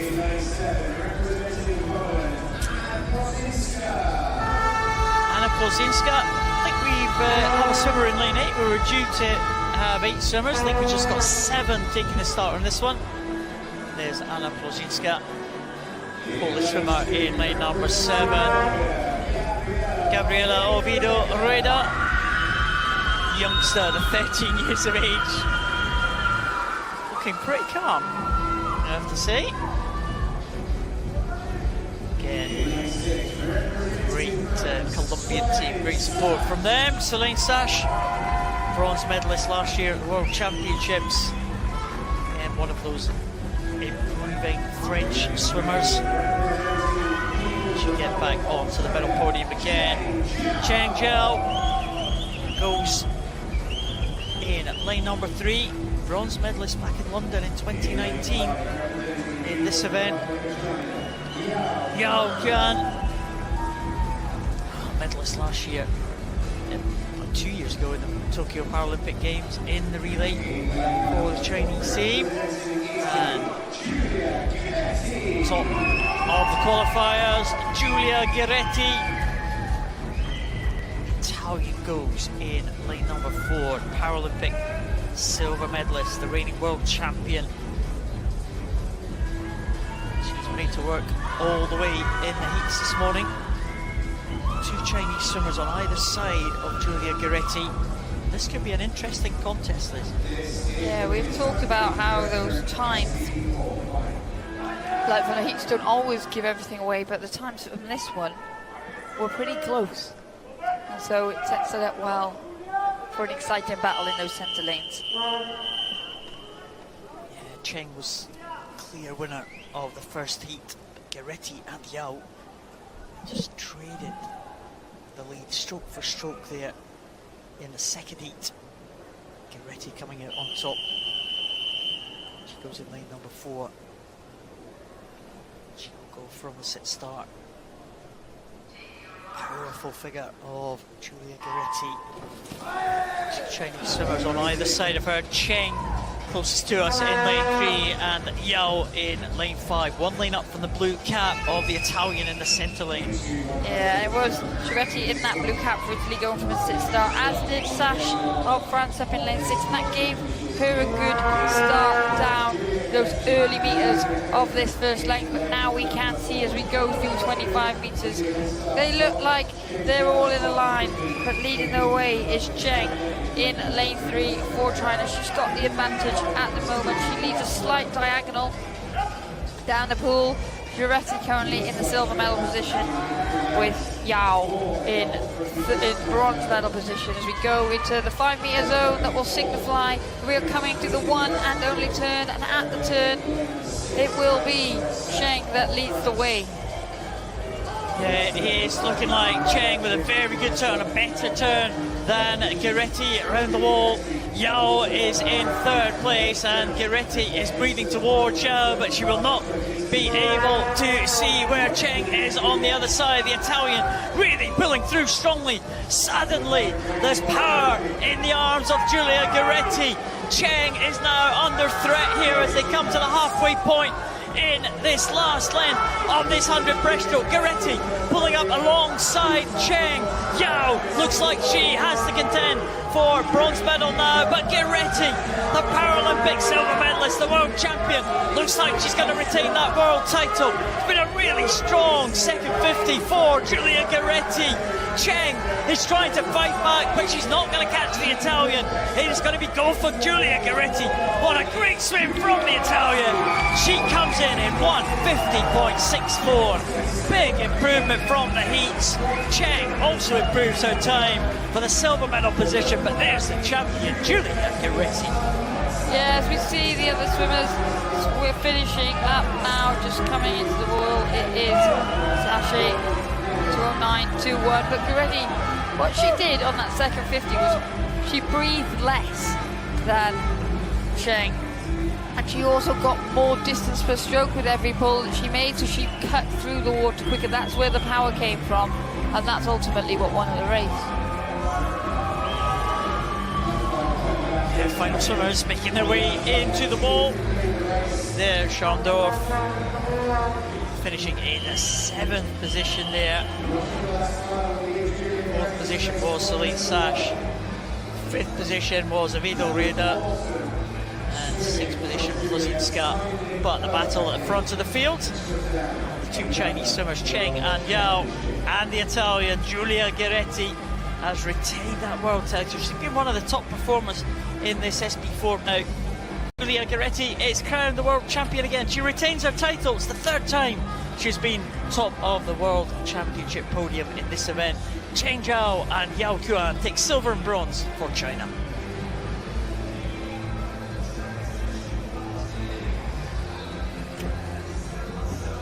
Oh, great contest, wasn't that? Yeah, like Cheng looked so strong, didn't she? Down that first length, and Giretti had almost caught her by the turn, as we can see here. But then Cheng had the better turn. She was around the wall quicker, she was away quicker, she opened up a distance. But Giretti, like I said, just the power that she gets with each stroke, you can tell that's where she was making up the distance. She had a higher stroke rate, she breathed less often, and ultimately that's what brought her through to win that one. Yeah, real power in the finish there by Giulia Giretti. And she's happy with that. It was a great time. It wasn't just a great gold medal, it was a brilliant time as well. Fastest time in the world this year to win that one, 1:50 for her. Medal ceremonies again for the individual medley events. And the medalists just coming out now.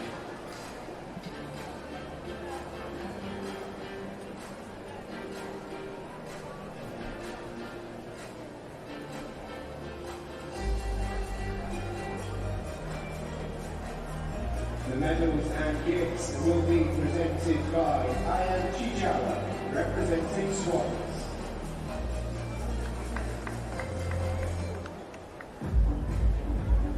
Winner of the bronze medal, representing Argentina, Inaki Vasilov.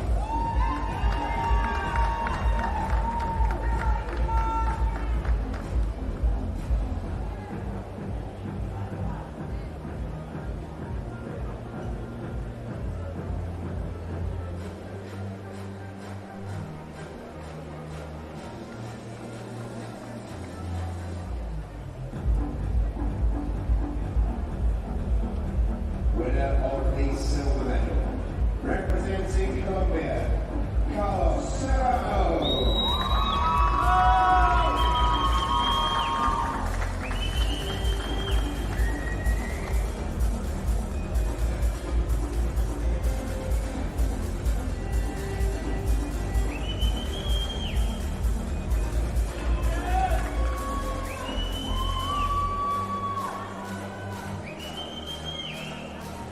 Winner of the gold medal and Manchester 2023 World Champion, representing Ukraine, Andriy Trusov.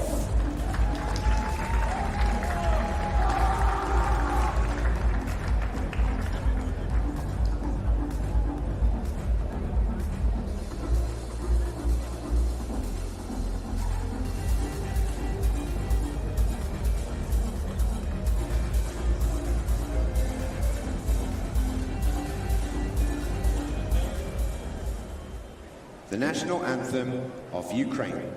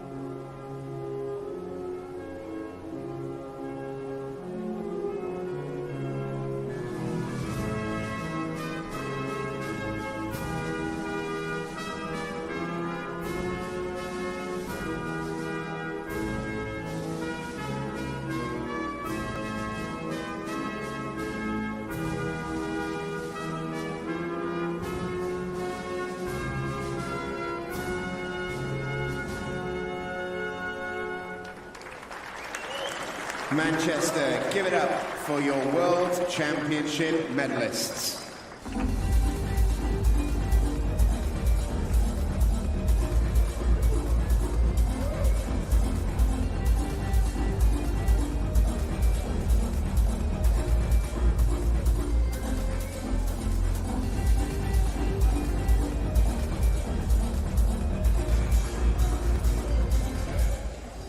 And now, the victory ceremony for the women's 200 metres individual medley SM7.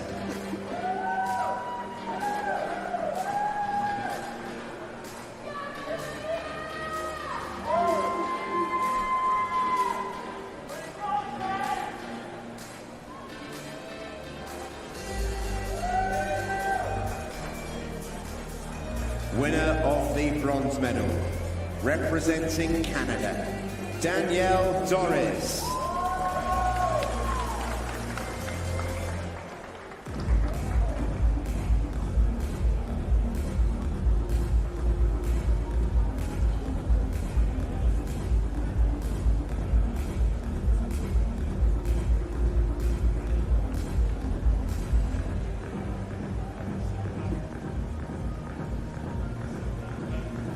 Winner of the silver medal, representing United States of America, Julia Gaffney.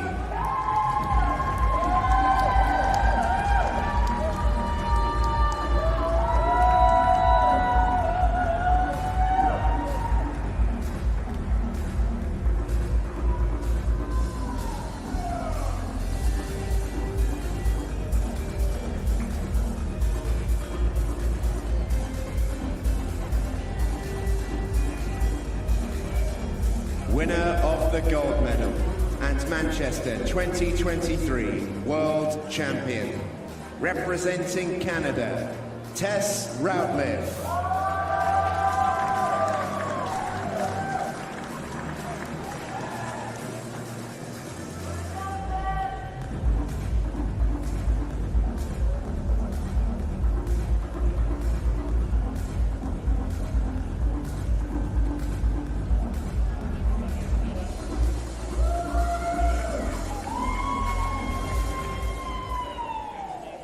The national anthem of Canada.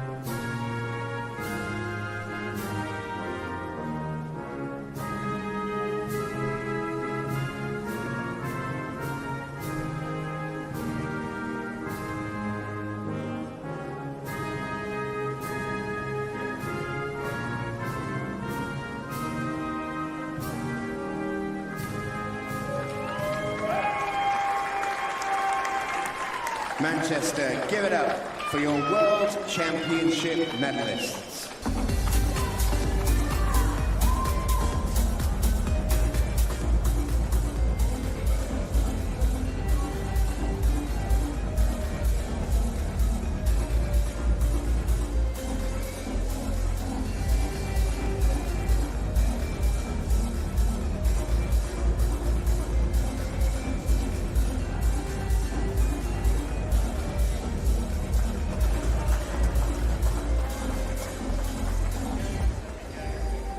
And now, the victory ceremony for the men's 50 metres freestyle S11.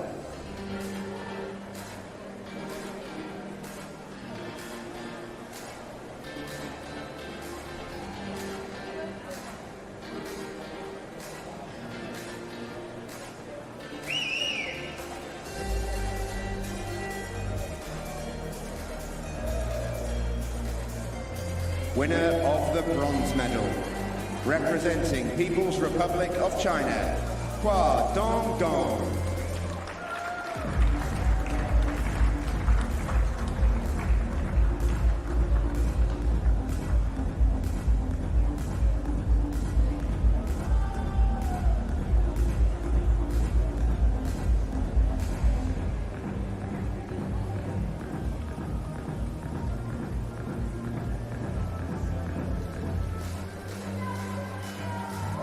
Winner of the silver medal, representing Japan, Keiichi Kaimura.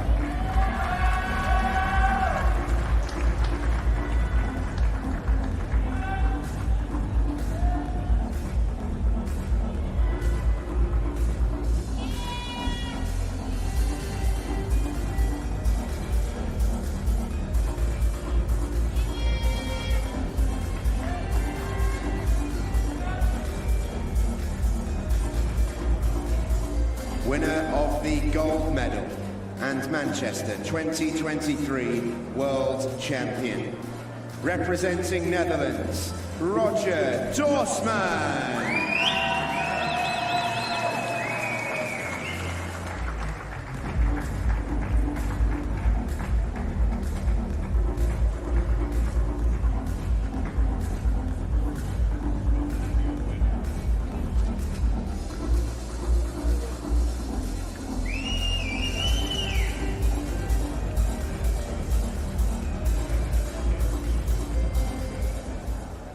The national anthem of Netherlands.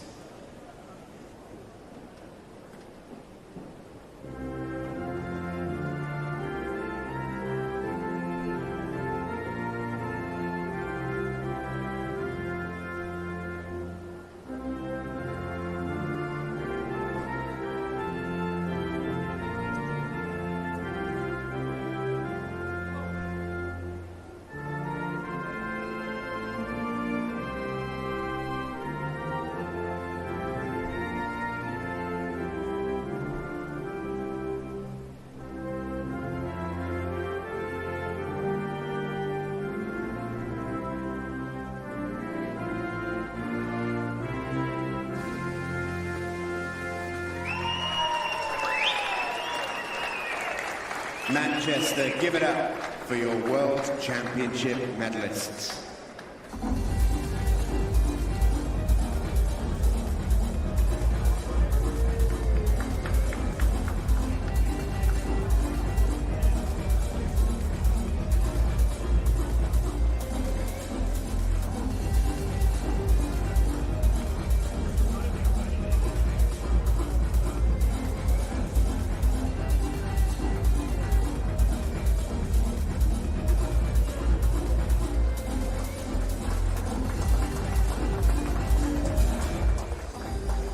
Now, the victory ceremony for the women's 50 meters freestyle S11.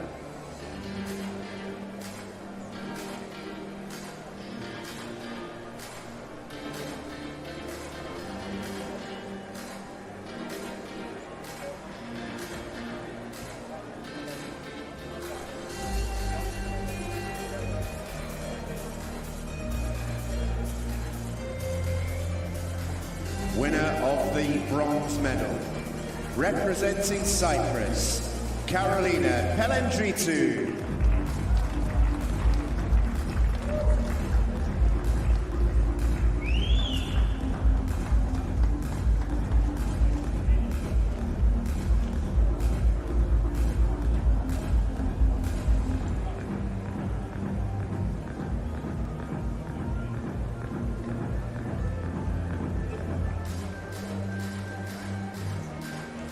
Winner of the silver medal, representing Netherlands, Lisette Brunsma.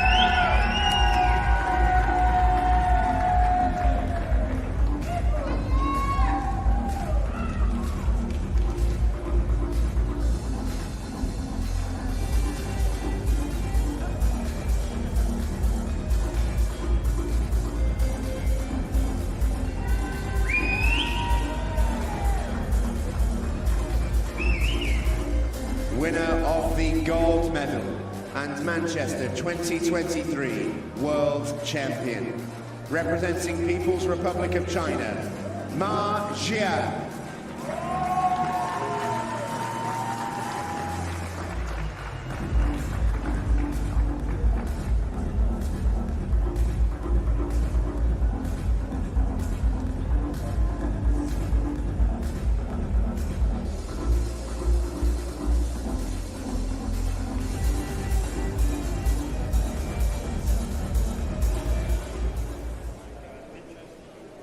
the national anthem of People's Republic of China.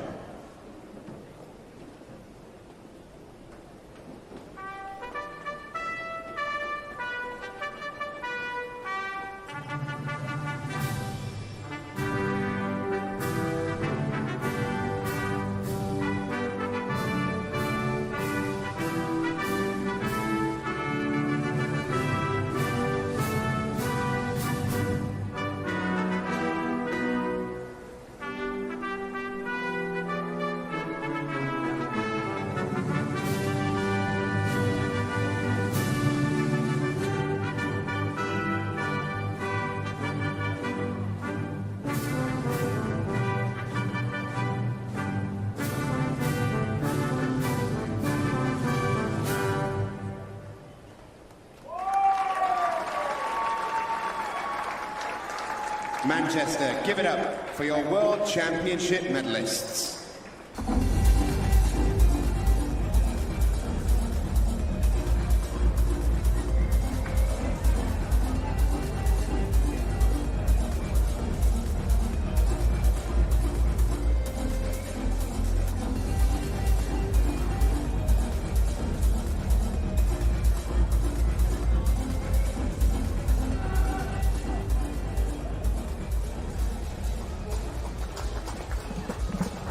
Another medal for China. That was a race full of drama, wasn't it, that one? That S11 race, Margia winning that one. Got a little bit of a diversion off the lane rope. Pellandritu took a big hit to the lane rope. Brunsma was good again. I think that is part of S11 swimming though, isn't it? Like, there's always a risk that the turn's going to go wrong, the finish is going to go wrong. I mean, we were talking in heats, remember? We were. I remember it. I remember. About how people, like one time we swam in a race, well I swam in a race where S11 came up in the wrong lane. But didn't impede anyone else's swimming, so it didn't matter. But it can happen. Yeah. I was commentating on that race, and it was quite, I was thinking, what on earth is going to happen now? What is going on? But it does happen in visually impaired races. People come up in the wrong lanes. People go across the lane ropes. I remember we saw it in the London Paralympics that someone went across the lane rope. Bradley Schneider from the USA thought someone came across the lane ropes. He thought it was the tapper, and he turned, and he had about 10 metres to go. Yeah. So, yeah, all these things happen in the visually impaired swimmers. That's what makes it so interesting. I love those races. I was going to say it's something that maybe Sam told you then. I remember it happening at Europeans in 2001 as well. Someone turned. Well, 2 more races left for us to enjoy. And we have the sprinters here in the S10 classification. The men's 50 metres freestyle. Fleuret from France going in lane number 8, medalist in the backstroke at the World Championships previously. He goes in lane number 8, Alan Ogrożalek, young man from Poland, goes in the outside lane. A bit of an improvement for these outside lane swimmers, might just force them into contention. David Lebec from Spain, Spanish swimmer in lane number 7, the experienced man. First took a medal in this event in 2002. Stefano Raimondi, world champion back in 2019, trying to add to his tally of gold medals. He won gold earlier today in the breaststroke. Oh, Nemchenko had a good heat swim, 24.2 for the Ukrainian. Nemchenko, world championship representative last year for Ukraine. Yes, Felipe Rodriguez. Well, great swim there, 23.75, qualifying him in 3rd position for this final, behind the 2 Australians. Thomas Gallagher was the fastest in the world this year, coming into the heats this morning. He swam 23.60, just 2 100s behind his teammate Rowan Crothers, the world and Paralympic champion. 23.58 in qualification, and he goes in lane number 4. So 2 Australians and Felipe Rodriguez. Rodrigues from Brazil, the fastest 3 swimmers in the world this year. World record held by another Brazilian, Andre Brazil. Championship record as well, in the low 23-second marks, but, well, Australians in the centre lanes, Rowan Crothers, Thomas Gallagher, Felipe Rodrigues in 3, Igor Nemchenko in 6. Don't discount Stefano Raimondi in lane number 2.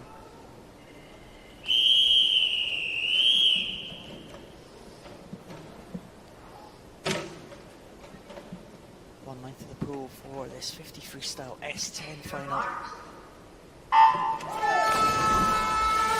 Well, getting away well was Rodrigues, Crothers, he's got that really fast short stroke rate that he uses. The Australian in the middle, it's really hard to see what is going on as they go through the 25-metre mark.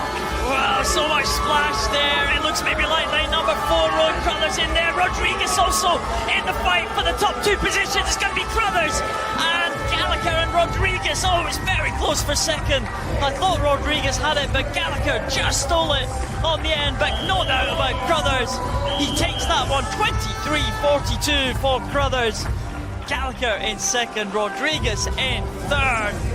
And in 4th position, well, it was Nemchenko in the 24-second range, but these swimmers look happy with that one. Rodrigues on the lane rope, Crothers up and celebrating the Australian, 23.42. He was made to work absolutely all the way, Rowan Crothers, but he retains his world title ahead of his teammate Thomas Gallagher and ahead of Felipe Rodrigues. Yeah, Crothers, he got a good start. He's got a shorter stroke than the others, but he's got a higher stroke rate, and he went really well down that first 25. He saves his racing. He staves his racing for the majors. Throughout the early season, he doesn't swim that fast. He didn't come in that quick. Like Gallagher was the quickest coming into this. But a great swim from Crothers. He's really found his freestyle form. Crothers there off the start. Well, Raimondi got a good start with the blue cap coming into the finish. Rodrigues was challenging, but a great finish from Gallagher to claim second place there, but no doubt about the champion. And that was Rowan Crothers from Australia. Another title to Rowan Crothers. And gold and silver to the Australians.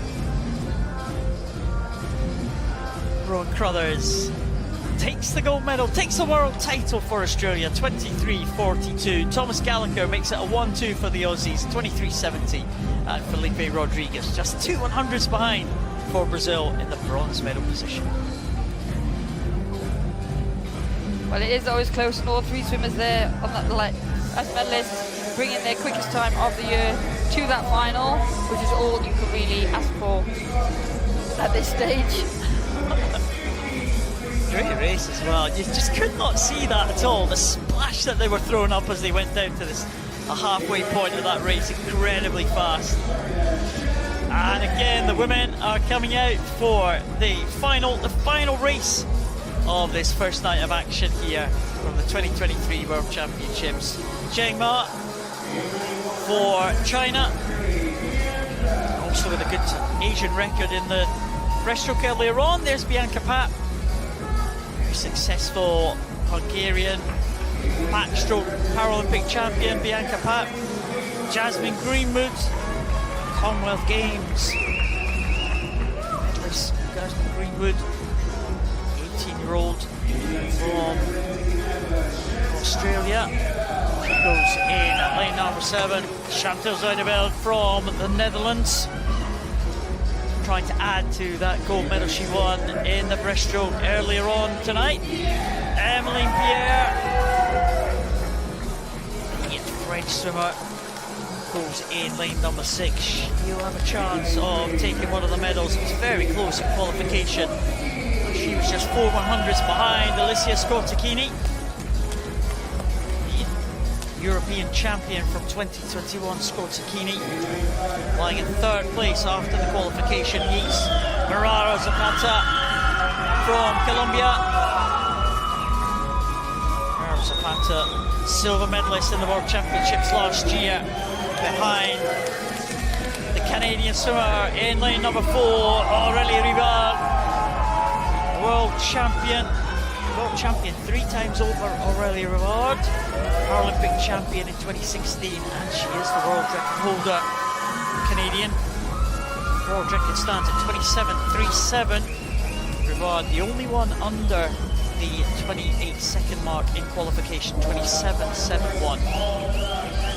Rivera Zapata in second place, clear in second place, but third spot very much up for grabs. In terms of the qualification, can anyone step up? Can anyone challenge Aurélie Rivard? Canadian world record holder Rivard in the centre lane, lane 4. Barrera Zapata, world silver medalist, in lane number 5.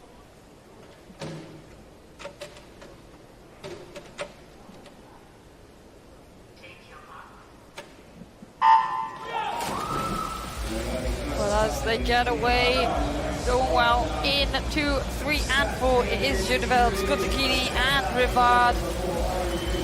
They lead the way at the 25-metre mark. Rivard always finishes the second half very, very strongly.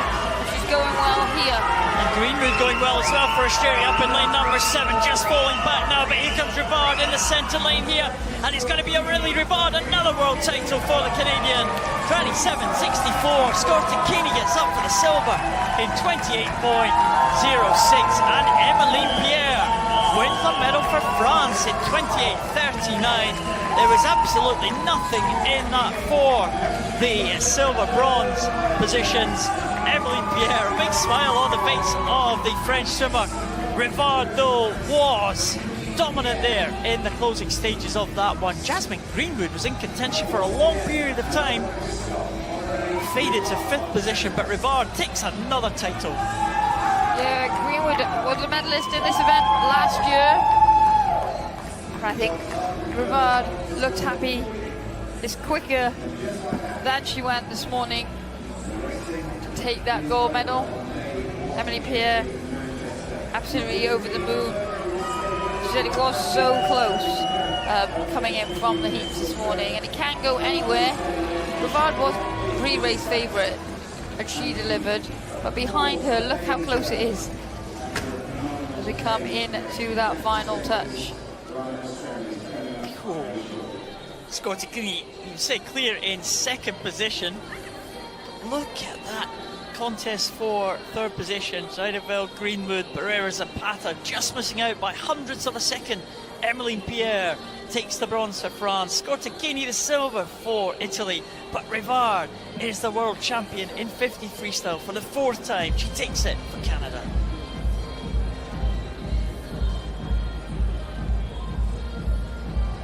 Well, that was some race to a couple of races to finish off the night. We've had some very close races. I think whenever you finish with those very close sprint races, just gets everybody's heart rates going, doesn't it? Just in time to listen to some more anthems and watch some medal ceremonies.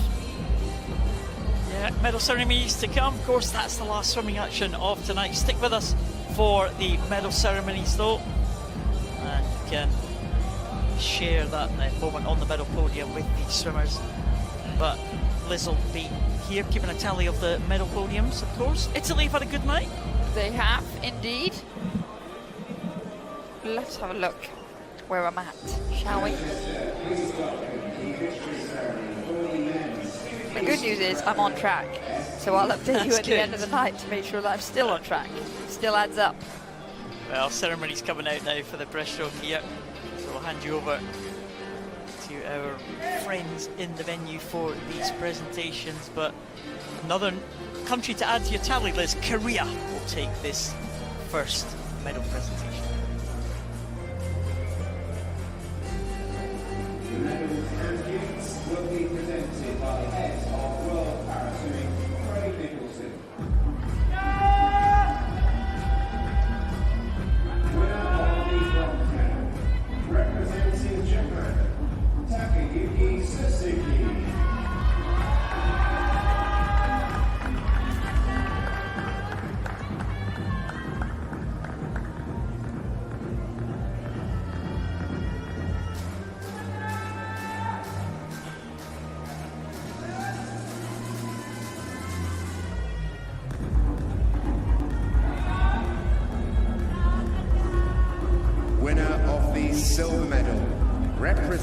Spain, Miguel Luque.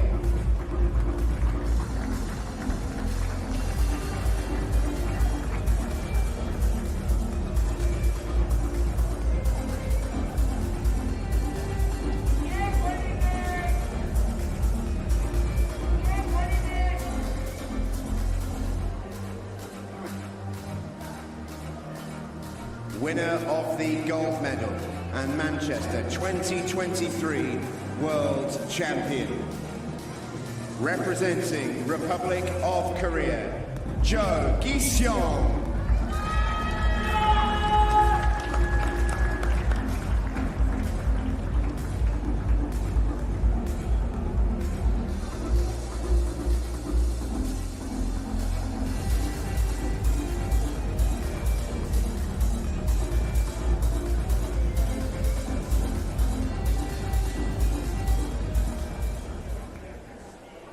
The national anthem of Republic of Korea.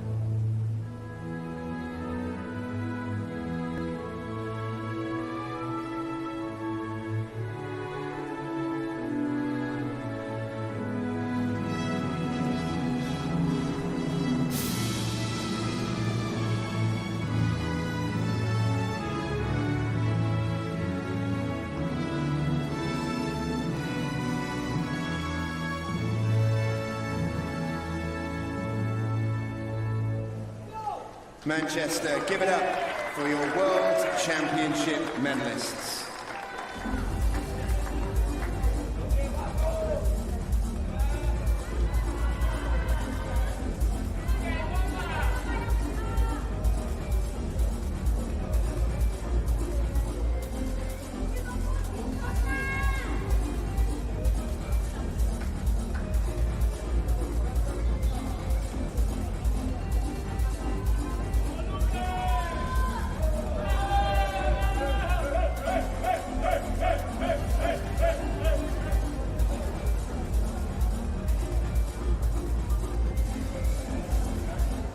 And now, the victory ceremony for the women's 50 metres breaststroke, SB3.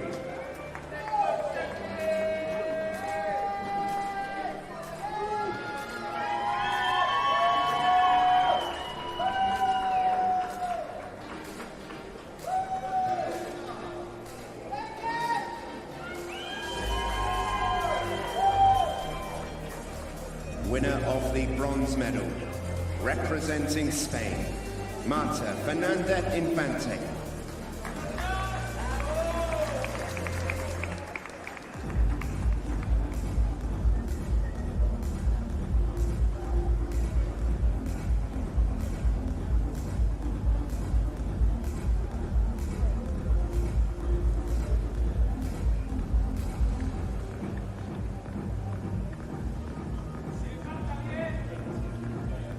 Winner of the silver medal, representing South Africa, Kat Swanepoel.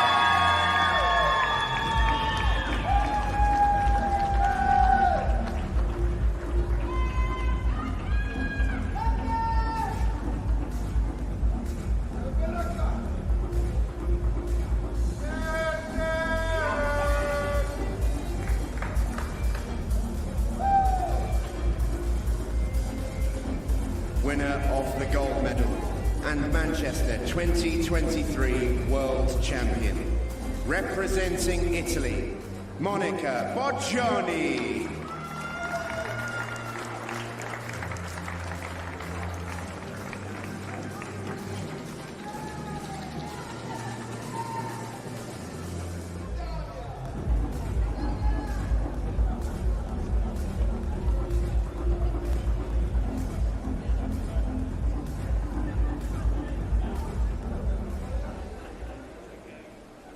national anthem of Italy.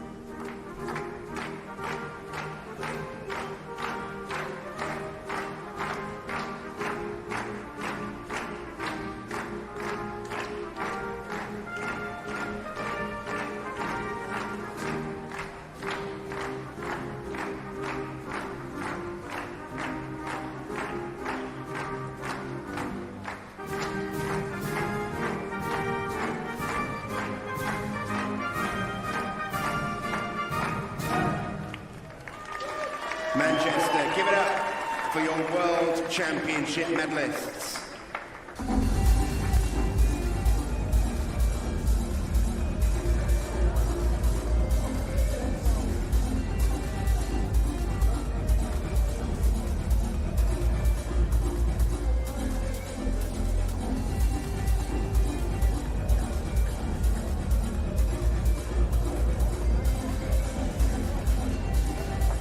And now, the victory ceremony for the men's 100 metres backstroke S12.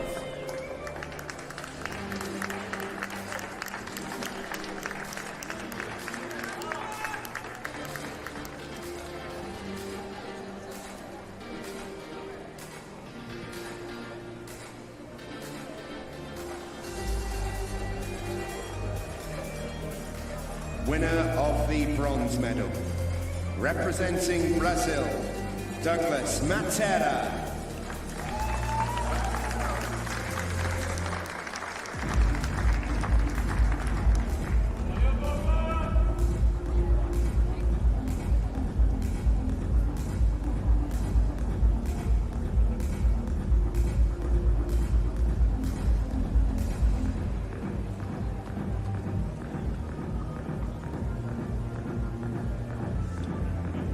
Winner of the silver medal, representing Azerbaijan, Raman Salai.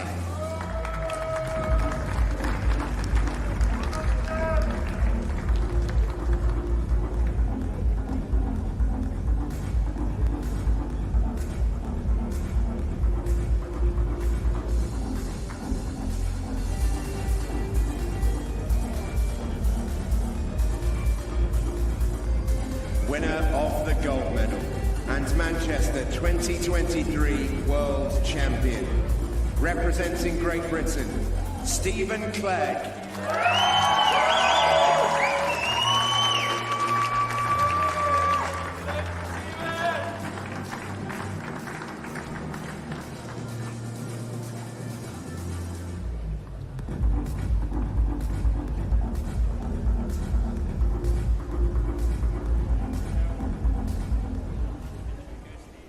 The national anthem of Great Britain.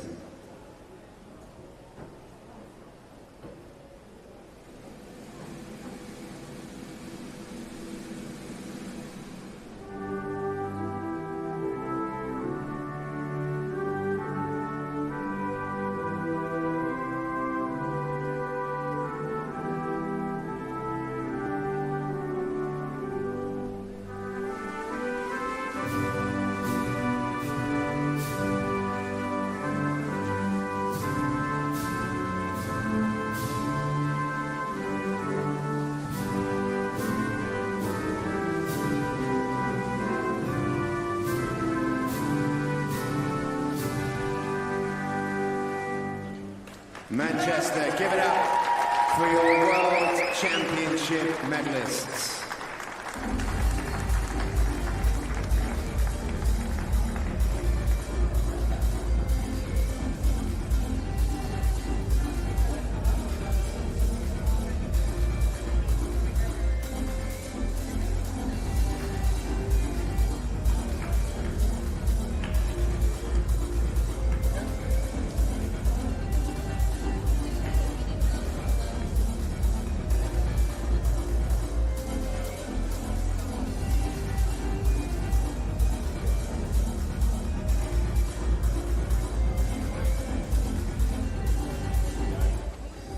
And now, the victory ceremony for the women's 100 metres backstroke S12.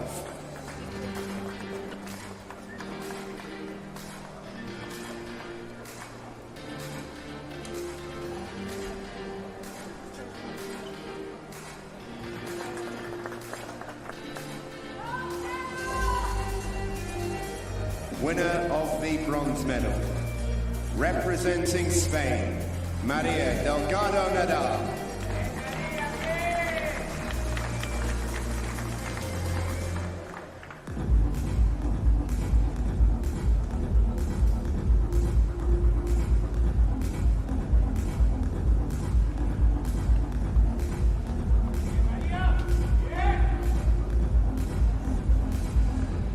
Winner of the silver medal, representing Australia, Jenna Jones.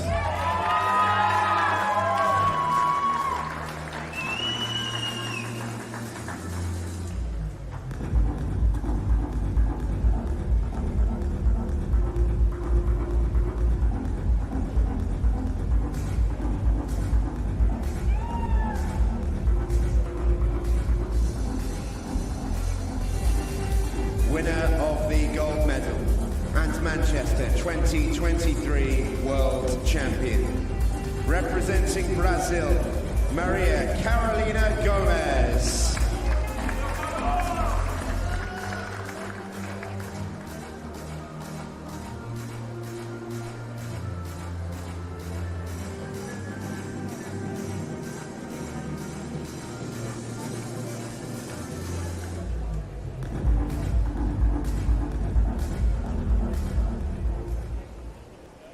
The national anthem of Brazil.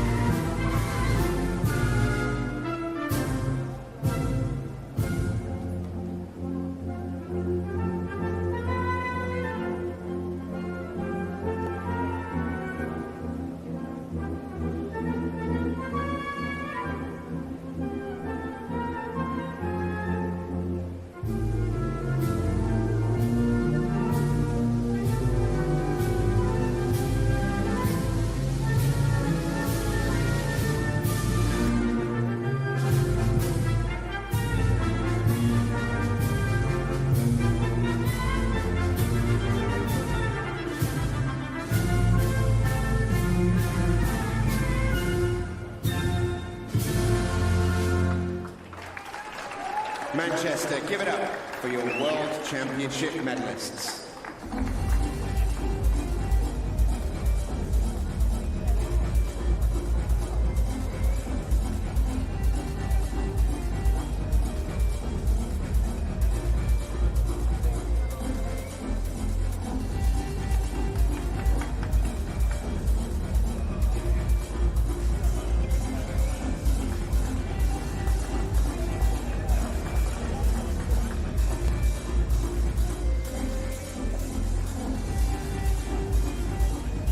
And now, the victory ceremony for the men's 100 metres breaststroke SB4.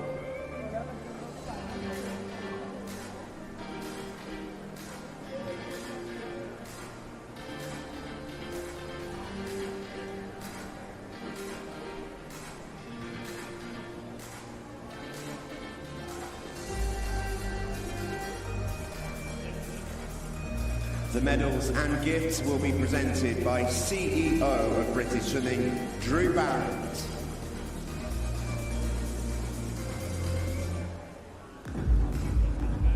Winner of the bronze medal, representing Argentina, Nicolas Rivero.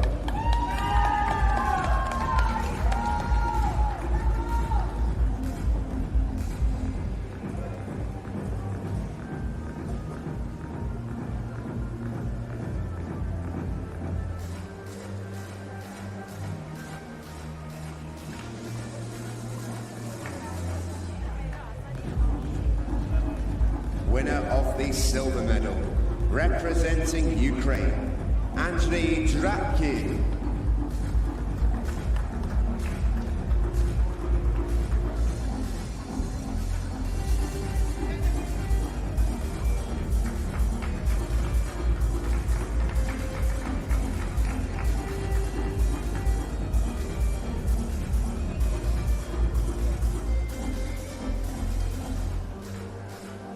Winner of the gold medal and Manchester 2023 World Champion, representing Greece, Antonios Sapatakis.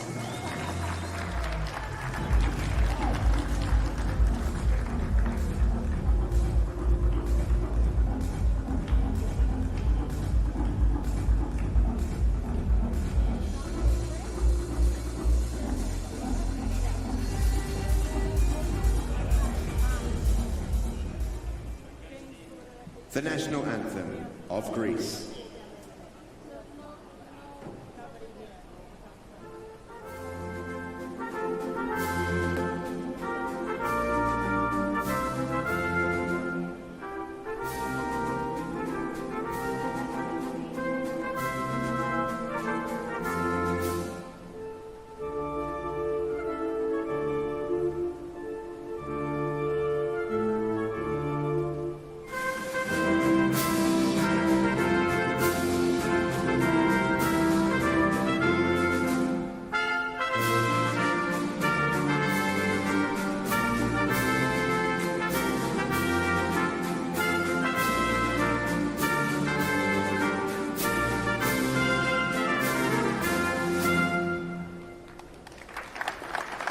Manchester, give it up for your World Championship medalists.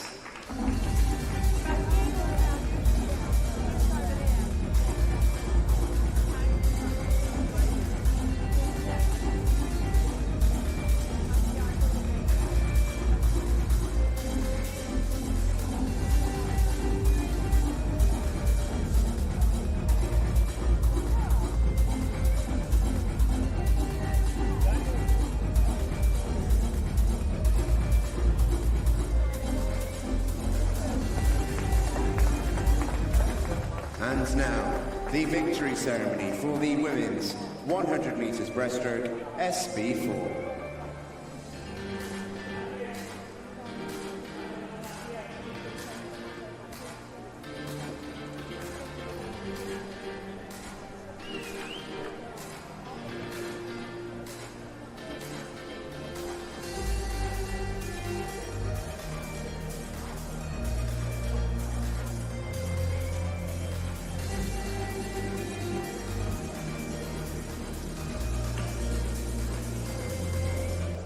Winner of the bronze medal, representing People's Republic of China, Yao Quan.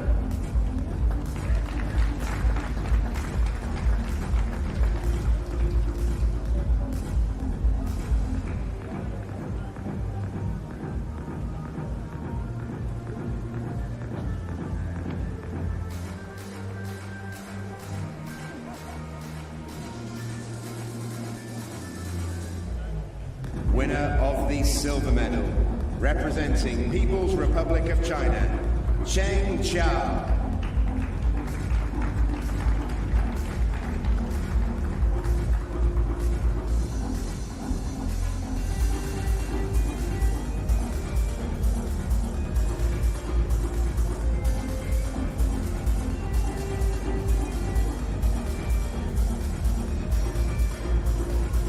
Winner of the gold medal and Manchester 2023 World Champion, representing Italy, Giulia Guidetti.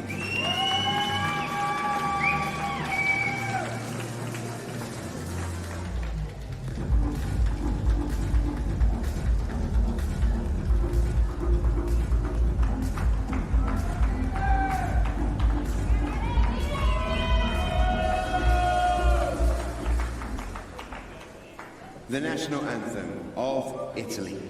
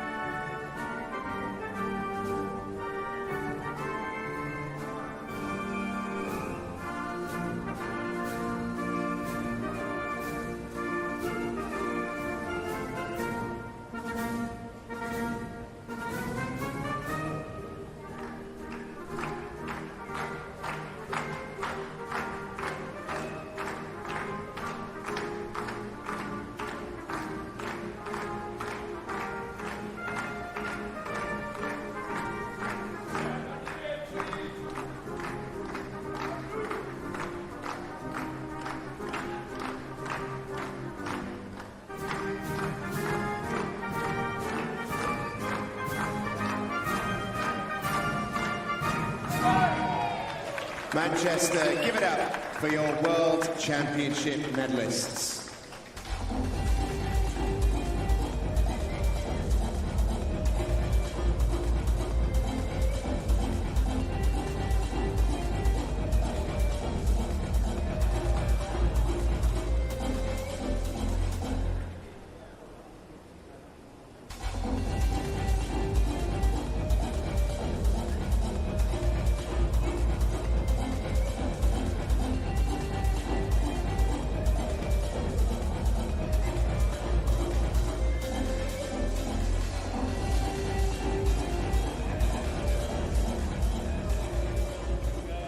And now, the victory ceremony for the men's 50 metres freestyle S10.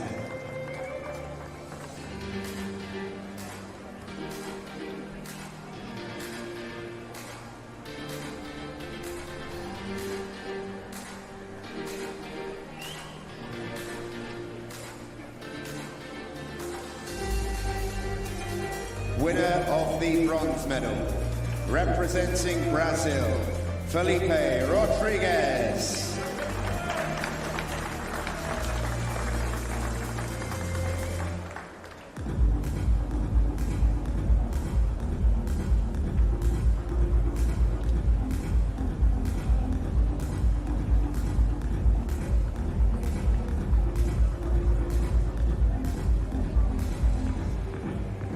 Winner of the silver medal, representing Australia, Thomas Gallagher.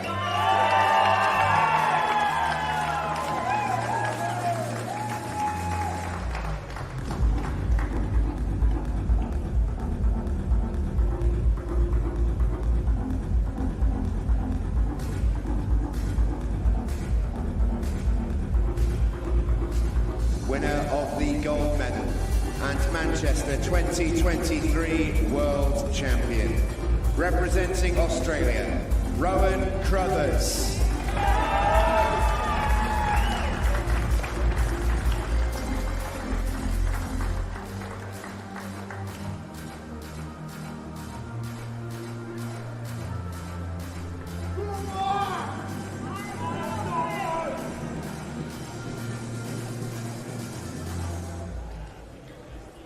The national anthem of Australia.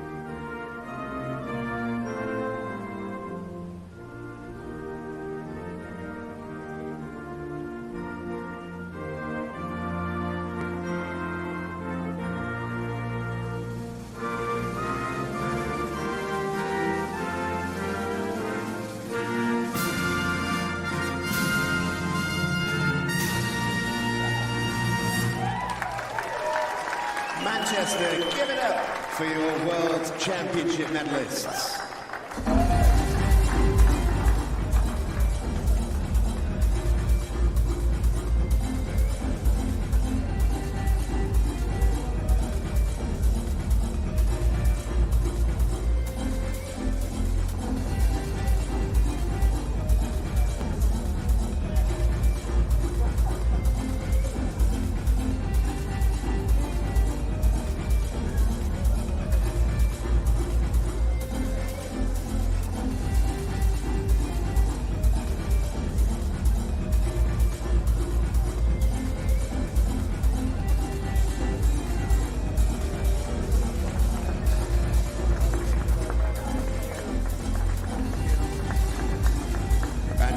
Victory ceremony for the women's 50 metres freestyle S10.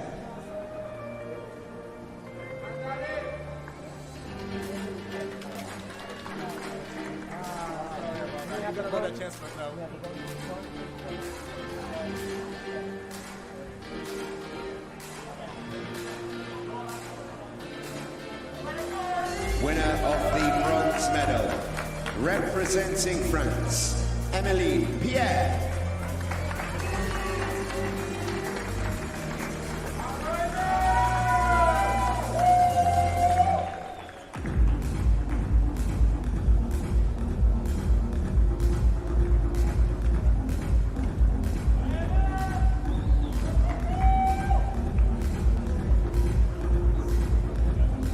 Winner of the silver medal, representing Italy, Alessia Scortacchini.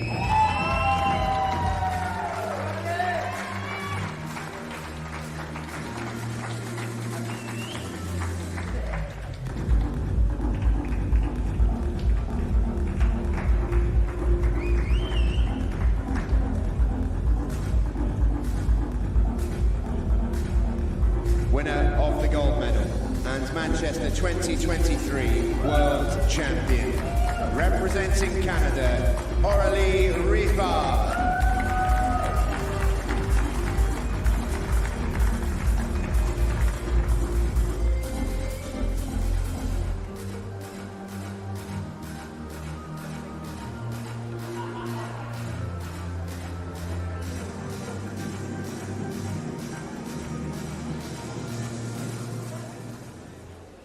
The national anthem of Canada.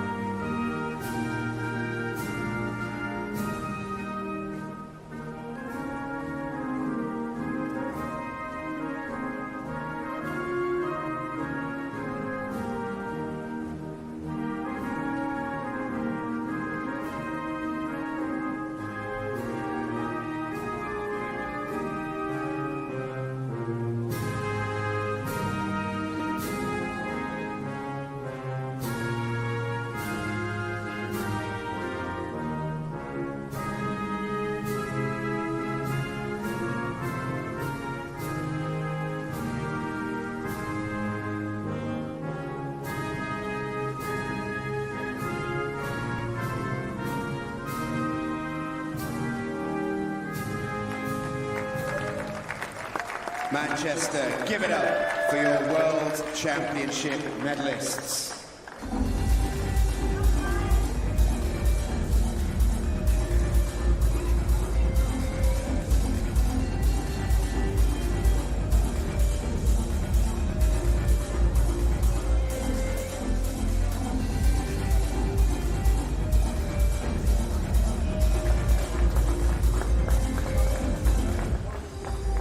Manchester, what a day one that has been. It is in the books, and we cannot wait to welcome you.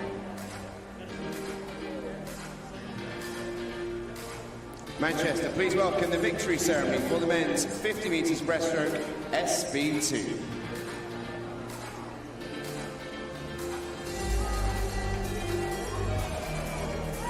Winner of the bronze medal, representing Italy, Emanuele Marigliano.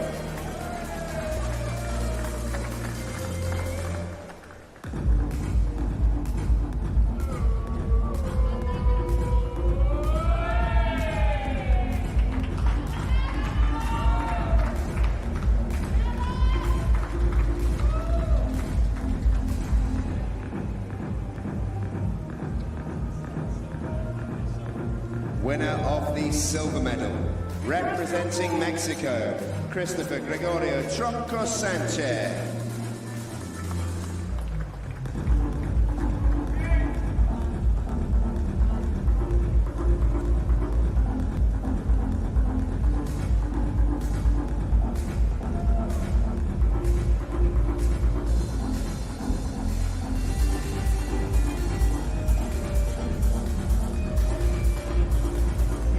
Winner of the gold medal and Manchester 2023 World Champion, representing Mexico, Arnulfo Castorena.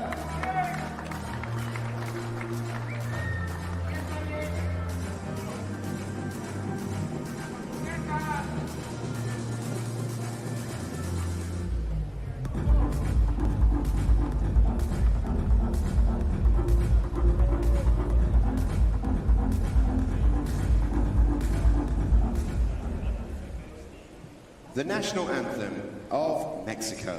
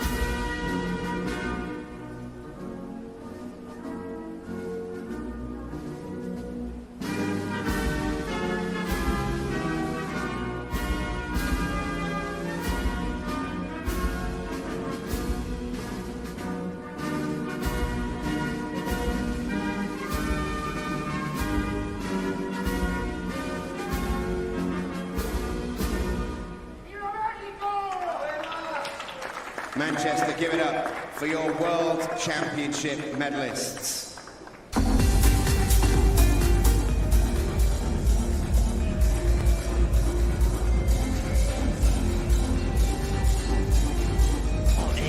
The final medal presentation of day one of action here in Manchester, Mexico, getting their gold and silver medal. Christopher Tronco there on the left, initially disqualified, protest went in and he was reinstated to that silver medal position behind his teammate Castorena. It's been a good day, Liz. Who tops the medal table after day one and the Liz Johnson medal tally? Well, the medal table works on a number of golds leading the way, and that would be Italy with 6 gold medals.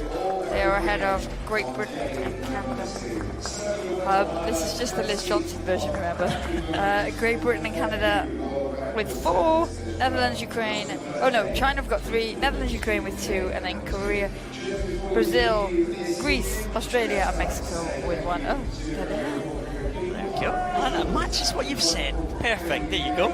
Italy top it with 8 medals in total, so a great day for the Italians. A great start they had, wasn't it? And we've seen some great swims, some surprises, a couple of world records. Andre Trusov-Laguo as well, that sensational swim in that 50, wasn't it? Absolutely fantastic for the Chinese. As we go down the middle tally, there are 17, 18, 19, 20 countries on it, I think, tied for 17th position. Azerbaijan, Colombia, Croatia and Ireland with that 1 medal apiece. Silver medal there for the Irish swimmer. Oh, we've got another page to go, look at that. 24 countries on it, with Israel and Cyprus taking 1 bronze to close us out there. So 24 different countries, that's over a third of the countries taking part here, Liz. So it's a good day one, right? Good spread of the medals. Excellent. Well, that is day one over. We've had a great night of action. We hope you've enjoyed joining myself, Paul Noble and Liz Johnson, and we will be back in the morning, 9 o'clock local time here in Manchester for another day of action, day 2 heats. Thank you very much. That's it from us, right? Bye now. We're multi-generational from different backgrounds and industries, which brings diversity of experience and diversity of thought.